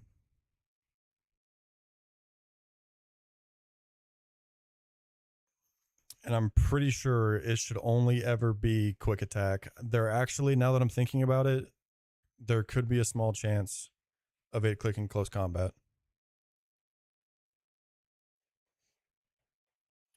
Because I think quick attack is +6 right now on the scoring. Close combat. No, wait. Close combat doesn't get the kill bonus. Never mind. Right? No. Close combat does not get a +4 from seeing kill. So we're completely fine. This should always be quick attack, which lets me get into Luxray without having to risk a crit. Crush Claw would have done 84% without a crit. Close combat would almost have crit kill. Seed Bomb would do a lot of damage. It should be guaranteed quick attack.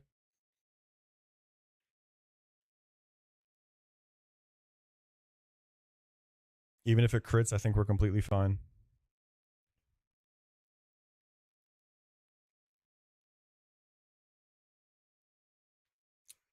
We fake out.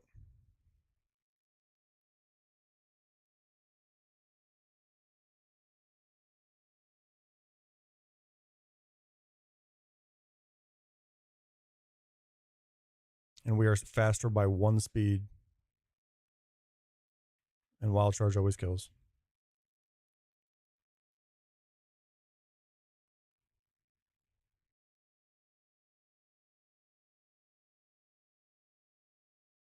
Bang.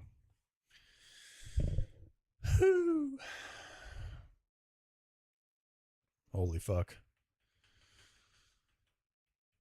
That is back to back of doing that deathless though, so I'm very happy with that. But we did risk a Crush Claw crit last time. And I believe outside of like the Stone Edges never critting and stuff like that, that was a relatively, it wasn't riskless. Any of those Stone Edges critting would have fucking thrown things for a huge loop. Jalen with a harm me to go pop any cal coin. Thank you, brother. Any of those Stone Edges critting would have definitely thrown us for a big loop. That is an entire Maylene split. Deathless so far. Will Maylene be deathless? Probably not. We probably sack something here. It was 1 and 8 to even click it, if I understand the scoring correctly.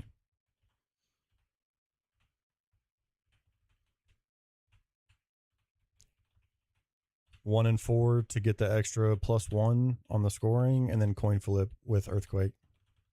So 1 and 8. Okay.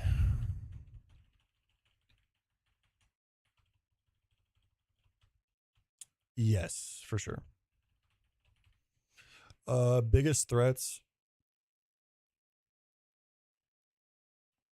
Pretty much everything except for these 3. These 3 I would say are the biggest threats. This is Toxic Orb Quick Feet. This is Toxic Orb Quick Feet. So if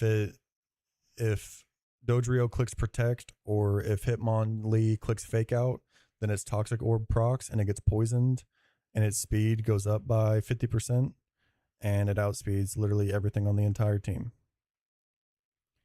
Thank God I'm not going to be able to outspeed the Dodrio.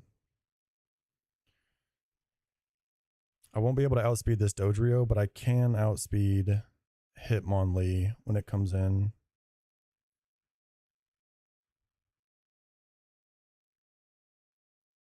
Sack the egg. What egg?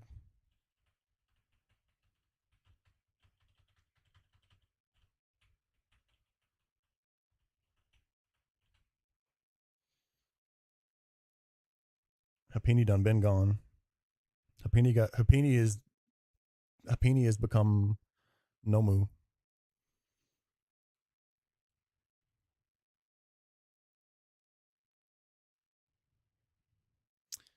I do have much better pieces for this battle than I've ever had.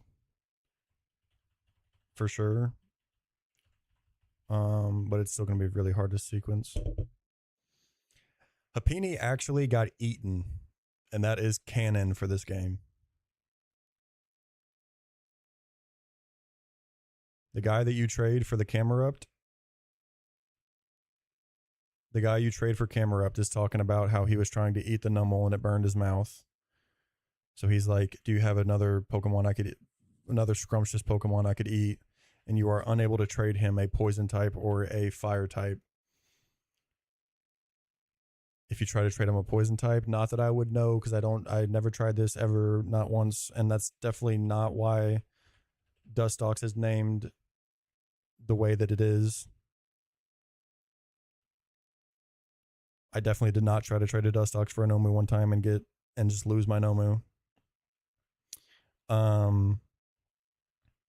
Then you lose out on Nomu completely. So Happiny got eaten by some sick, twisted motherfucker.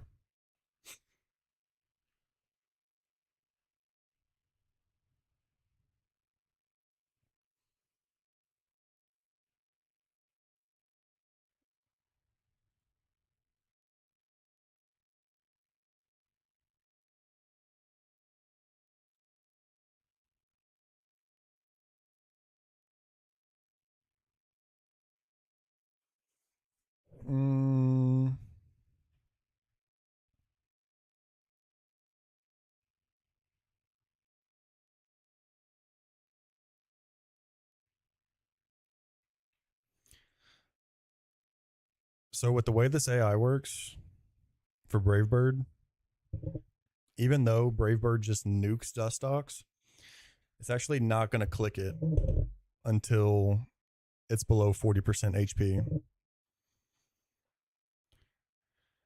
So there's a world that this Dustox can kill Dodrio. Brave Bird AI and Close Combat AI work the same way. They don't get the +4 from seeing a kill, and if they are slower, they won't click it until they're below 60. If they are faster, they won't click it until they're below 40. Brave Bird and Close Combat are the same AI.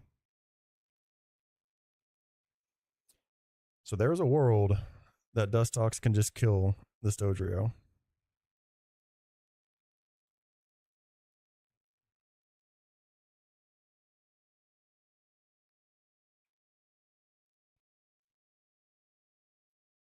This is a pretty standard lead for completely stalling out this Kangaskhan. Because into Macargo, the same thing applies with Close Combat. It is not going to click it until it is below 40% HP, or it is until it completely out of other moves. So it is always going to click Mega Kick into Macargo, and I could just sit there and recover spam and burn all the Mega Kick PP, and then get to Dustox on this Close Combat, burn these Close Combats, and then it'll have nothing to click but Fake Out and Stealth Rocks, which are going to fail. So Dustox then baits in Dodrio, and it will not click Brave Bird until it's below 40%. And Sludge Bomb can just kill before it gets to that, because it's going to have Toxic Orb and be toxic after the fact. We would just have to dodge pursuits and like pursuit crit.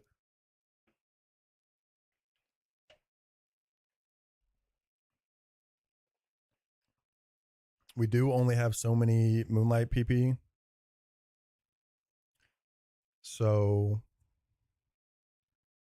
it would be a little sus, but it is doable.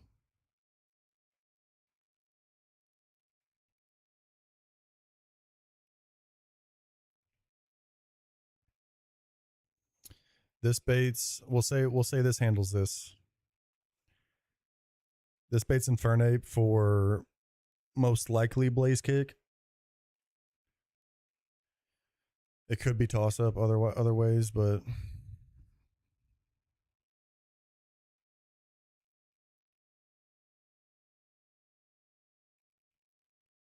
I would be 48 on Chestnut, go into it, guarantee Thunder Punch, get into here.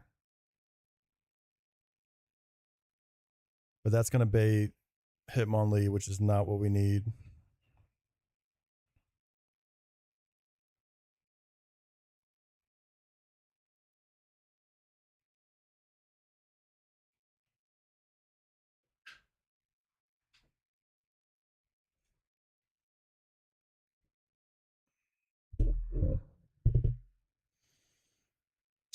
Can something else handle Infernape and bait something different?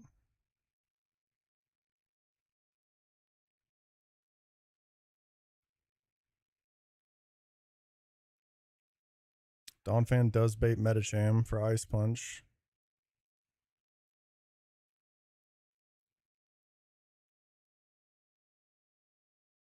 But it also, well, no, because it'll be toss up. It'll pretty much be toss up for high jump kick or Ice Punch.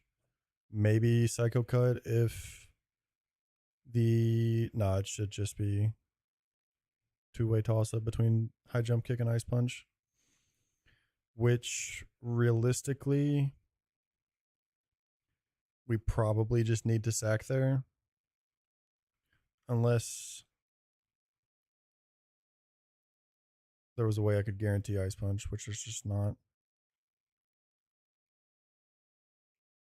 Fake out into Wild Charge. Fake out into Wild Charge kills Metacham if it gets in for free. And probably Dustox.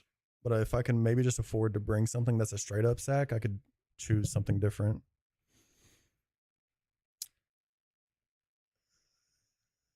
So rocks damage will do 12%. Recoil does 23. Oh wait. I would need to actually I would need to EXP share this. Yo, shut the fuck up.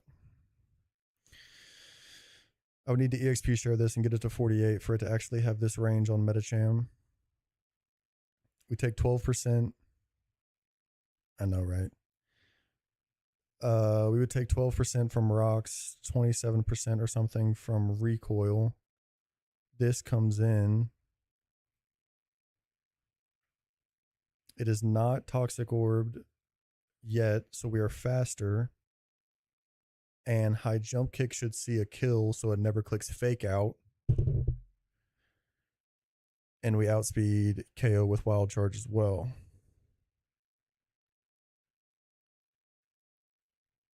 And then, so this needs to be here with the XP share. And then this is never going to click close combat. It's the same thing. It doesn't get kill bonus. It's only going to click it if it's below 40%. If it's moving first, which it will be. It very well could Swords Dance. Does my turtle outspeed? No, it does not. Donphan's going to be like 40% HP.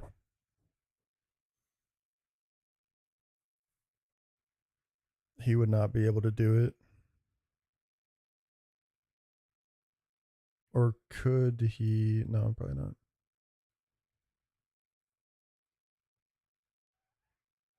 If Turtle could just handle this, which it usually does, but it doesn't outspeed here after a bulldoze.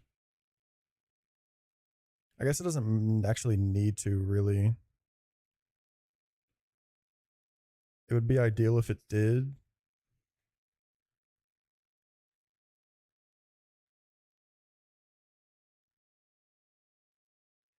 Let's see, if it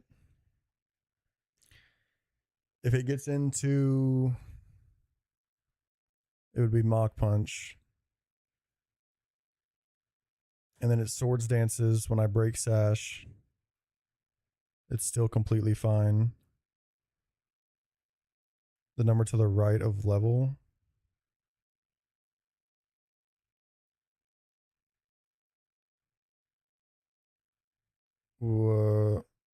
Oh, IV. Oh, to the right of IV. Oh, EVs. So you don't player. Oh, on Lucario. These are its actual stats, like the 137, 109, 85, 139, 85, 69. Those are its actual stats.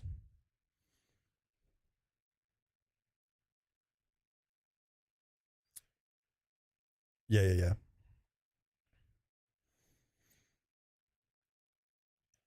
Um, I think even if it got into Mach Punch, I guess if it got in on a Swords Dance, or maybe if I Shellbell this, it would be fine.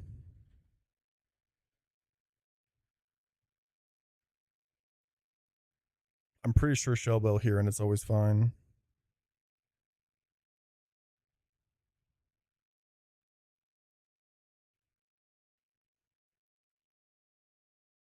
If it never Swords Dances, he always takes 3 Mach Punches. If he Swords Dances the first time, he should take 2. And if he Swords Dances twice, he always takes 1. But I actually don't want a Mud Shot if I'm not going to outspeed, because a Mud Shot crit puts it to where close combat is able to be clicked. So I would just Razor Leaf to break Sash, get a little bit of Shellbell back, and then Earthquake kill. So this should work, and I can actually decide to sack something else besides Dustox if I wanted. Who wants to die?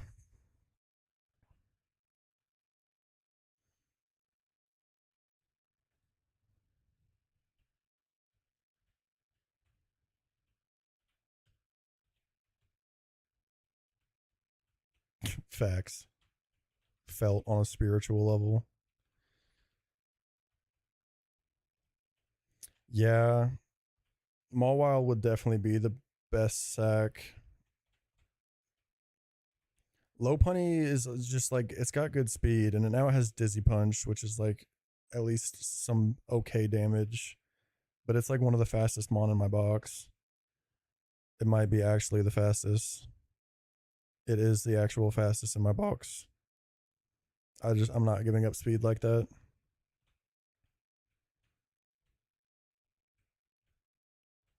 This is good for catching mon. I don't really want to get rid of that. It's probably Mawile. If it's not Dustox, it's probably Mawile. Like, there's Intim value.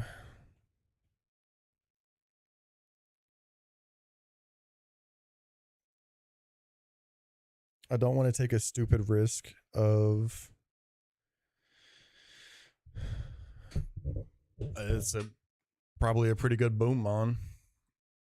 That's about it.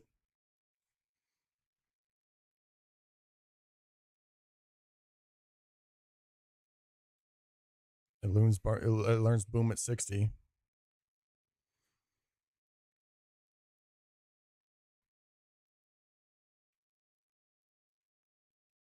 I don't love giving up the Intim guy, but realistically, it is probably best.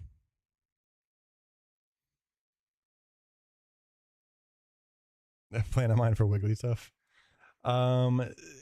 The only, not really, no. It's more so that like there's no reason for me to risk something into one of my better mon rather than just sack a shitty mon for like a guaranteed, like not guaranteed particularly, but like if I sack there when I need to, this is going to be a very, very clean Maylene line.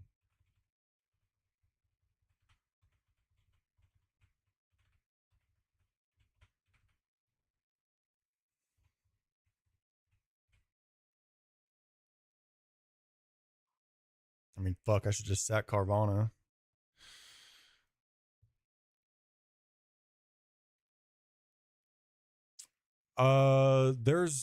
There are like, I don't know that there's necessarily a riskless deathless Maylene, but there are like deathless Maylene lines, but you're probably risking some stuff.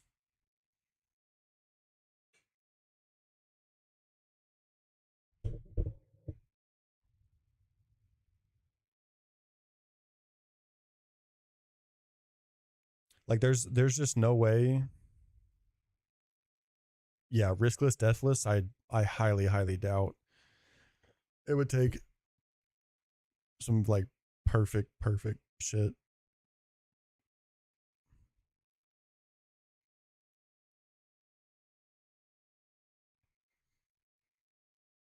Hello?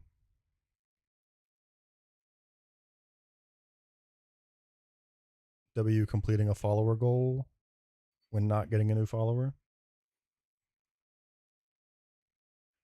Yeah, and like even if I was able, so like Luxray is necessary to take out this Metacham and be able to chain the Hitmonlee. Even if I was willing to risk this Ice Punch, so like it's probably going to be 50-50.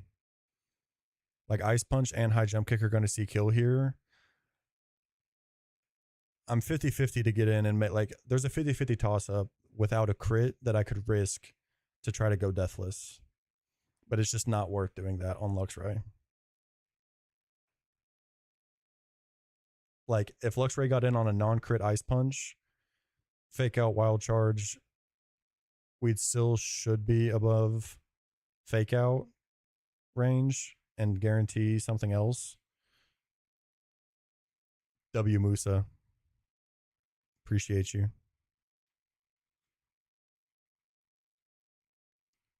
This is my second Nuzlocke ever. I played Run and Bun for like 6 months. Didn't beat it. I guess it is probably just small wall sack.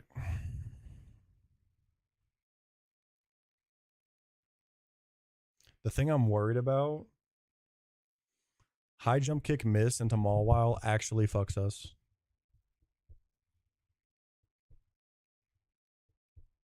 I guess I could pre-damage Luxray.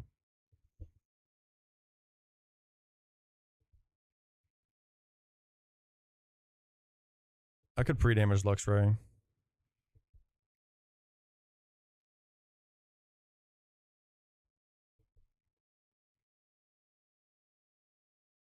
Yeah, true.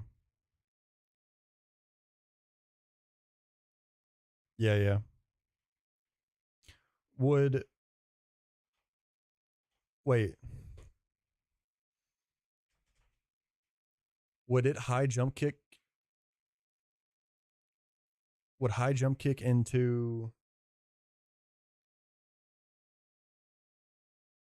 if it died to rocks and it high jump kicked into nothingness?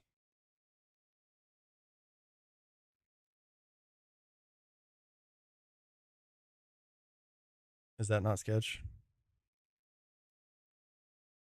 I feel as though it is.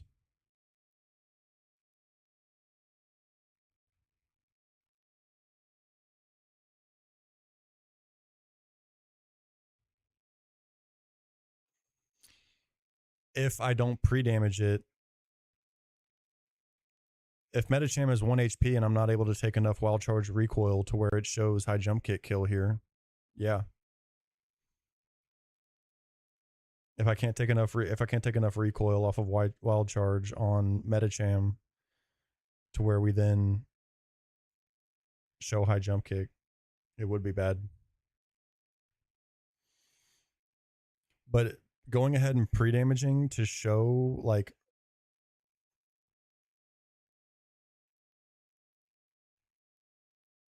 I think I'm fine to pre-damage Luxray. It doesn't make any difference. If anything, it might help us show, like,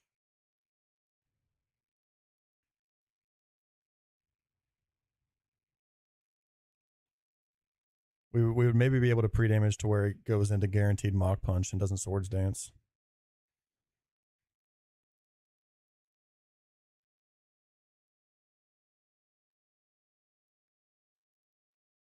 I think pre-damaging Luxray to where rocks damage puts us at 111. I mean, I probably don't even need to do that. I could probably do a little bit less, but like,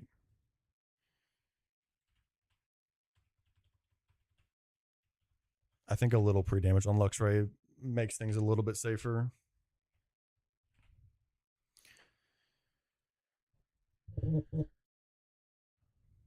In the event that Mawile misses a high jump kick.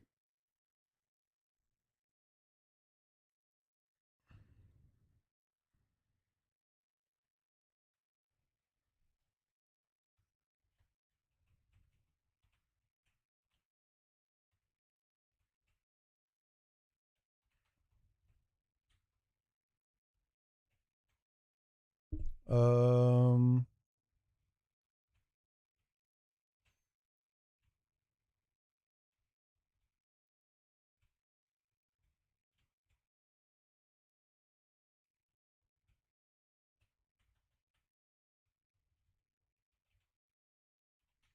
I guess bright powder here to where I can level up something beforehand before they get into the battle.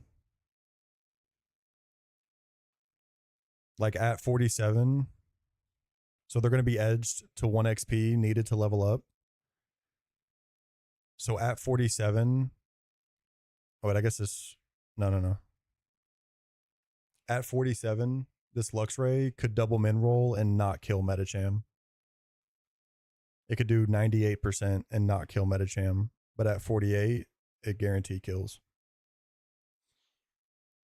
So they're going to be edged to have 1 XP left before they level up. As soon as this Kangaskhan dies, Luxray will get leveled up. So where when it comes in against Metacham, it's already 48. Before they come in on the battle, yeah. Because at every, which nobody did this on the gym, on the race. At every gym, the sign that's right next to the gym will put your Pokemon to where they have 1 XP left to level up, to where you will guarantee level up to the next level within that battle. So if you had gone to the Rourke sign outside of the gym, all of your Pokemon would have been put to the very edge of level 16. Yeah. And after you get a kill, it would level up to 17.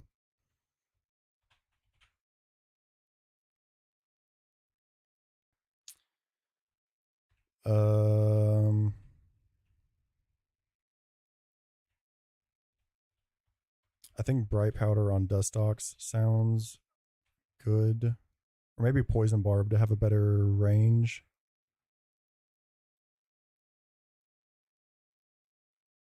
Poison barb actually seems decent.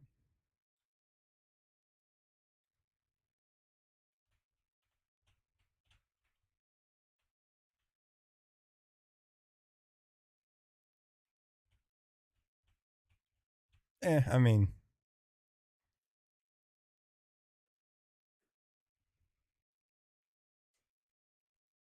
yeah, and like there's only a couple of matchups. There's only a couple of matchups where that extra level actually makes a difference. And there's certain things you can do to get that level early on certain Mon without EXP share. Like you would lead, like if you had an Aeron, you could, or a Sandshrew, whatever, you could lead that against Bonsly and immediately swap it out for something else to where it'll be 17 when Cranidos comes around or something like that. But I mean, that's, if anyone was doing like discovering that tech on their own in that race, I would have been remarkably impressed.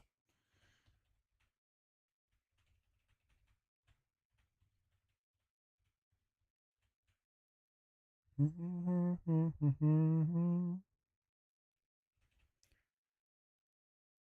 can try just quick claw Donphan.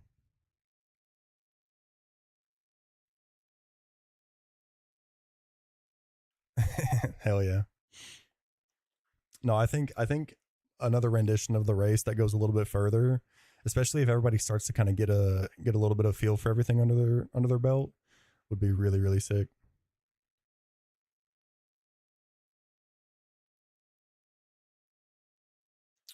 Quick Claw Donphan's probably fine.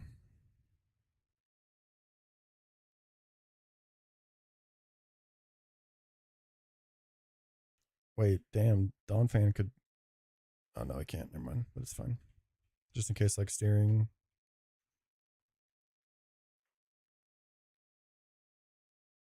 Yeah, that was literally, and there were so many moments that Pup very well could have lost.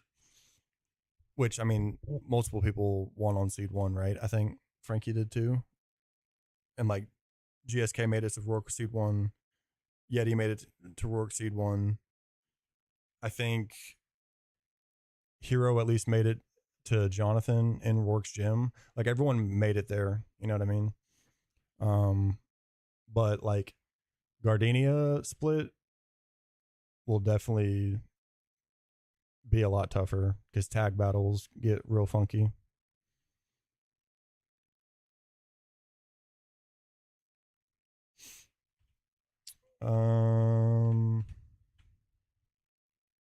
I guess bright powder chestnut's not bad.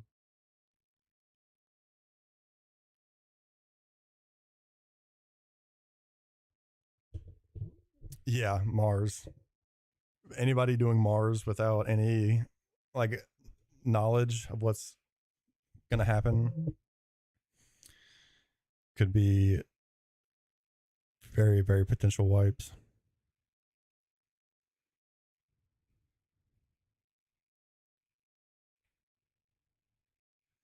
Bright powder here is probably fine.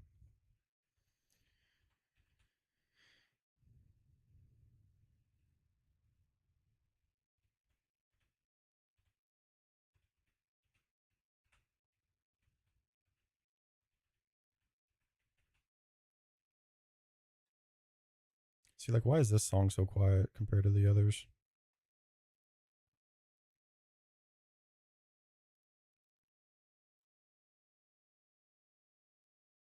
Bow, bow, bow, bow.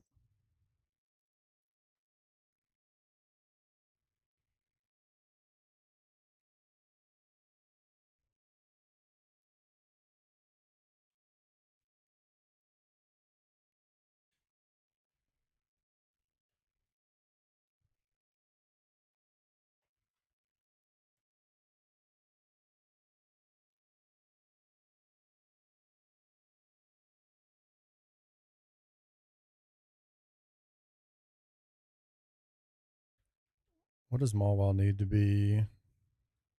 Dying to Ice Punch, Intimidated Ice Punch. 25, 21.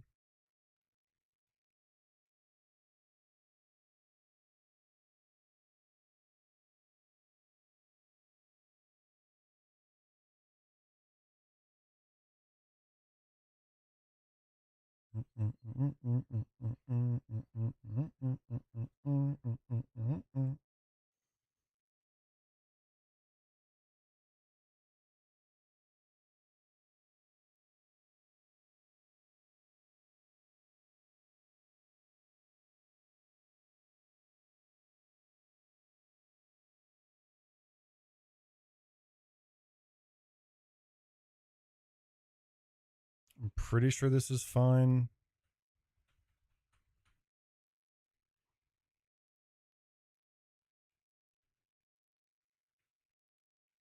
Like, it might be, honestly.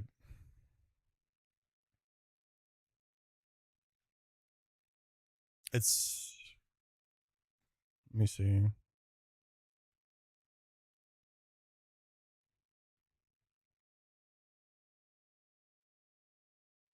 Mm-hmm. 97 HP. 23% recoil is 33 HP.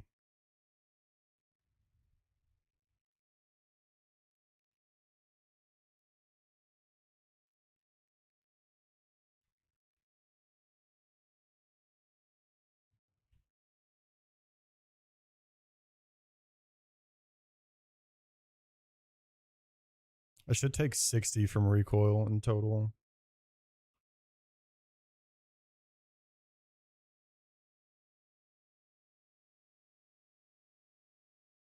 And I would take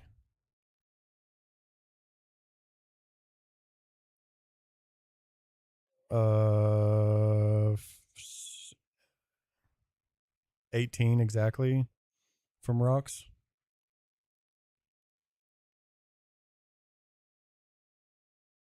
Yeah, this should be fine.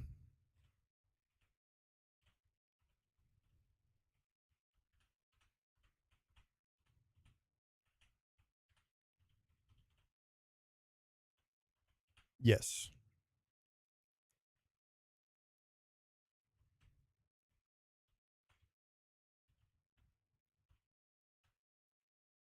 Mm-hmm.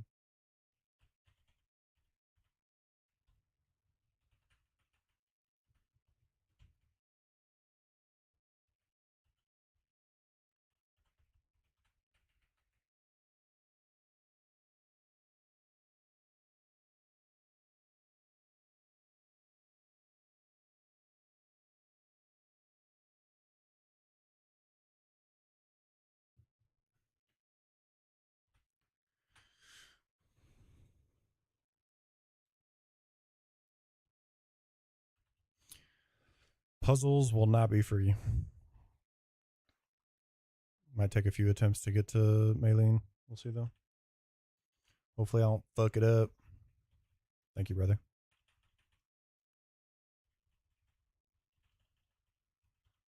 Thank you, thank you, thank you.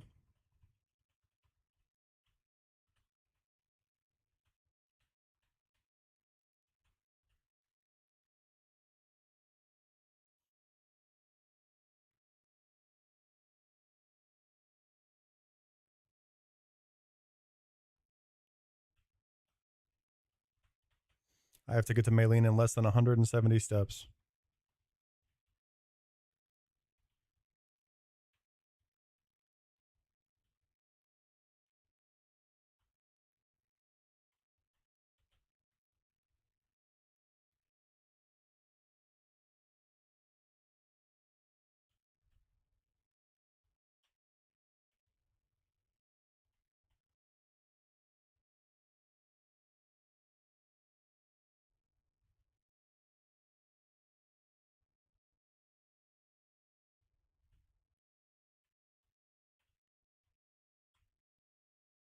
Literal children's puzzle.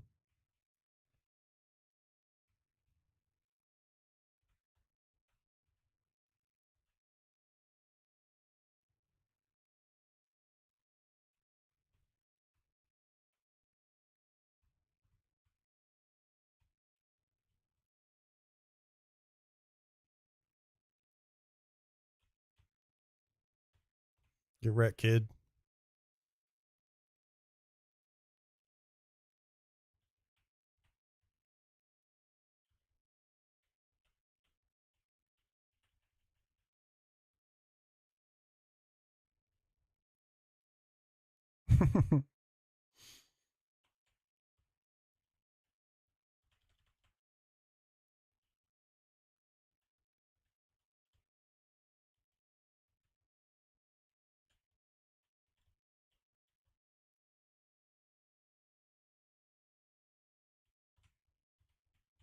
No, I think I'm fine. I think I can still do it.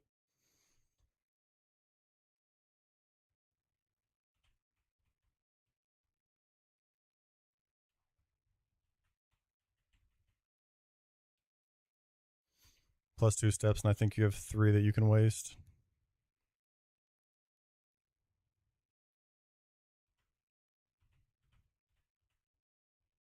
Never a doubt. Let me save again real fast. Let me export. It's just a puzzle for this gym. You have to get to Maylene in less than 170 steps. If you try to talk to her after taking more than 170 steps, it resets all the gym trainers.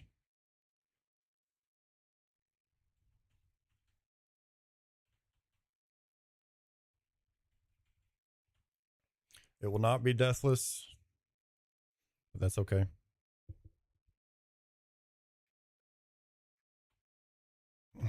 Yeah. Yep. Yep. Not an immediate wipe, but considering XP and everything, it would become incredibly hard. So if I were to got to her at like 171, if you get to her at 171, you can just go back out the gym and reset the step meter to do it again. So as long as you know how many steps you're taking to get to her, it's avoidable. Like if I had taken 172 steps, I could just go back out the gym and restart it and do it again, do the puzzle again. But if I try and talk to her and do the battle after taking 172 steps, then it resets me. Yeah. I didn't have to like absolutely first try that. But I think we did. Everybody's edged, right?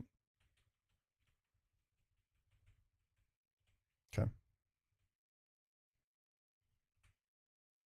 I am fast and strong.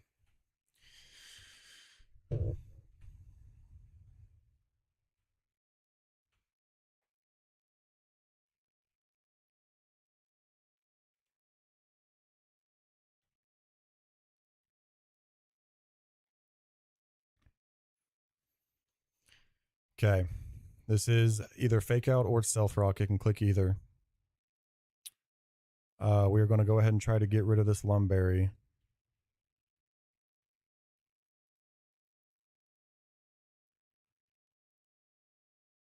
Now it should put up stealth rocks.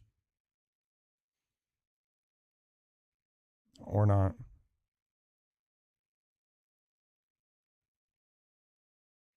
Lumberry gone. But I cannot go ahead and burn this. That's one mega kick done. 2 mega kicks. Is this not going to put up rocks? What are we talking about? It's going to put up rocks eventually at some point. Like it's unavoidable with us PP stalling this. There it is. Okay. Kind of wasting our recovers, but that's okay.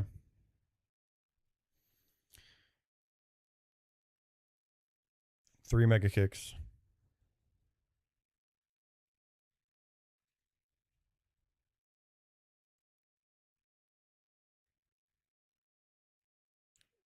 Four mega kicks. Okay.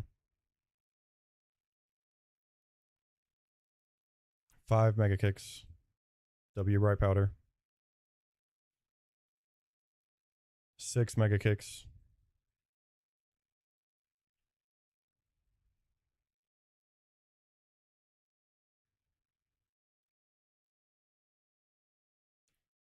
Seven mega kicks.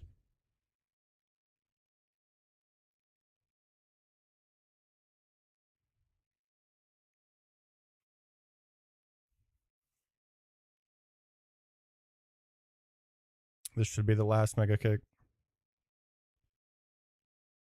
It would be considerable to potentially try and go for burn here, but just taking the recover is definitely best play.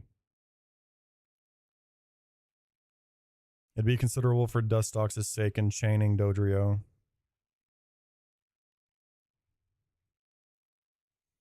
But it would make the pivot on Monkey a little weird to not be full HP on Chestnut.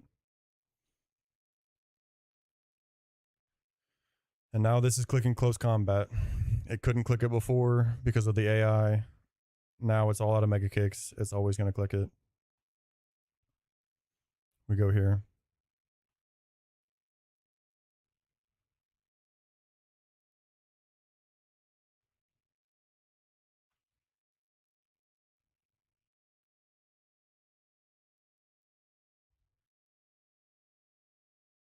We will Moonlight this turn.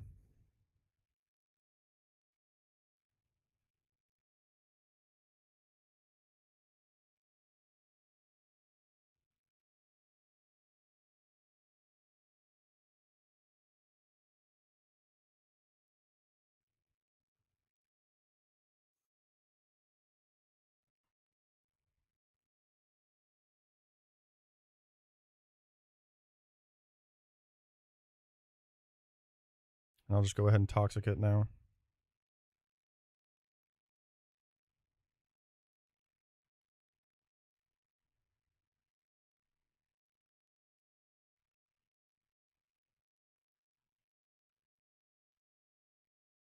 I'm going to click Toxic again so I can save Moonlights for later.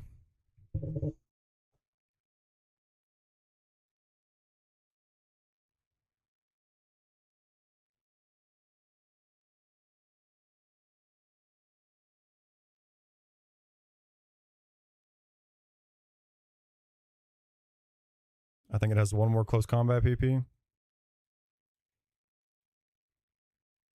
Facts.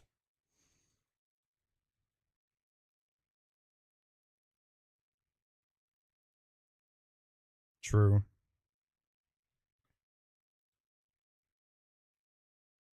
Go ahead and Moonlight.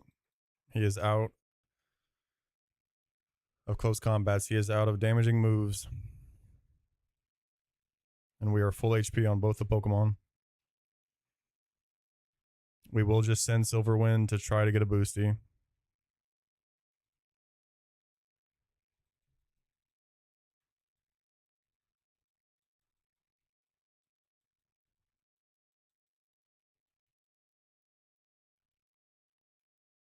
No boosty. It's fine. Now, Chestnut, Dustox, and Luxray should all level up. And this should be Dodrio coming in.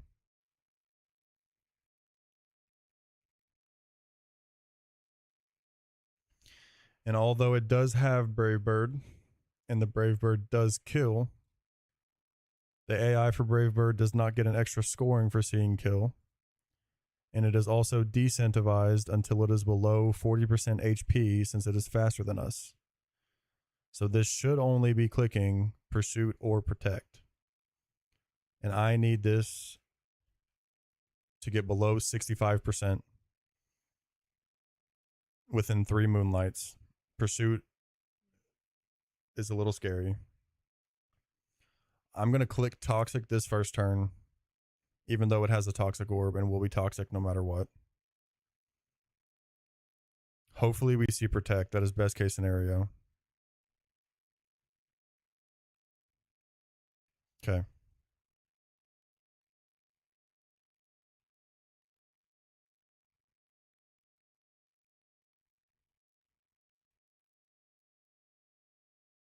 So it has not taken any damage yet.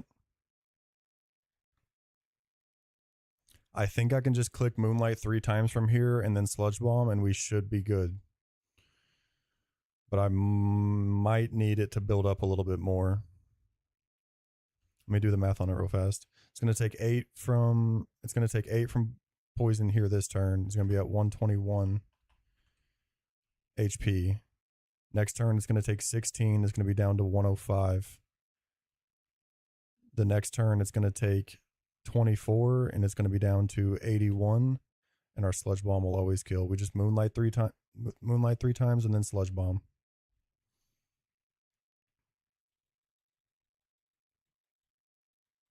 We needed to dodge double crits.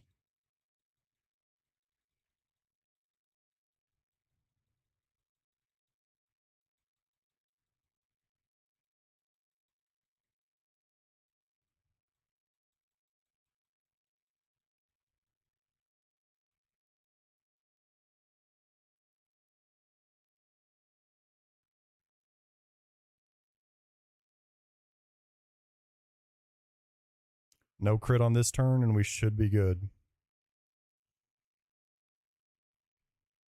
It's now at 105 HP, and after this turn it'll be at 81. And Sludge Bomb min roll is like more than that, like 84 probably.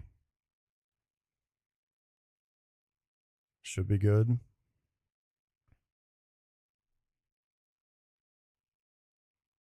The only concern at this point would be like triple protect to where it falls below 40% and could Brave Bird. That would just result in Dustox dying by the end of it. Sludge Bomb should always kill from here as well with the toxic.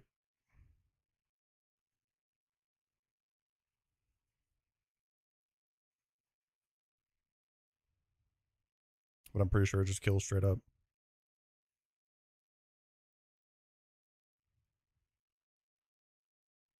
Now this should be Monkey coming in. Monkey is in. This is guaranteed Blaze Kick, where we will go back to Chestnut.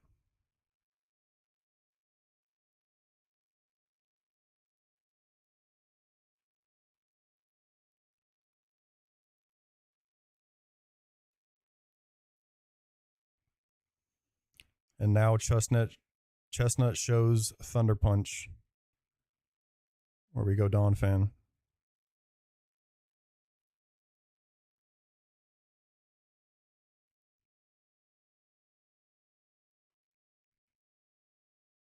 Now this should always be Ice Punch. We cannot be frozen since we are pre-slipped. We cannot be crit since we are battle armor. Ice Punch does 76 at most. Earthquake always kills.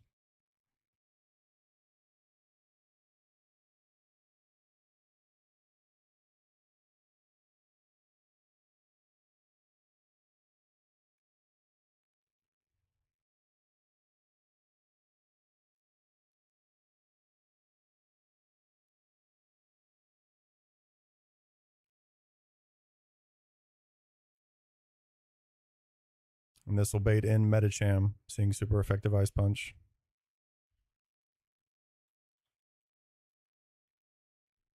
But it does see kill also with high jump kick. So it is a 50-50 toss up. Not much we can do about it. Probably the least useful thing in the box is Mawile. It does have Intim. It is a normal resist. It does have some utility, but at this point, it's just BST diffed by everything. It's just kind of ass at this point in the game. 07.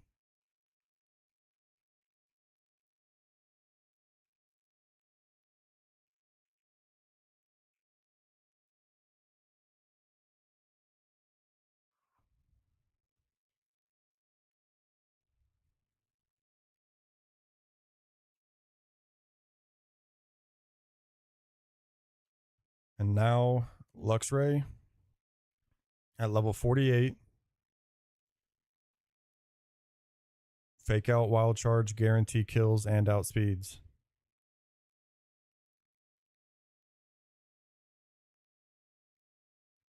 The fake out chip is absolutely necessary here.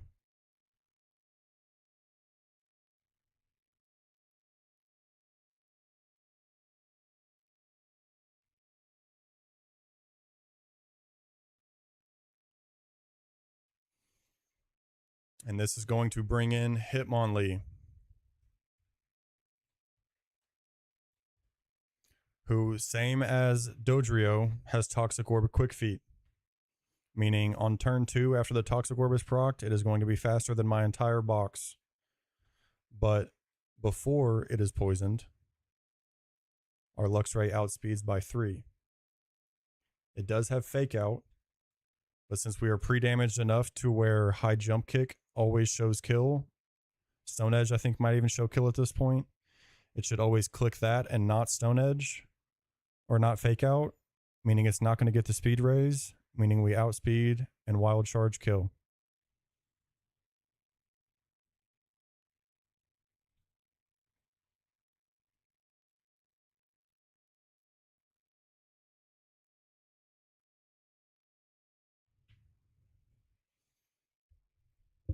And now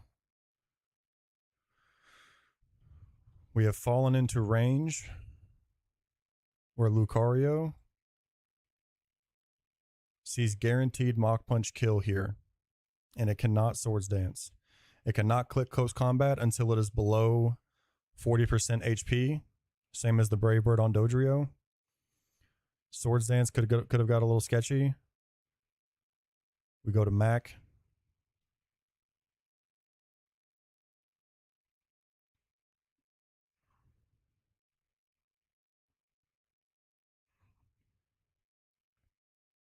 We Razor Leaf to break Sash and not risk putting it down below 40% to where it can close combat.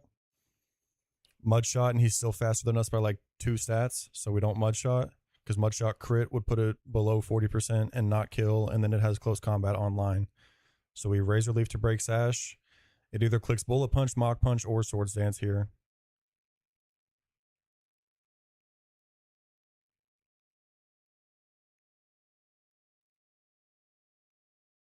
Sash is gone. We get a little Shell Bell. And now Swords Danced, Bullet Punch, or Mach Punch never kills. Earthquake always kills. Bang.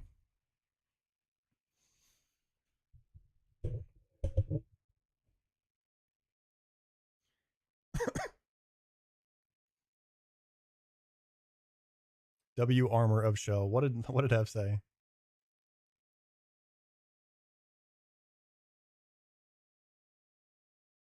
About GSK never getting to use a Luxray? Brother, why don't you beat Fantina when you can actually use Luxray?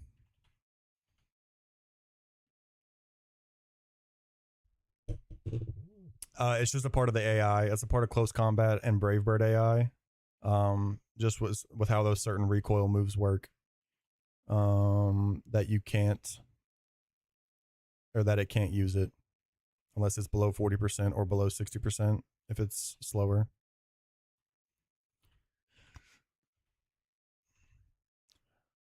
Brothers calling a Luxray with Thunderfang using a Luxray. Bro didn't even have fake out wild charge. What are we talking about? That ain't Luxray. That might as well be Luxio. W. Jalen, appreciate you, bro.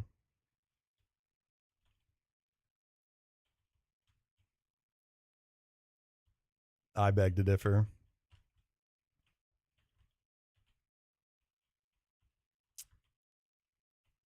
Yeah, level 54 is our cap now. It's really just quirks in the AI. Is it? So in this game, close combat has superpower AI.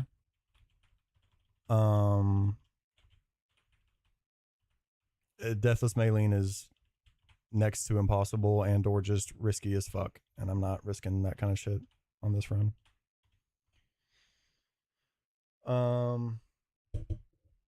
It's really just a quirk of the AI that you're able to kind of manipulate or use against it. Why it is the way it is, I don't really know. It is that the close combat in Bravebird, close combat AI in this is superpower AI, and that is just how superpower AI works in vanilla games. So I don't know why it is the way it is, honestly.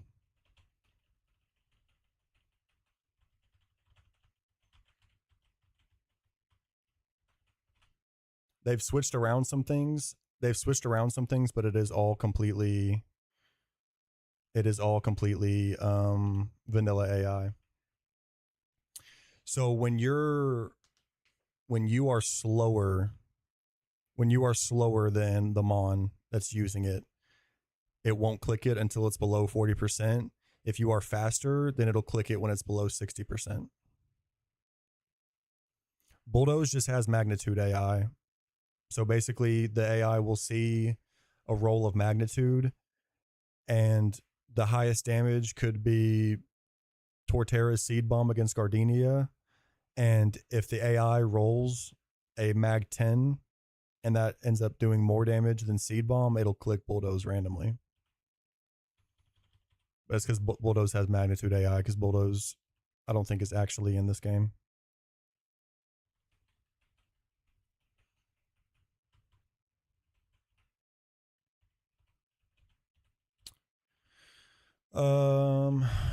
I mean, Machoke is technically online now.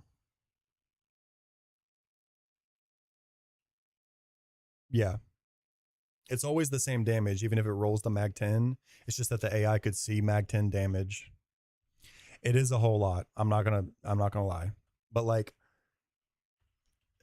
really, for like everyone who's like picking it up now, genuinely, like, I don't think worrying about natures and IVs is very important right now. Learning some quirks here and there about the AI as you come across them. Like, if you try to study everything and anticipate everything and know what's going to happen beforehand, you're going to drive yourself insane trying to figure it all out, probably. More so just figuring out why something happened when it does happen to you is a much better path to go down, basically. Like, if something you can't explain or don't understand why it happened happens to you during a run, figuring that out and learning it then is definitely going to be a way better method of just starting to learn the game than trying to learn stuff, like learn as much as you can preemptively before your runs. Like, it will get frustrating for that shit to kind of pop up on you and punish you because you don't know what's going to happen. But, you know, me, Scram, Hef, Dawn, the people that are on TikTok a lot that have a little bit of understanding of, you know, some of the things can also help prevent that kind of stuff from like just kind of hurting a run real bad. But it's been out for 5 months and 2 people have beaten it for a reason.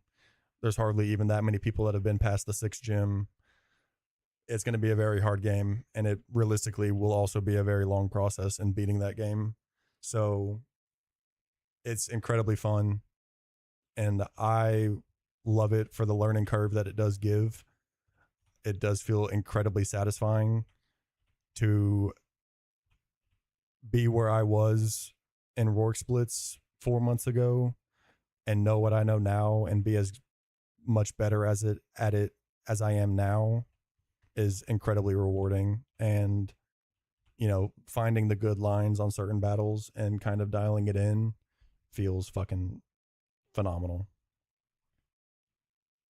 100%. If you have beating the game on your mind the entire time, it's going to wear down on you way too hard. Like,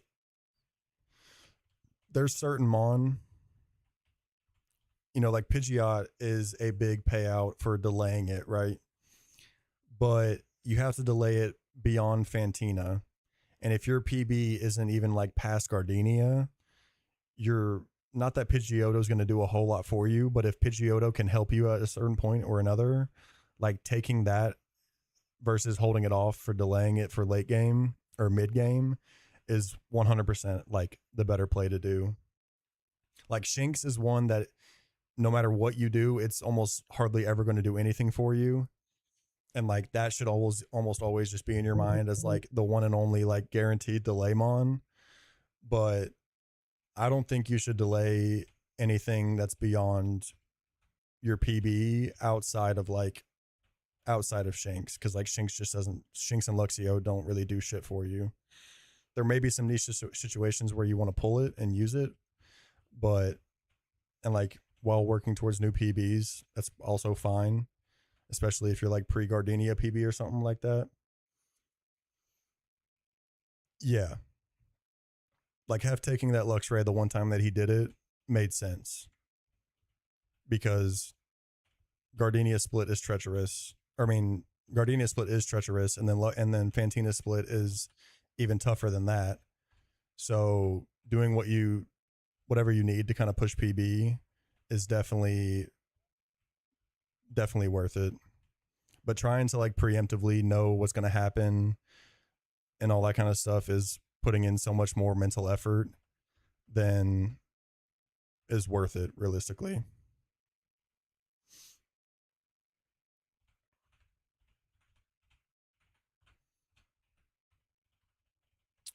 Do I have anything else that can fly besides Pidgeot? I doubt. I guess Vespi might be able to, no? Maybe not.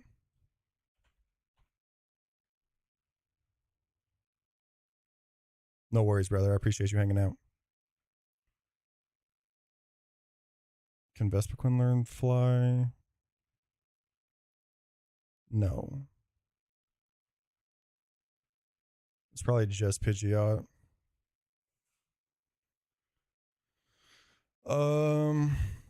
Yeah, I mean, Worm is the obvious candidate, which like Dustox and Butterfree will be left lower just for XP fodder.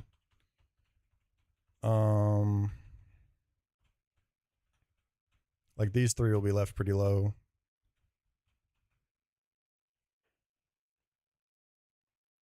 Facts. True, Peaches. 100%. So my only Flymon is Pidgeot, correct? Yeah, I think so. That should be fine. My only thoughts would be like the Xatu double and festival. Realistically, it would just be festival battles that I'm like thinking about leaving stuff underleveled. And like mainly that Xatu is kind of the first concern that I can think of.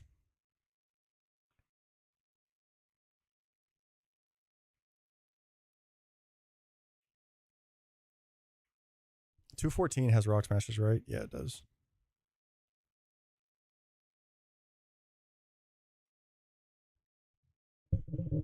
Yeah, I'm excited to get Sceptile after Wake. I think the fact that it's Overgrow and like a pretty fast Mon can be pretty disgusting for like chaining some kills, because it's going to have Rock Slide and Thunder Punch and Dragon Claw on top of Leaf Blade. So any flyers or bugs that it's going to bait in it would have a good chance because of its speed to be able to just chain those with Rock Slide and Thunder Punch.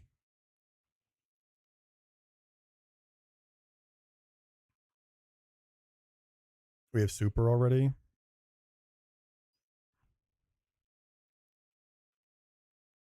Well, we have 210 above Salacion and 215. No, we do not have Super Rod. We have Good Rod.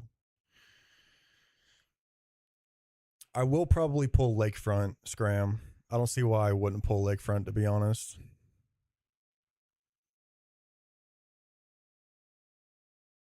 But until we get the Festival Egg, yeah, I'm probably not pulling anything else. Because 210 doesn't have Rock Smash, but 215 does. So that's one Rock Smash. 214 is going to be a Rock Smash.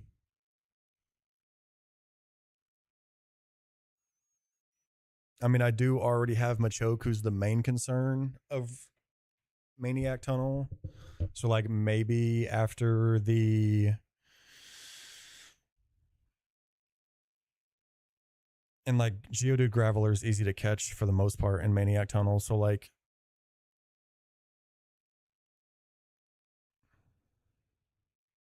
Yeah, I meant taking Maniac Tunnel after the egg. Yeah. But I'm thinking maybe just trying to hit the Graveler there is what I'm kind of thinking of.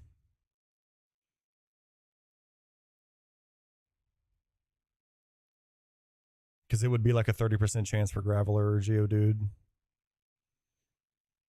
Which, like, it would also be nice to... yes. Yeah, Trump card Espeon. So Trump card is like a 60 delay or something like that. So after Wake, I'll get the Espeon online.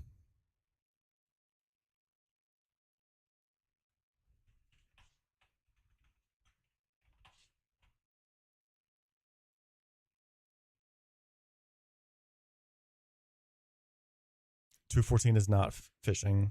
Yes, Carvana is just for Ice Fang. I don't know that Carvana is going to do what I'm hoping it will against Cyrus 1 because it is modest and like no attack. But yeah, delaying it for Ice Fang to at least have some chances to do some shit against Cyrus. Which is a long way away, but it's a pretty not great Carvana. So, you know, I don't think it's going to have much util right now. 214 we are not fishing. We are delaying for Rock Smash. 213 we try to hit. 213 will have a very, very high odd of getting Lumineon. Once we get Lumineon, I'll go back and pull 218.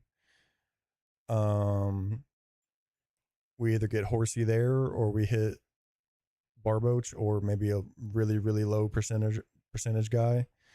If we hit Horsey, great. If we hit Barboach, then we can pull Gator on 209. If we don't hit Barboach, then we got to wait for Gator until we get into Pastoria and try to go hit Barboach in Great Marsh, and then we can go back and get Gator for Wake Gym. Not really, no. I mean, thankfully, it's a psychic type to have in the box, so I don't hate the fact that we have it. No, 210 and 215 as well. The route above Salacion and then the rain route after Salacion. A little bit. Mine's naive, so it's minus Spadef. Yes, Labubu Anal is alive. That's a ball knower. That is, in fact, a ball knower.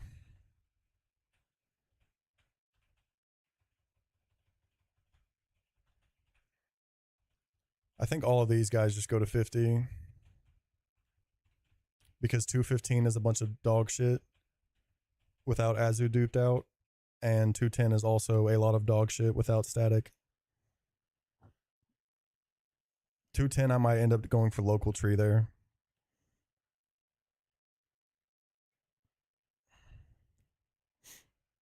210 has so much dog shit, and 215 does as well. If I had taken Azu and Twin Leaf, then 215 wouldn't be so bad. But I don't want Azu at this point in the game. 210 does not have rock smashes. 215 does though.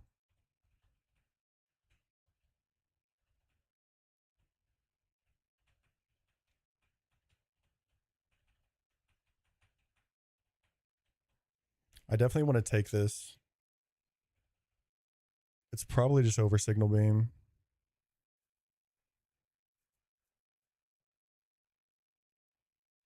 My main thought is for Shellos.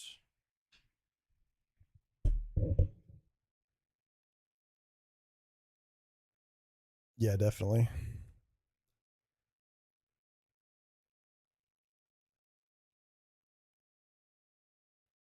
I've clicked Signal Beam like once on this the whole run. I think it's fine to drop that here. Yeah, I'm fine with it. Is Milkers learning anything? Hammer arm at 48. I'll take that. I don't mind that. I probably just go over body slam. I haven't used this too much. And this will be helpful for like licky on the last festival battle and Vigoroth too.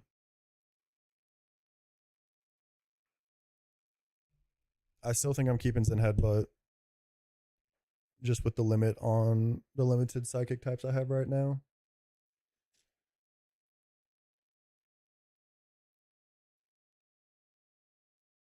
Yeah, I'm fine with this.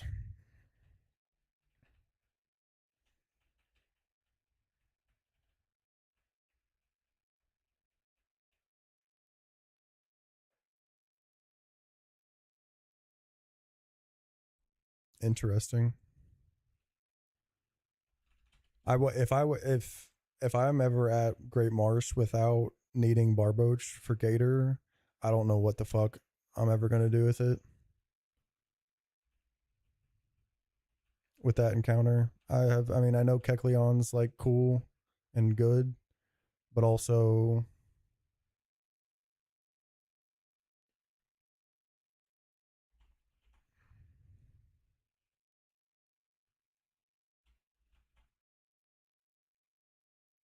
Snorlax, yes, but it's hella late game.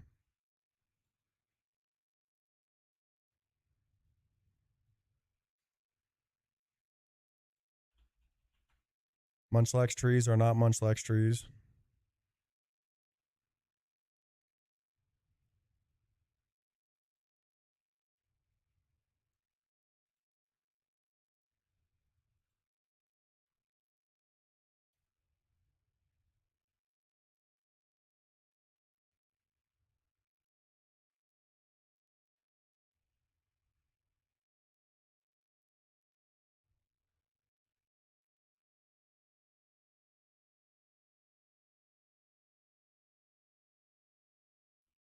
Wait, what are what? Scram?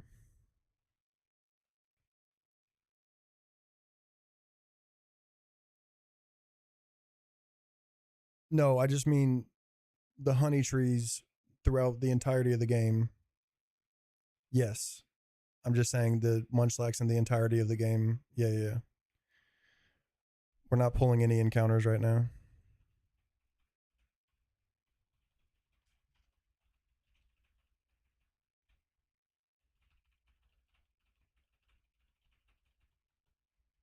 Not pulling any encounters right now.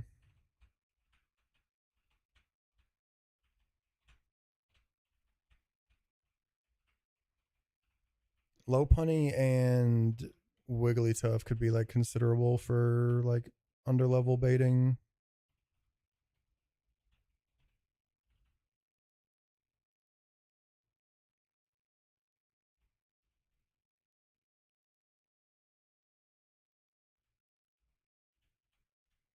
Uh, Probably not that high. No. An 8.9 box would be getting Gator online right now. You forget about the shit Carvana that I got and the Pachirisu I pulled on 205.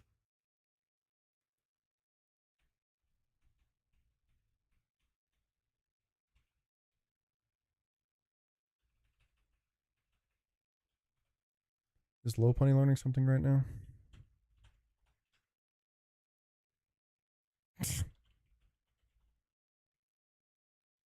Definitely. Low Punny is not learning something right now. Since it's fast, I'm not going to worry about keeping that a little under leveled. I'll 48 this for now.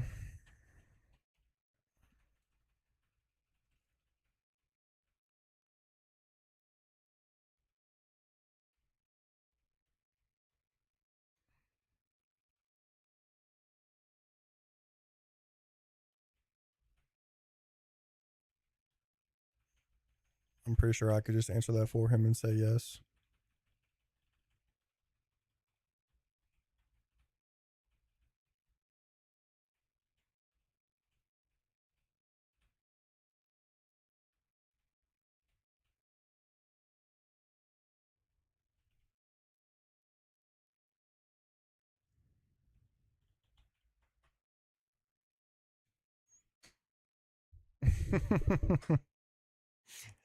Hef probably don't even know what the fuck that is alluding to.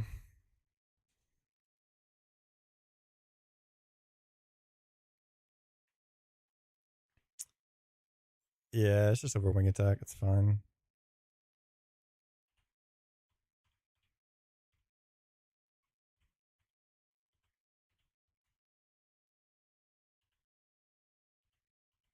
No.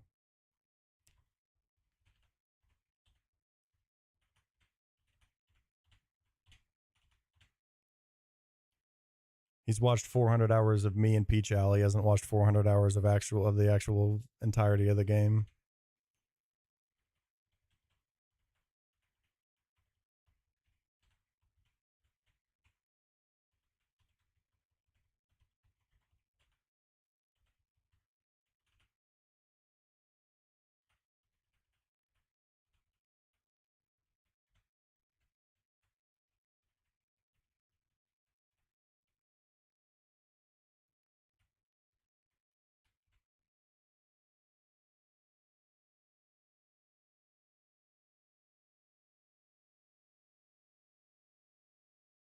I don't even know if it works like that in.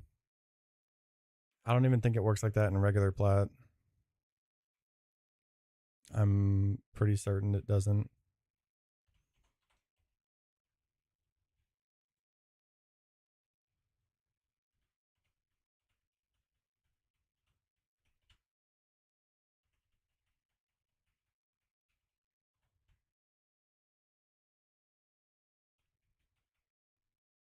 Iron Tail. The fuck are we doing, Luxray?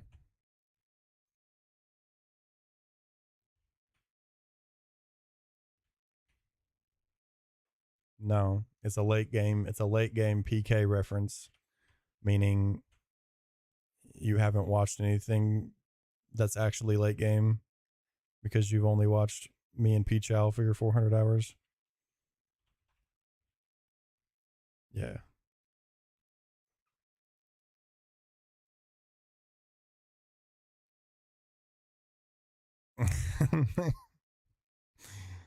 It's not what I meant.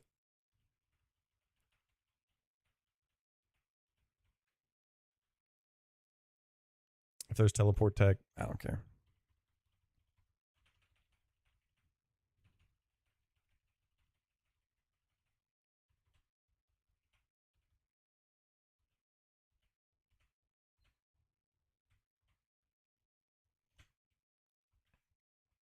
I'll just 48 these two.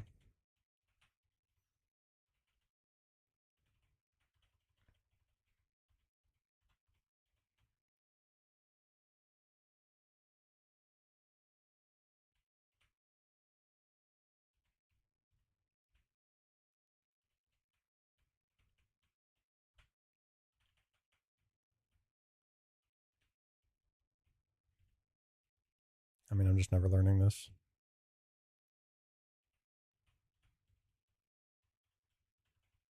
Yo, I'm so excited to throw my brawn at that fucking slacking scram. I can't wait.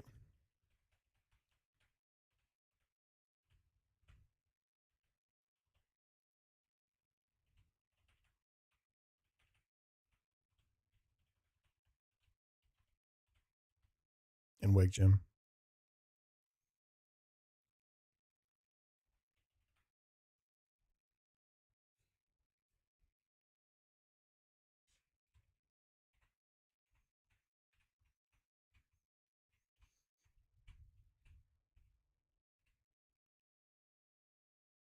Literally.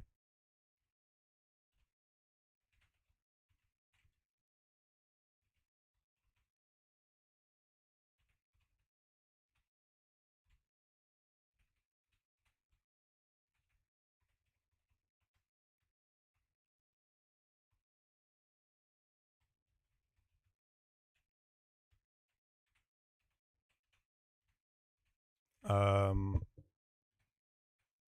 have other encounters by the time I get there.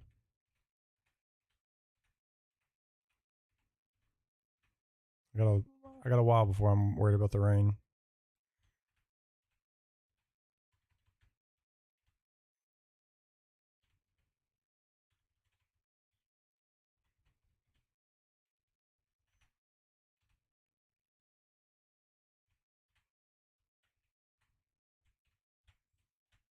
Yeah, I can imagine.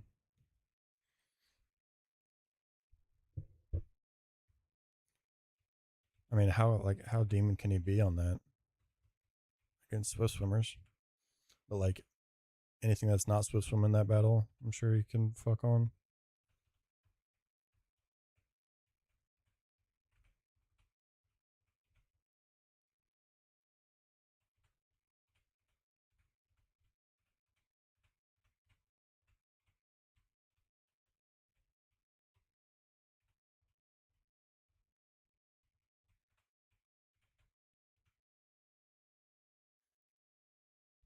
Yeah, that's yeah.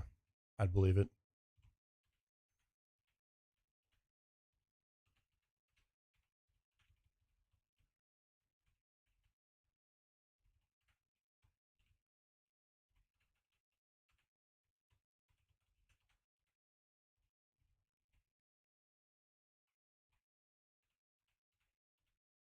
Mm, mm, mm, mm, mm, mm, mm.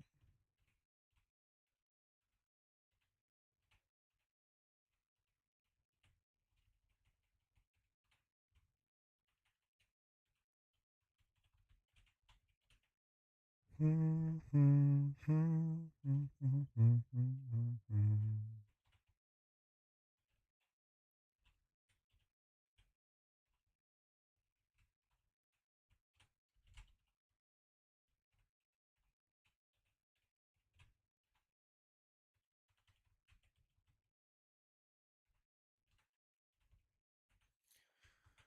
Might as well go re up again real fast.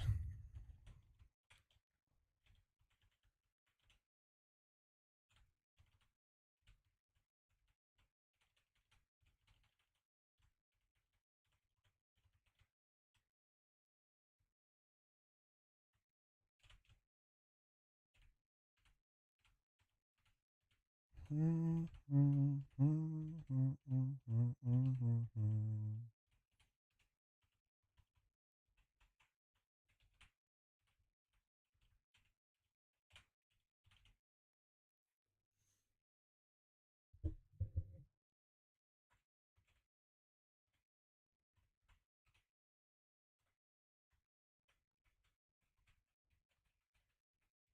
mm, mm, mm, mm.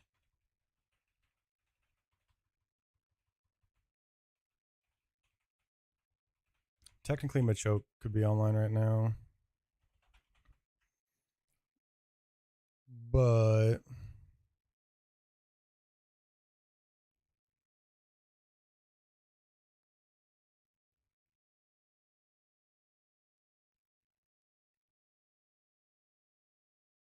I can also get superpower on Machamp if I spend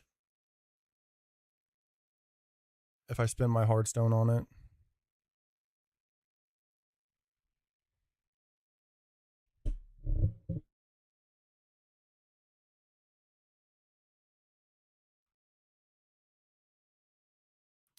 That feels potent.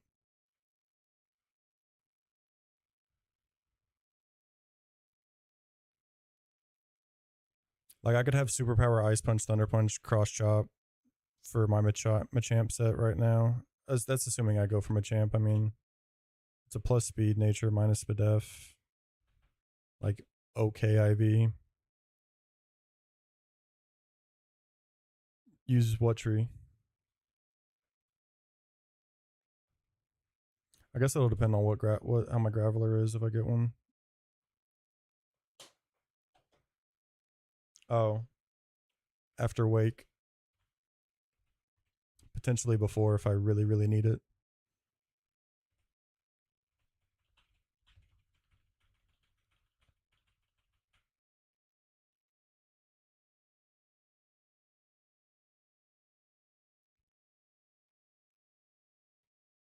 Facts.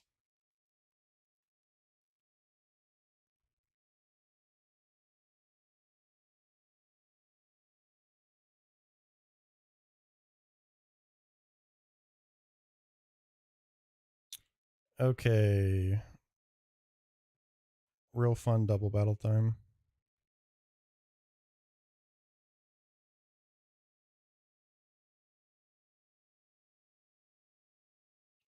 I could just go for. I could see if this tech can work again.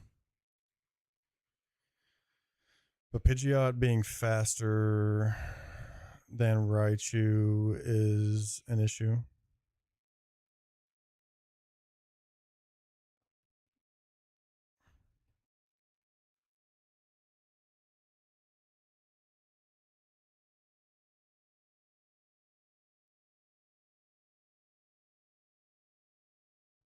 The fact that Delibird was faster than Sableye, slower than Raichu was the only reason that worked last time. Even if I hadn't leveled it up, it wouldn't have mattered.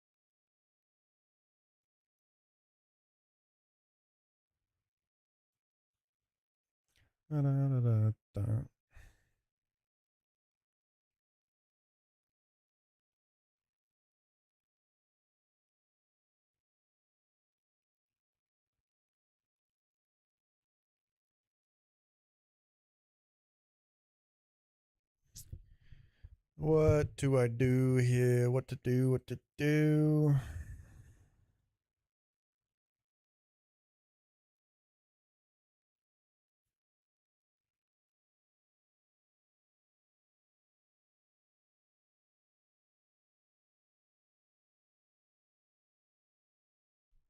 Mm,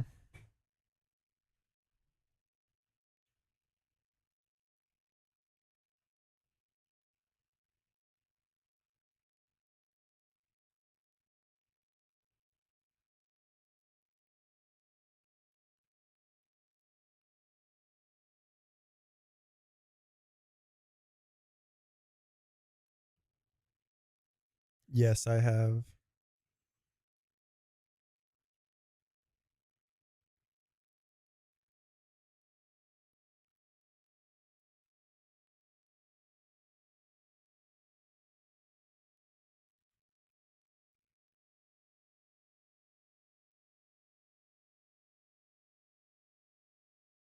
No, run and bun.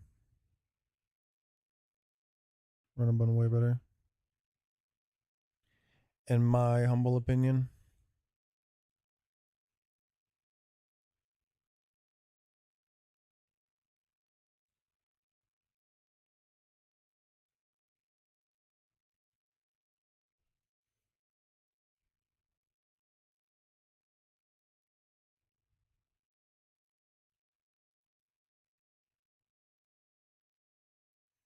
No.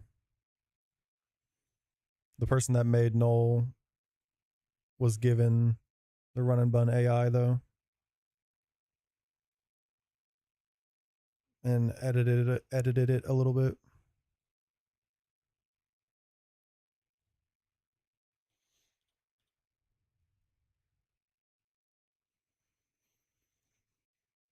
Um,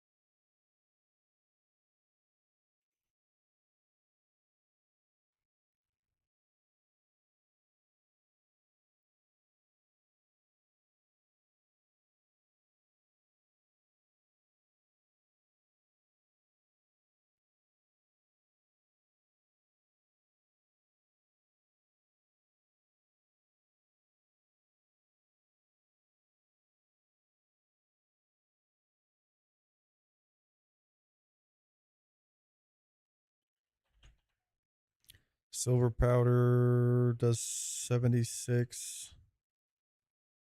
Accelerock does 23. Attack order does 93. Leaving it at 20. No, 29. Just one roll that wouldn't kill. It's probably fine though.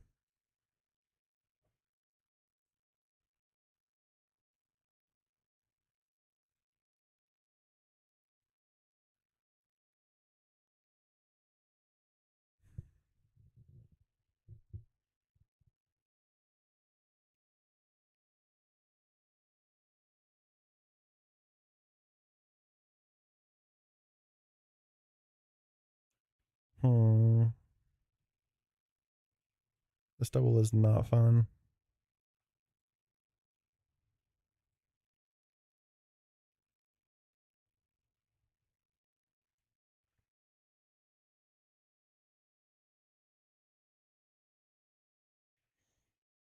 I mean, I guess I can probably control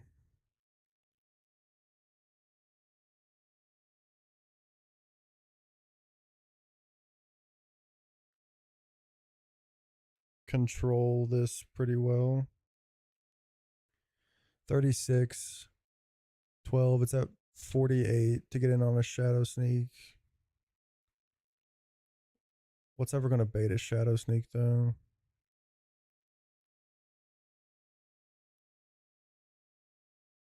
43 HP that.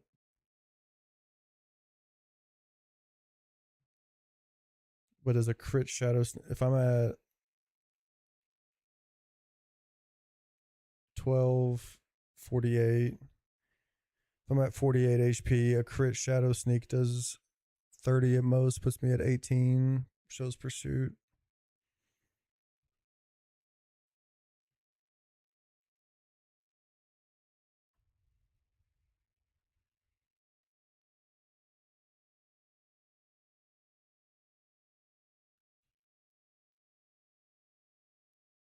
Malwow against Maylene.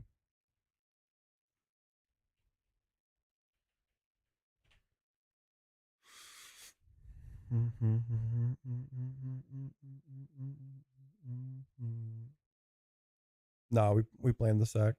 It's all good. We planned for it to die.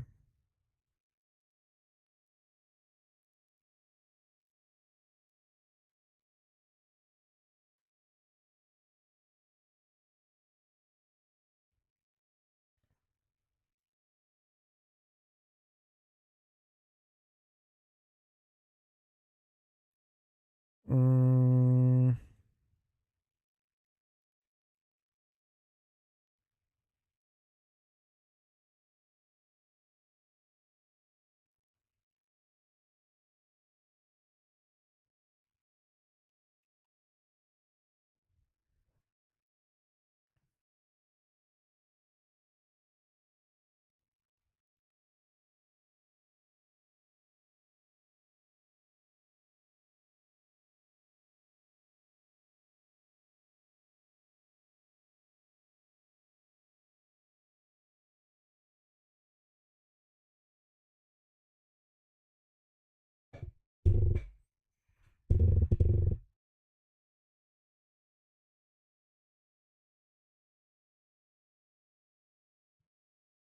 does fake out kill go over shadow sneak kill?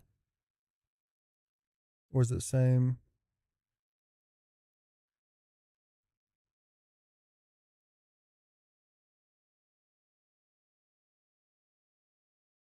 Oh, it actually doesn't. Shadow sneak goes over it. Yeah, shadow sneak is actually more incentivized than fake out. Fake out doesn't get. Fake out just gets +4.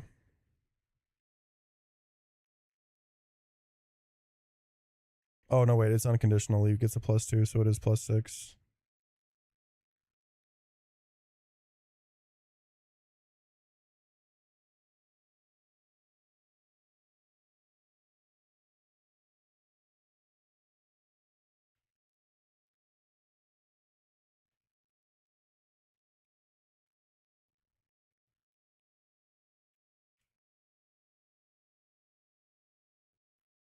I could show like fake out kill here because it's not going to get intimed.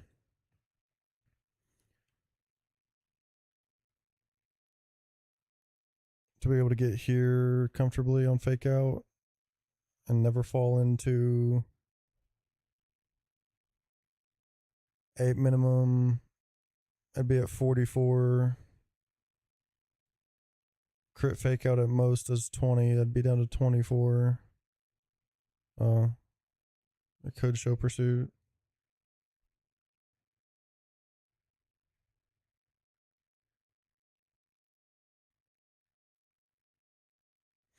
A level or two could change that probably.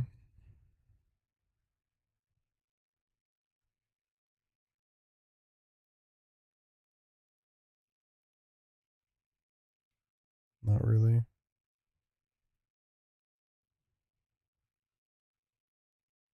Actually makes it worse, I think. What else can outspeed kill this? It's just Vespi.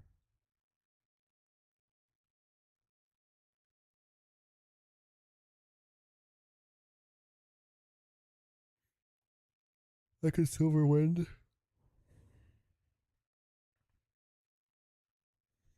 This Sableye is just so hard to control, man.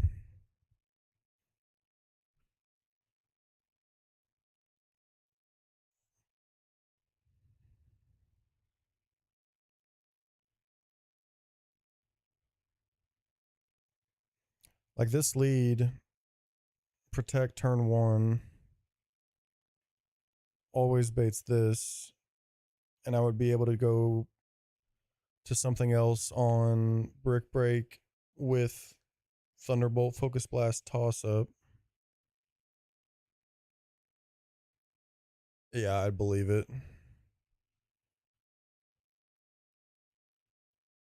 I'll never see him in here again when everyone else is online.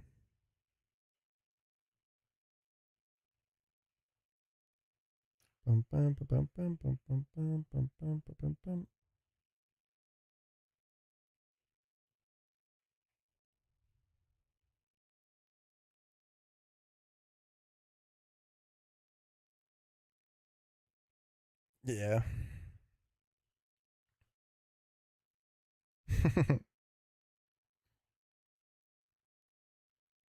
W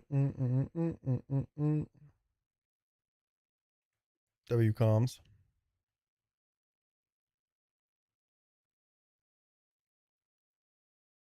What does close actually mean? What does close actually mean, though? Because you say you're about ready for Rourke and you've still got Jonathan to do. Fighting shield on? Okay, bet.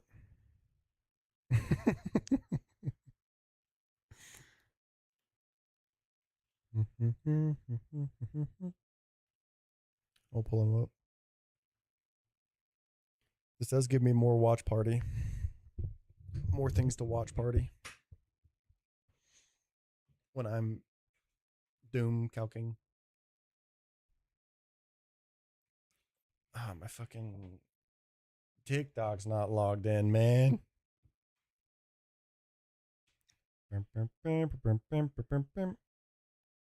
Yeah. I probably won't go too much longer, anyways.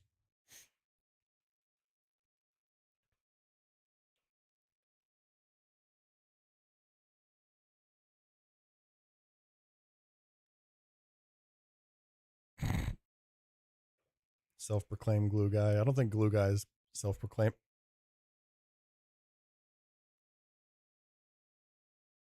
I don't think glue guys self-proclaim themselves as glue guys.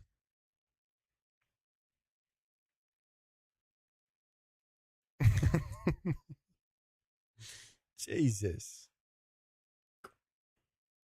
Rised. No, shut the fuck up. Random box breaking stream. Shut the fuck up.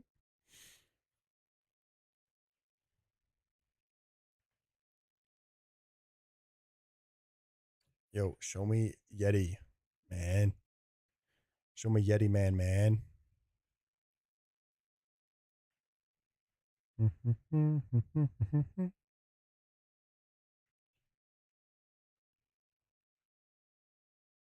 At least somebody can confirm it.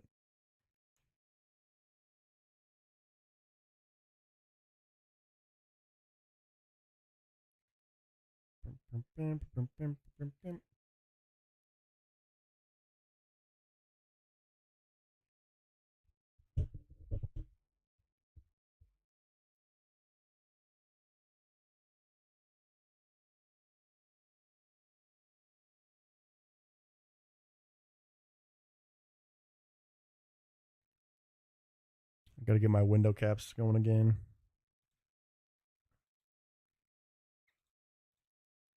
Just go to this screen, make it easier.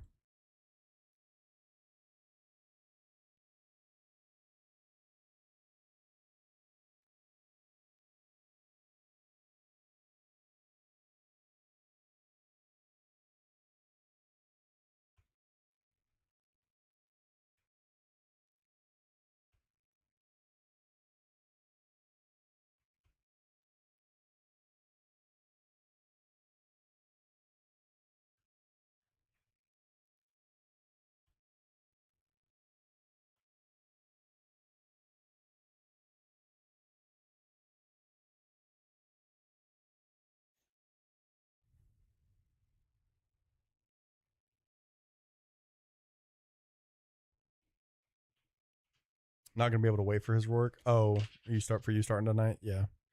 I'm probably not even gonna. I probably won't get around to this battle. I keep forgetting that the ruler is on. I'll probably watch his work and then hop off maybe.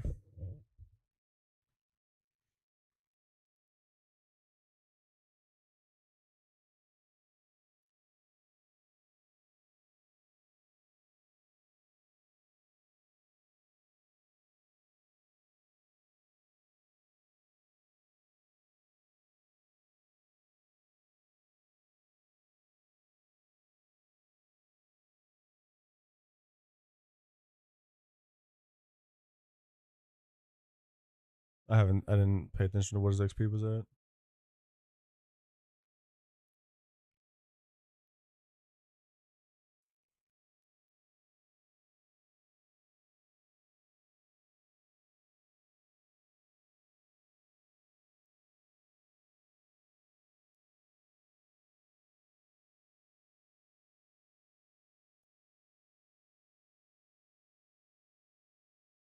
he messaged me last night. He messaged me last night like, how do you have your calculator set up to where the middle of the screen's cut out?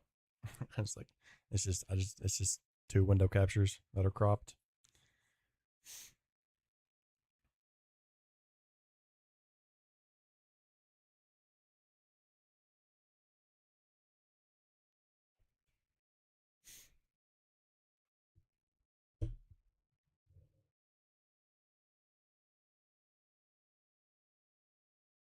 Bro doesn't know the power that he holds.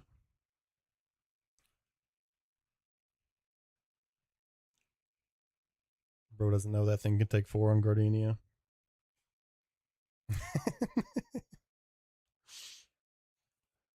Thing can fucking take 4 on Gardenia, bro. That's just insane.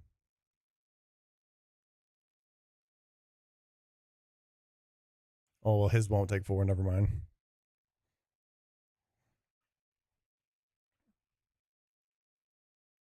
Since he already evoed it.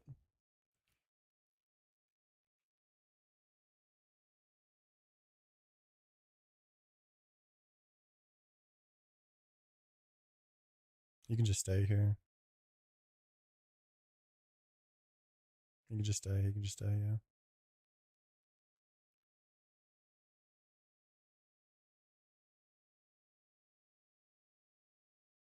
No, I'm not. I'm not. That's too much mental thought for that double.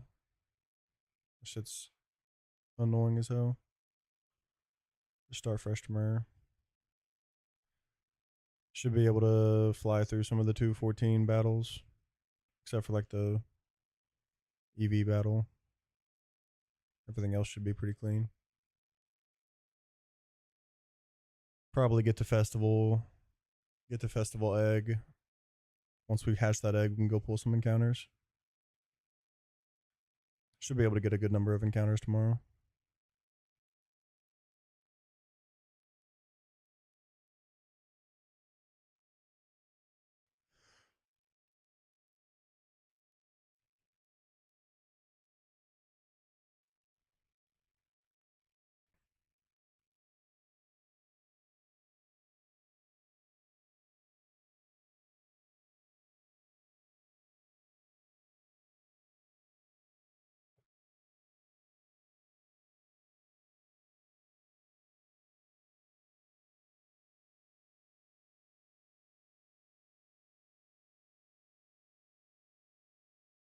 Facts.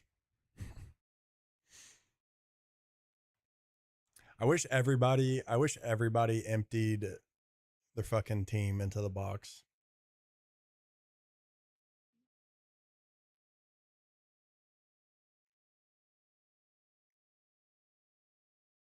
I wish everyone emptied their teams into the box after every battle and took items off and shit.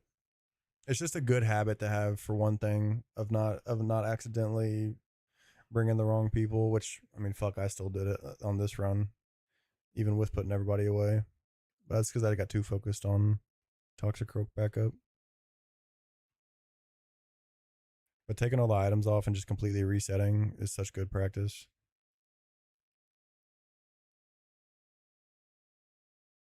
Hey, he knows ball. I said that I wish everybody would empty their team into their box between battles. And like, you know, not that everybody needs to do what I do, but like also having the calc screen up and still just being able to see the box is like, I think I would very much think it would be nice.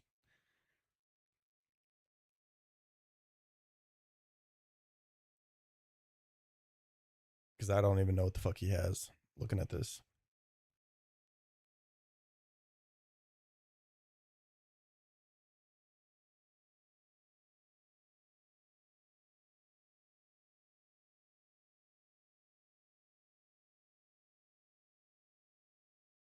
I just imagine, for watching on TikTok, that being able to see the calc clearly, but then also be able to see the box down there in the bottom corner to where you can just actually see what all I have. since like while I'm looking at these numbers and stuff, you can't see everybody. I have to scroll down to actually show the whole box. Like if I'm on this point of the screen, of the screen, what the fuck?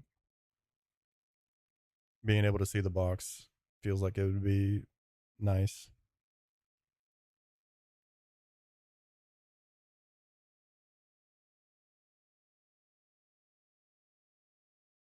Oh yeah. Yeah, mine's mine's 67% zoom.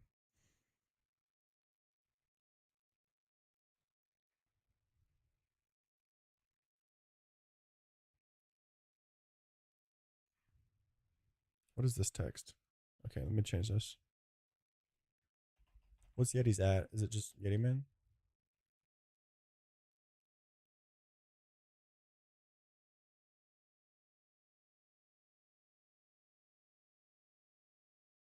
The Yeti Man 05?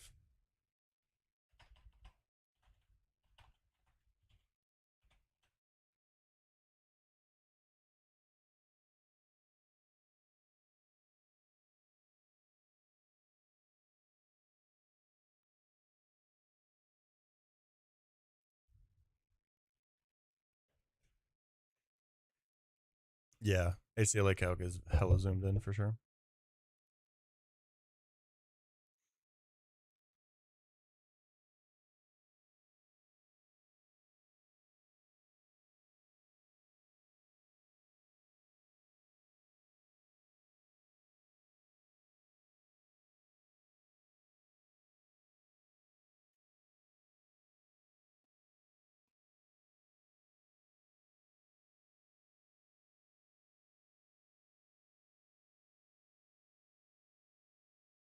Sadly, yes. But we don't talk about bigots in this stream.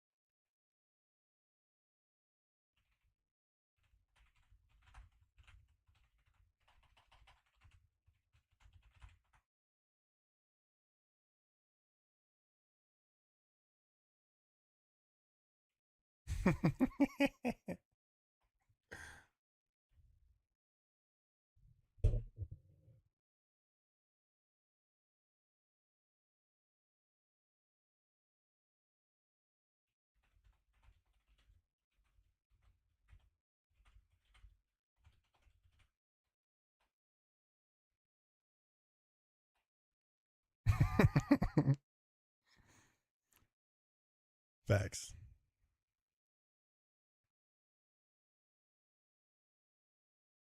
Hey, to be honest, I was typing when I saw you ask, "Can I see your box?"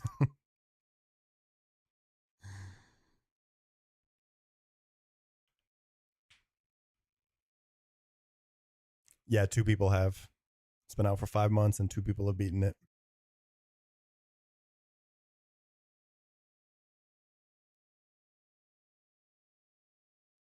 100%. Yeah, there's no. I mean, he doesn't have anything better for that little leap other than Roselia. Yeah, exactly, Soren. It is a tough one.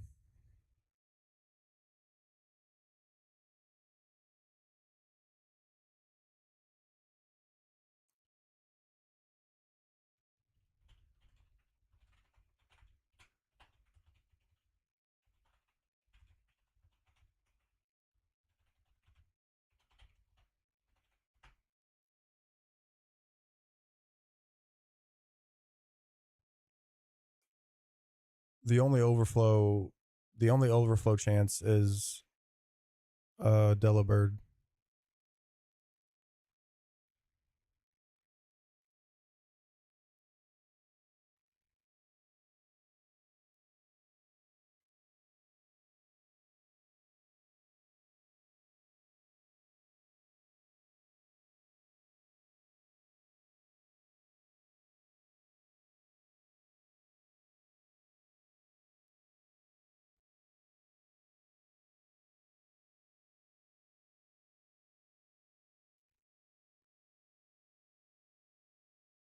The only thing that overflows in this battle is if you Delibird, if Delibird answers Gibble, Granados overflows, and Corsola comes in.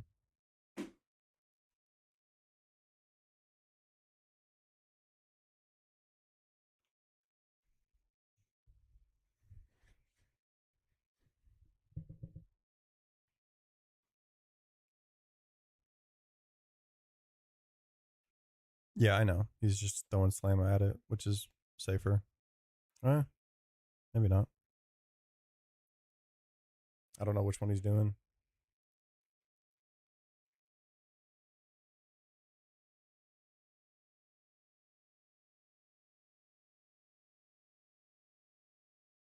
I don't think Delibird's a good bring here if he's bringing Slamma.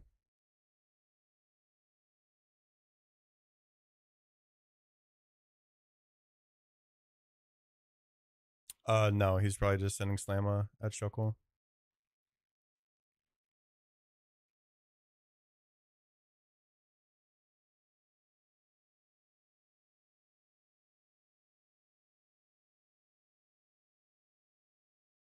Nah, don't give it to Sentret.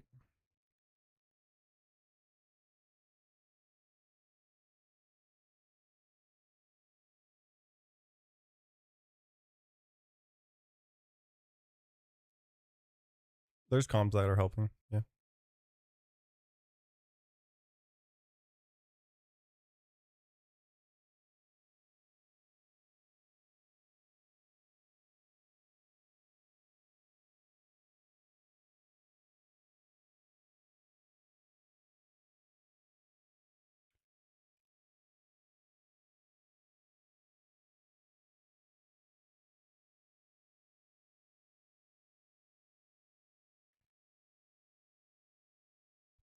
I mean, I don't know what should really even learn Toxic, to be honest, but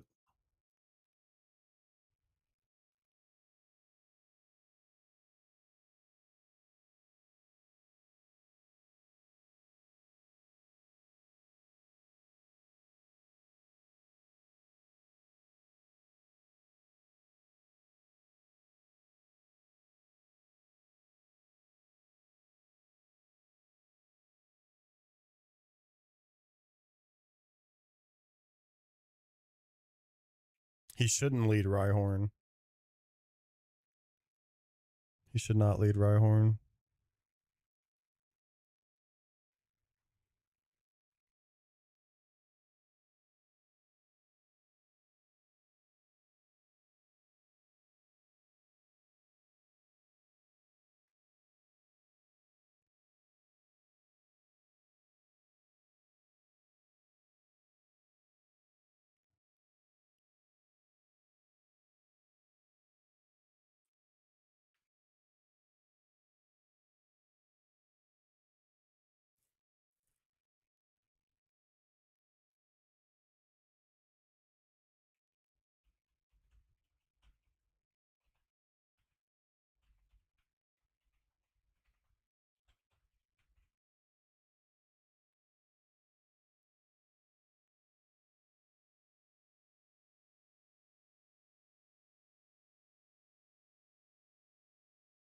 I mean, Rhyhorn.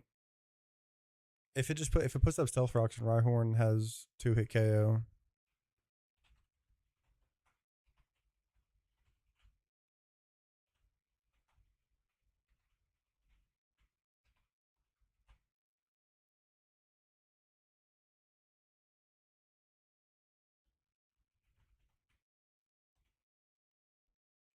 Glam here is never bad. I'm gonna let him.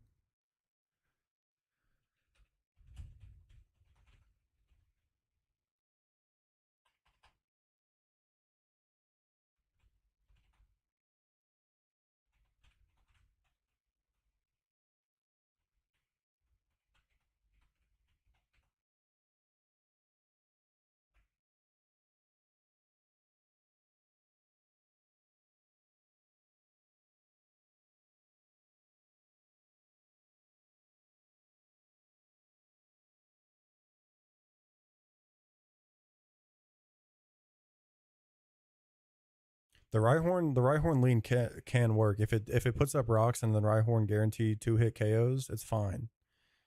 He even get he even gets 17 for the Rhyhorn matchup.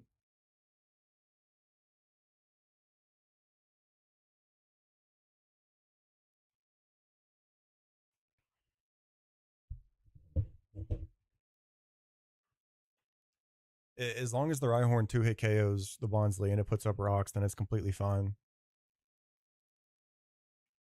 And baiting Lil for guaranteed Giga Drain is best for. I think he's got a relatively fine team. I think Slamma Deli is a little bit of overlap. I don't know what's going to sit on Shuckle.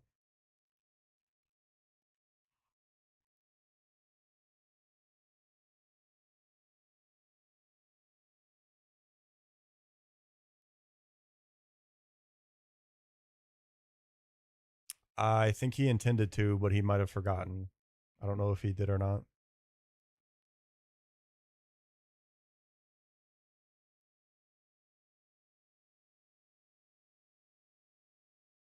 I mean, Glameow can also just kind of sit. Oh, he did teach Toxic.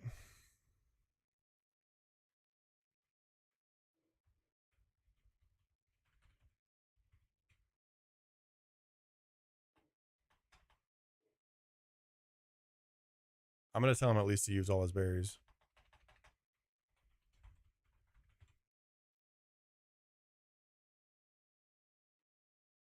Shilon there is, I guess, okay. It could first turn boom, but I think since it's resisted, it's probably okay. He's using all his berries. He's fine.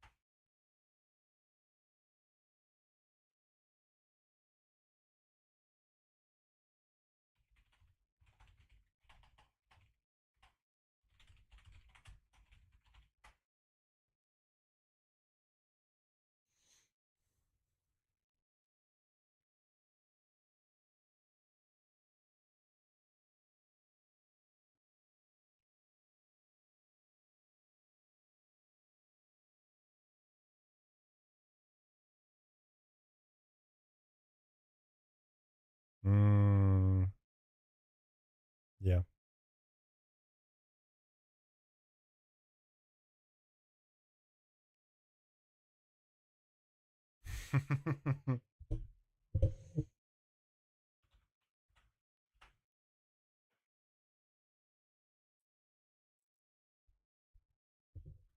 Yeah, but also I don't think that your doc should be.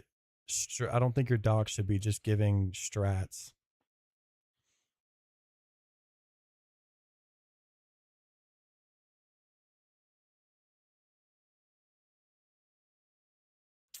Um, I haven't seen it. I was just that seemed like what you were talking about. That Shuckle for or Chestnut for Shuckle was possibly it. Yeah, I mean, yeah, I don't know. I'll check out the doc later for sure. Brick break here probably seals if this Bonsly brick breaks, it probably seals his fate. Okay, dig is a guaranteed 2-hit KO, so that's good. If it puts up rocks here, he's got a decent chance.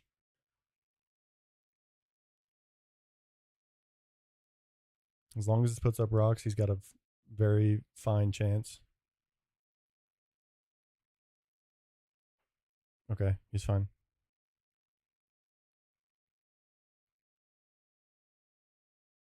I mean, the Roselia against the Leap is going to be very cope, but it can do it.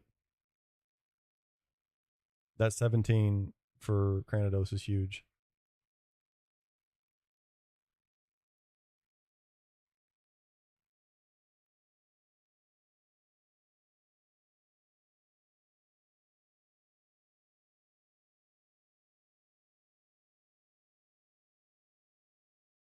CSK punching the air right now. I'm weak.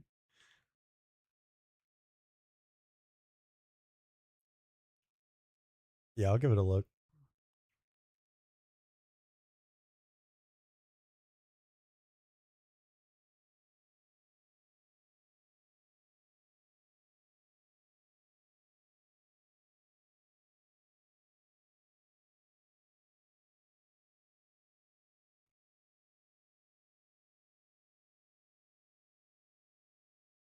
He just needs he needs paraturns.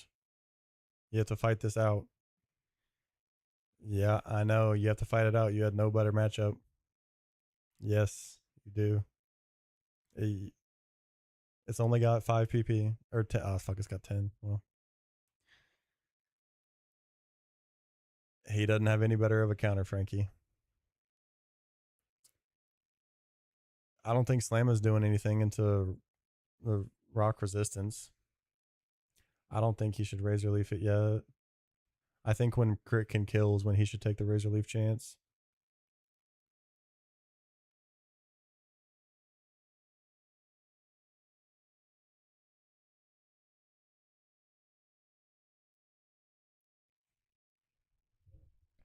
Can you stack status? What kind of what kind of Pokemon game are we playing?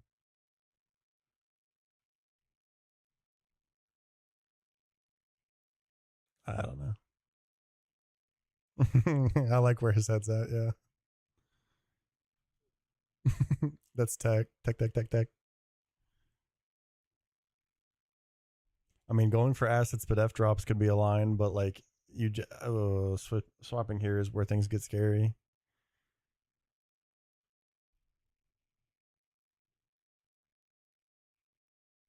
I think when you have a chance for Razor to kill with a crit is when you do that.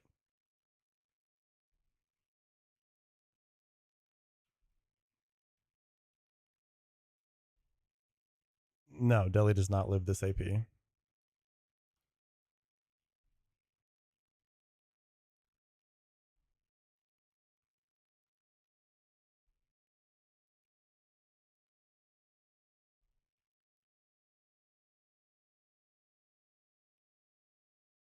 Oh my, huge crit. But it got one too, and it got the Omni. Okay, this is still playable though. You're fine, you're fine.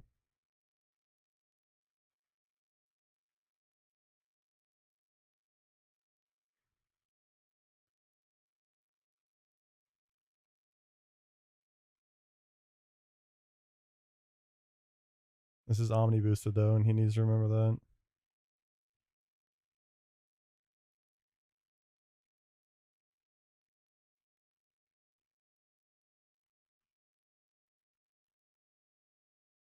No, don't send out Rhyhorn. Don't send out Rhyhorn. Don't send out Rhyhorn.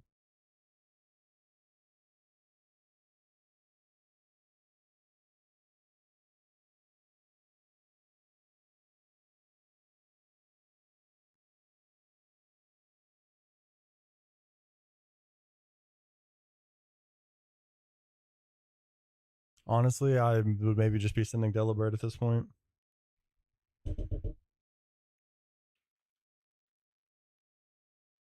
Yeah, it has to be Deli.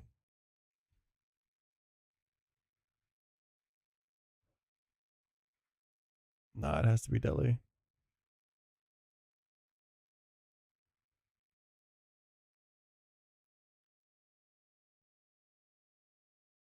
Deli has a range to kill. Deli has a range.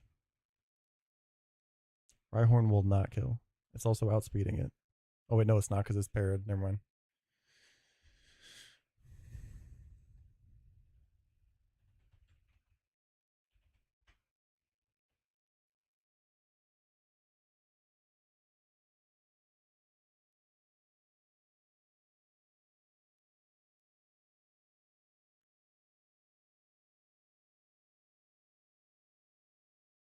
You can just, you literally have a potential kill range with Delibird. I'm disagreeing with Dawn.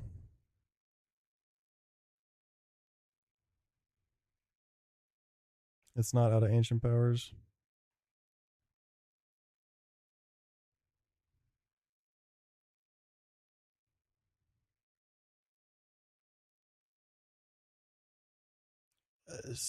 Powder Snow has a chance to kill.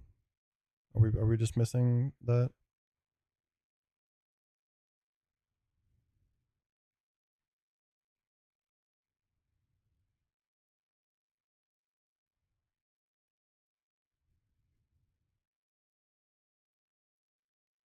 Yeah.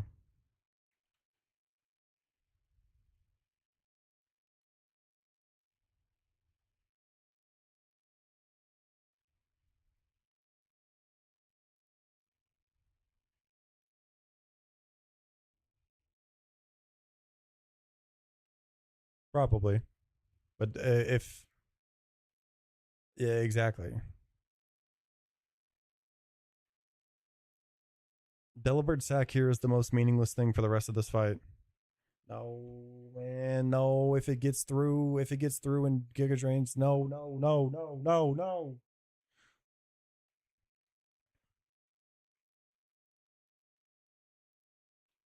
Rhyhorn's Rhyhorn's not gonna kill.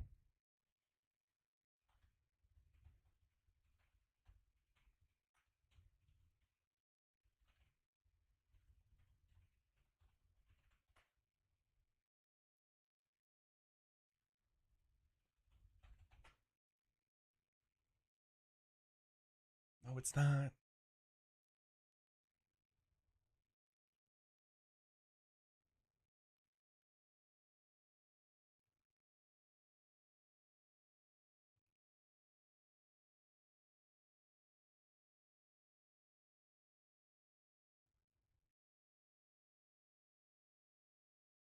Don't go Rhyhorn, dude.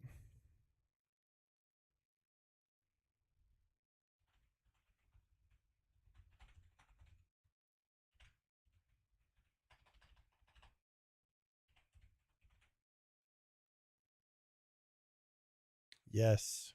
Yes. Yes. Yes. It doesn't matter, GSK. It's fine. No, it doesn't.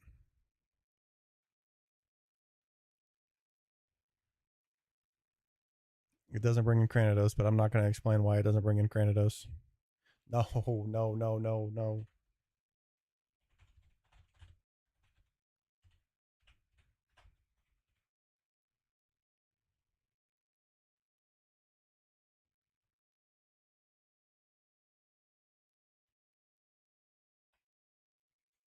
Don't put in Rye.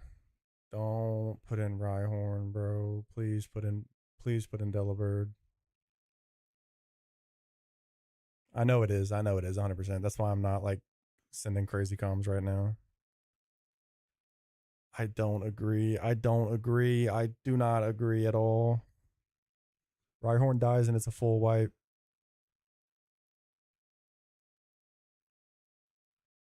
Sure. That Delibird does kill there, by the way. That Delibird 100% kills.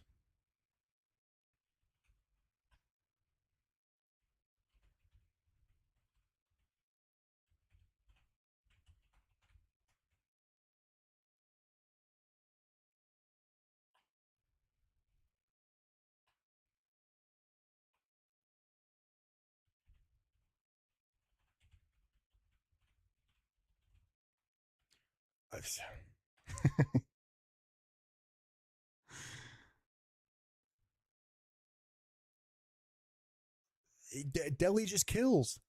Deli does not sack. Deli just kills. If that Rhyhorn barely missed the range to kill, Deli kills that range. Deli just kills that. And if Rhyhorn doesn't get the full pair there and Rhyhorn dies, it's complete wipe. Cranny wouldn't come in, it'd be Corsola because of overflow. And even if it did come in, it'd be low enough to where it's not going to be head smash.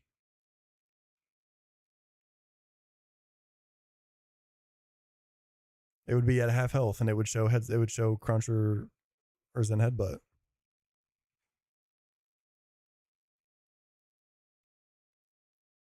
Yeah, that's like the only thing that can overflow in that entire fight is Delibird on Cranidos baiting.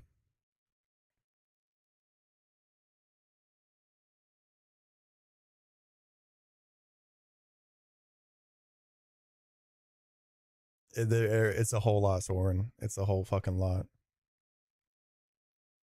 It's fine. It'd be clicking Accelerock anyways. It can't. He doesn't know that. That's a quirk, though. It can't recover when you're slower. It cannot recover when you're slower.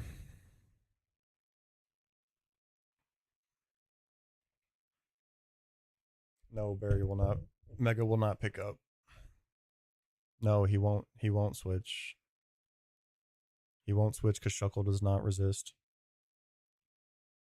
Soren with the super fan. Thank you, thank you, thank you. Appreciate it. Thank you so much. I appreciate it. Big time.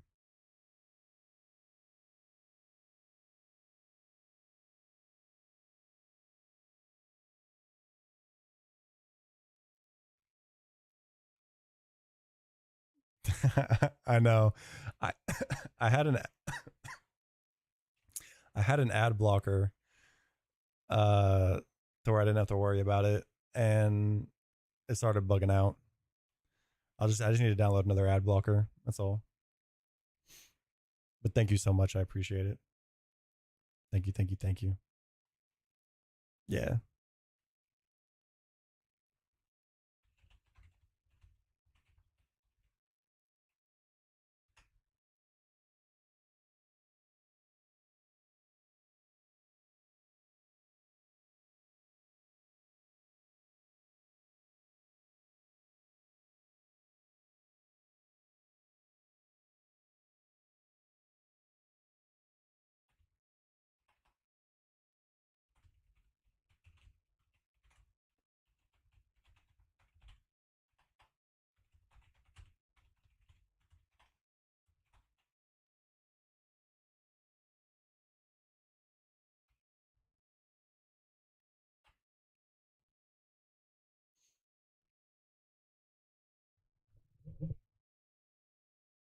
I mean, you have to go somewhere and get a toxic in immediately.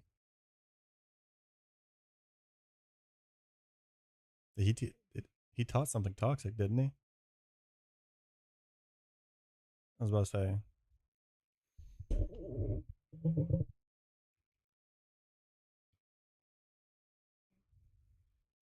I think you go to Slamma here, you toxic, and then you go Glameow and Charm. Maybe twice. And if you can like survive long enough to where maybe Cranidos comes out into you.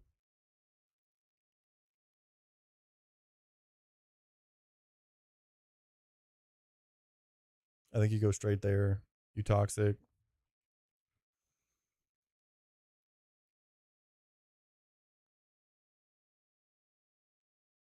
Oh, does he have knockoff there? Oh my god, he does. Oh, that's tech. That's tech.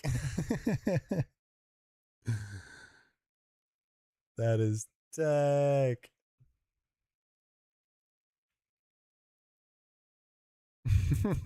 I mean, nobody's taking Slamma.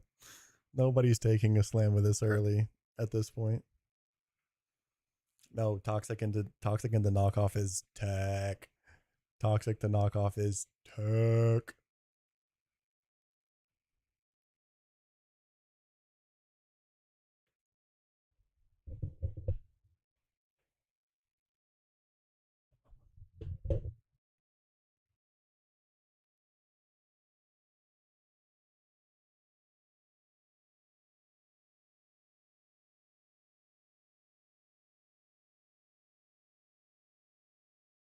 He can definitely.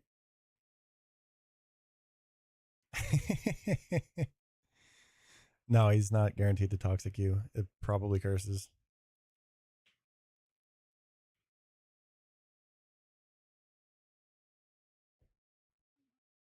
It should curse first. 9 times out of 10, it curses first.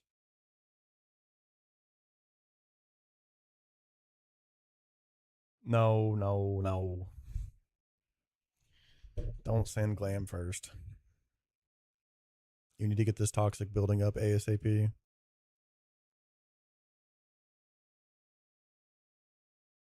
I mean, turtle is done for the battle. You can, once it's,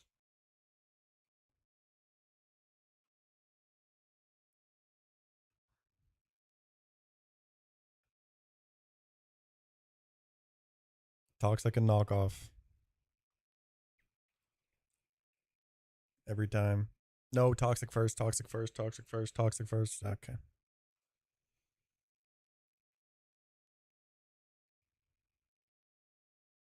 If this, oh, that's not good. Unlucky.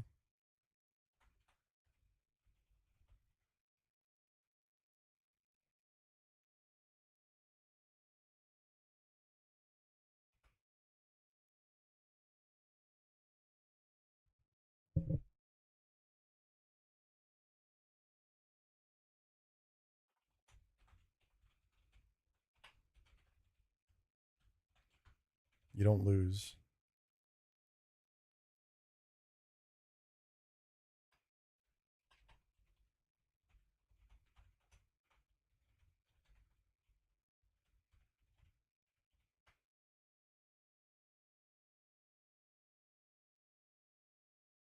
Yeah, what are we doing with no game audio? What are we doing with no game audio? We got this elevator ass music in the background.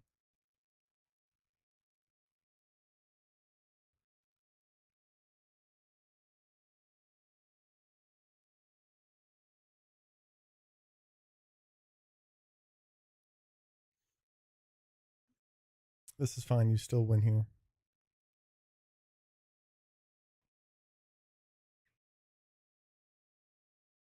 Don't send Delaware. Whatever you do, do not send Delaware. You probably send Rhyhorn here. You send Rhyhorn here because that should bait Earth Power out of Gibble.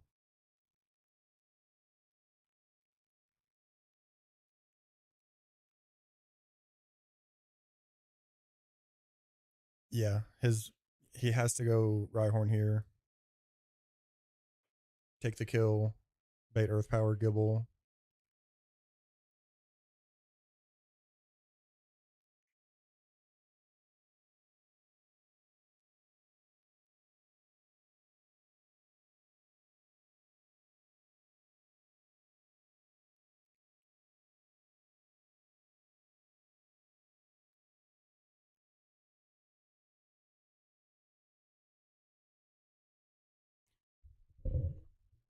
There is 100% a line for him to win still.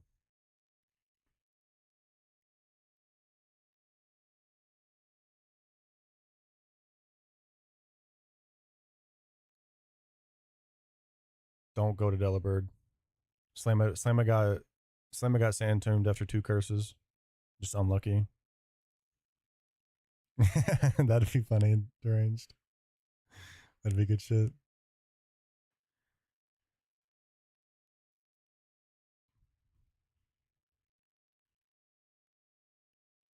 There is a 100% a line to win this. No, you don't because you're faster and kill. Pusha with the raid. Thank you, brother. What's up, man? What's up, brother? I'm actually calling it before too long, but W a push. What's up, Dinah? How are we, bro? Hope you've been good. W partner badge, bro. Sheesh. It's all good. All good. Just watching Yeti's watching Yeti's work. Now we have the TikTok streamer Red on Perp. I know, right? That's my boy though. That's my boy. Let me reset this.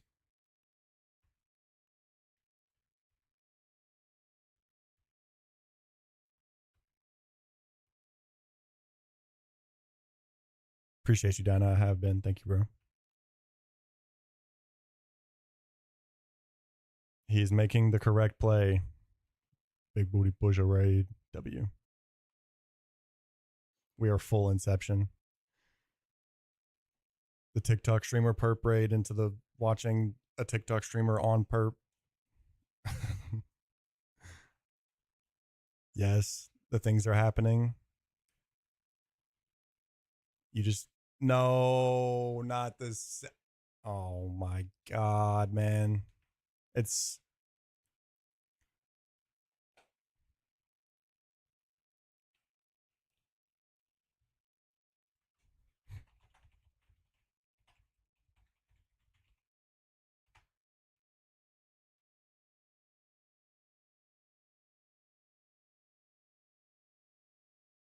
that's so unlucky. It's a sign to run penguin. Shut the I mean, yeah, probably.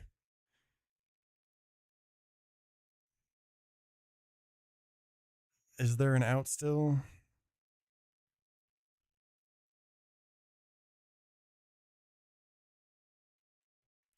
I mean, it's you send Glammy out. This isn't over. It's not completely over, but it's not good.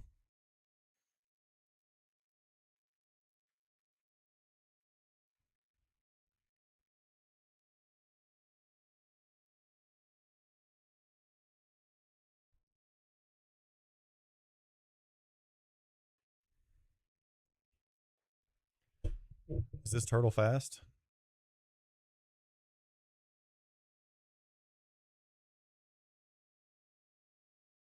It's never Rhyhorn. No. You have free swap right here.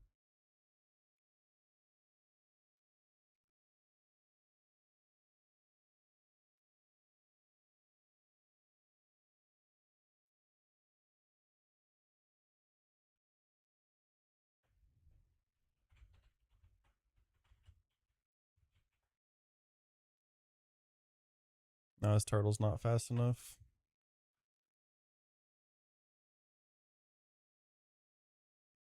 He kind of just has to go Groddle. He kind of just has to go Groddle.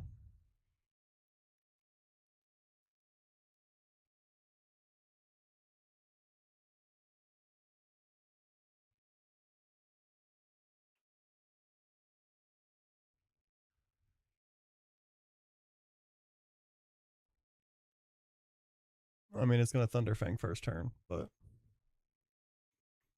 no, I don't think I'm gonna play anymore. I think I'll be done. This double battle that I'm having to fucking plan for is annoying.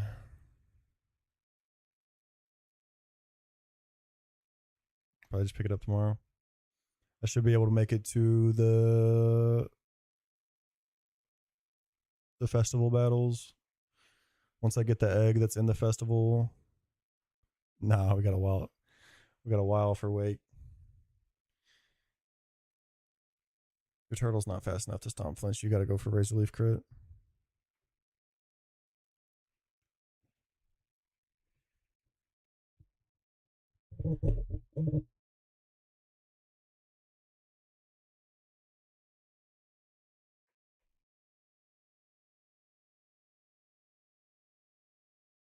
It's copycat flamethrower.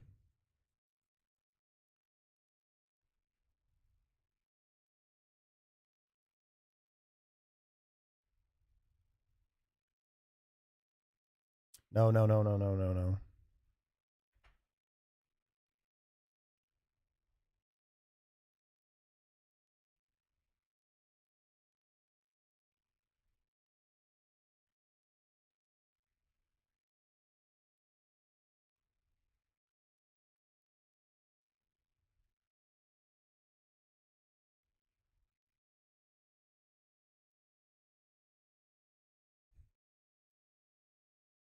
Chip is chip. Yeah, right.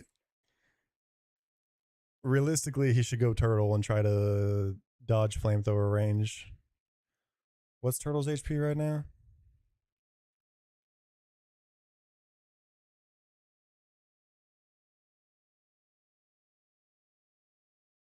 I think it's at like 28, and I don't know how much. I think the flamethrower high rolls were like 20.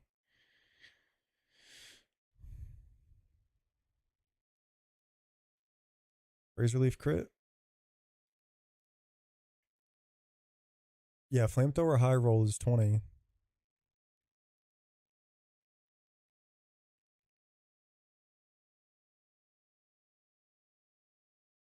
That's no, it just goes for highest damage. I would not click out earth power there.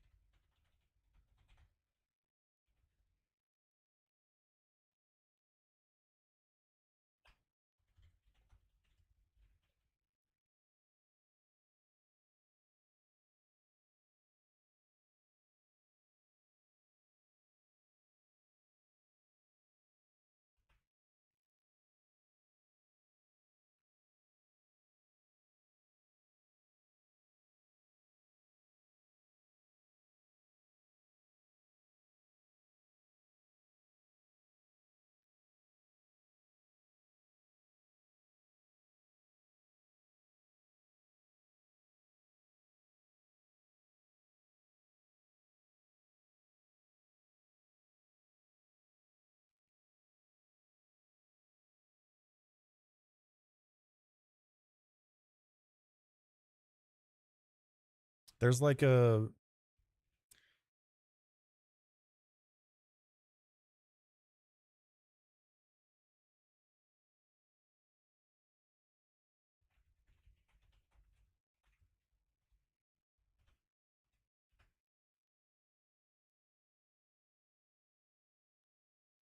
I mean, there's no reason to worry about swaps right now.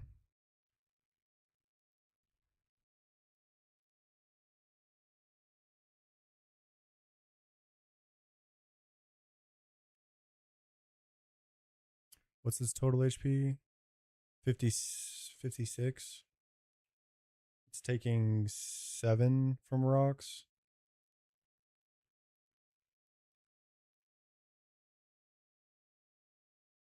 That means it lives. I mean, it probably doesn't live the next turn, but like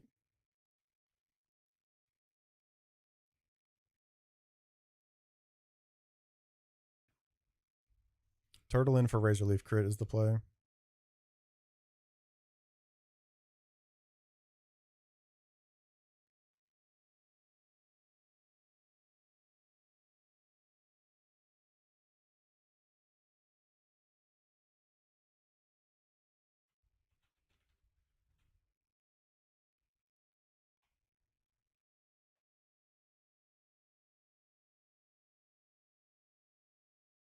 No, it's just clicking highest damage.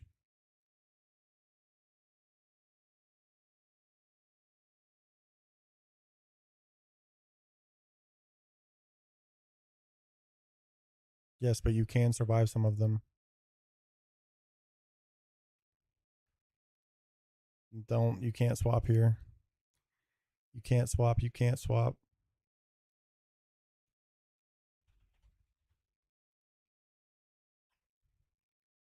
Swapping is not doing anything for you. Swapping is pointless.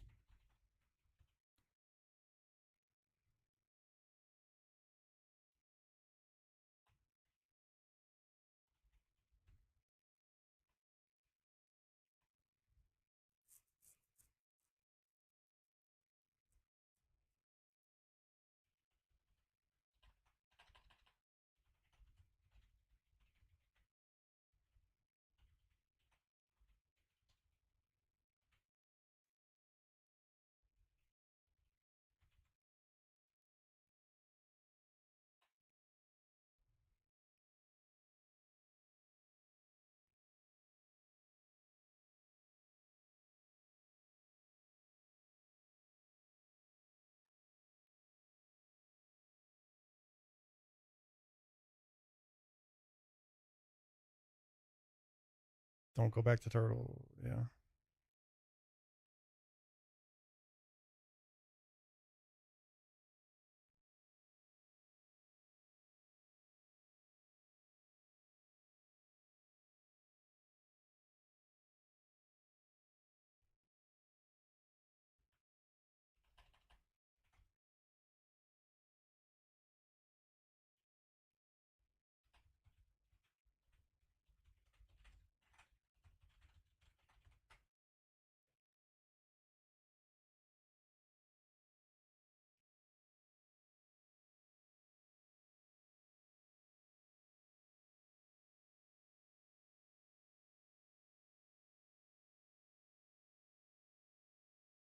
Glamio was not free.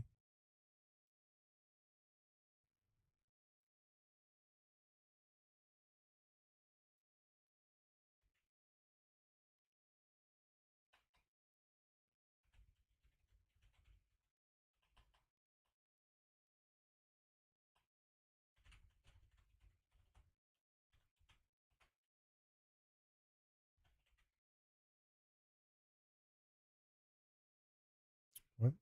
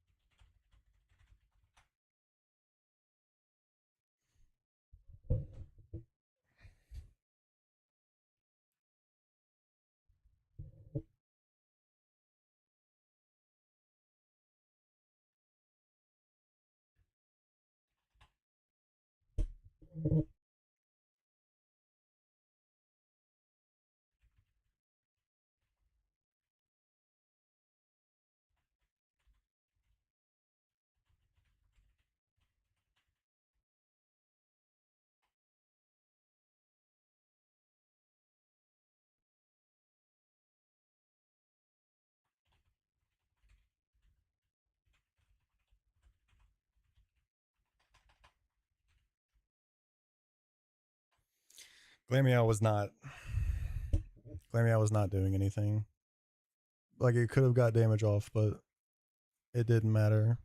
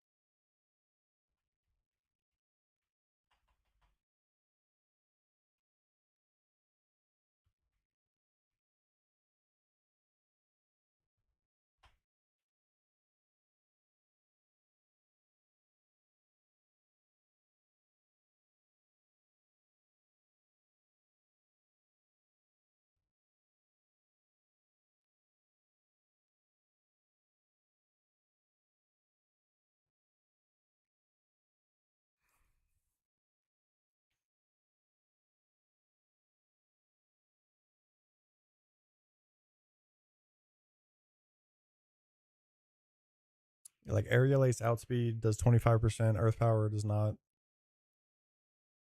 do much.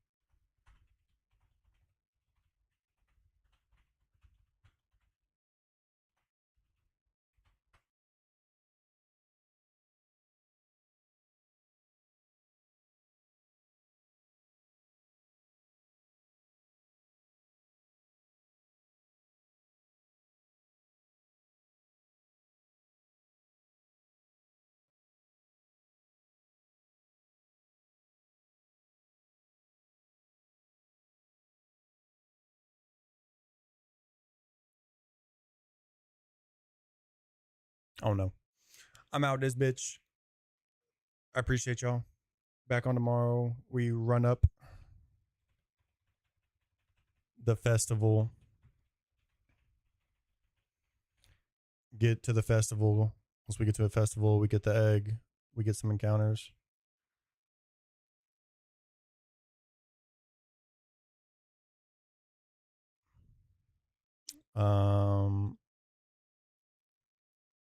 And we roll.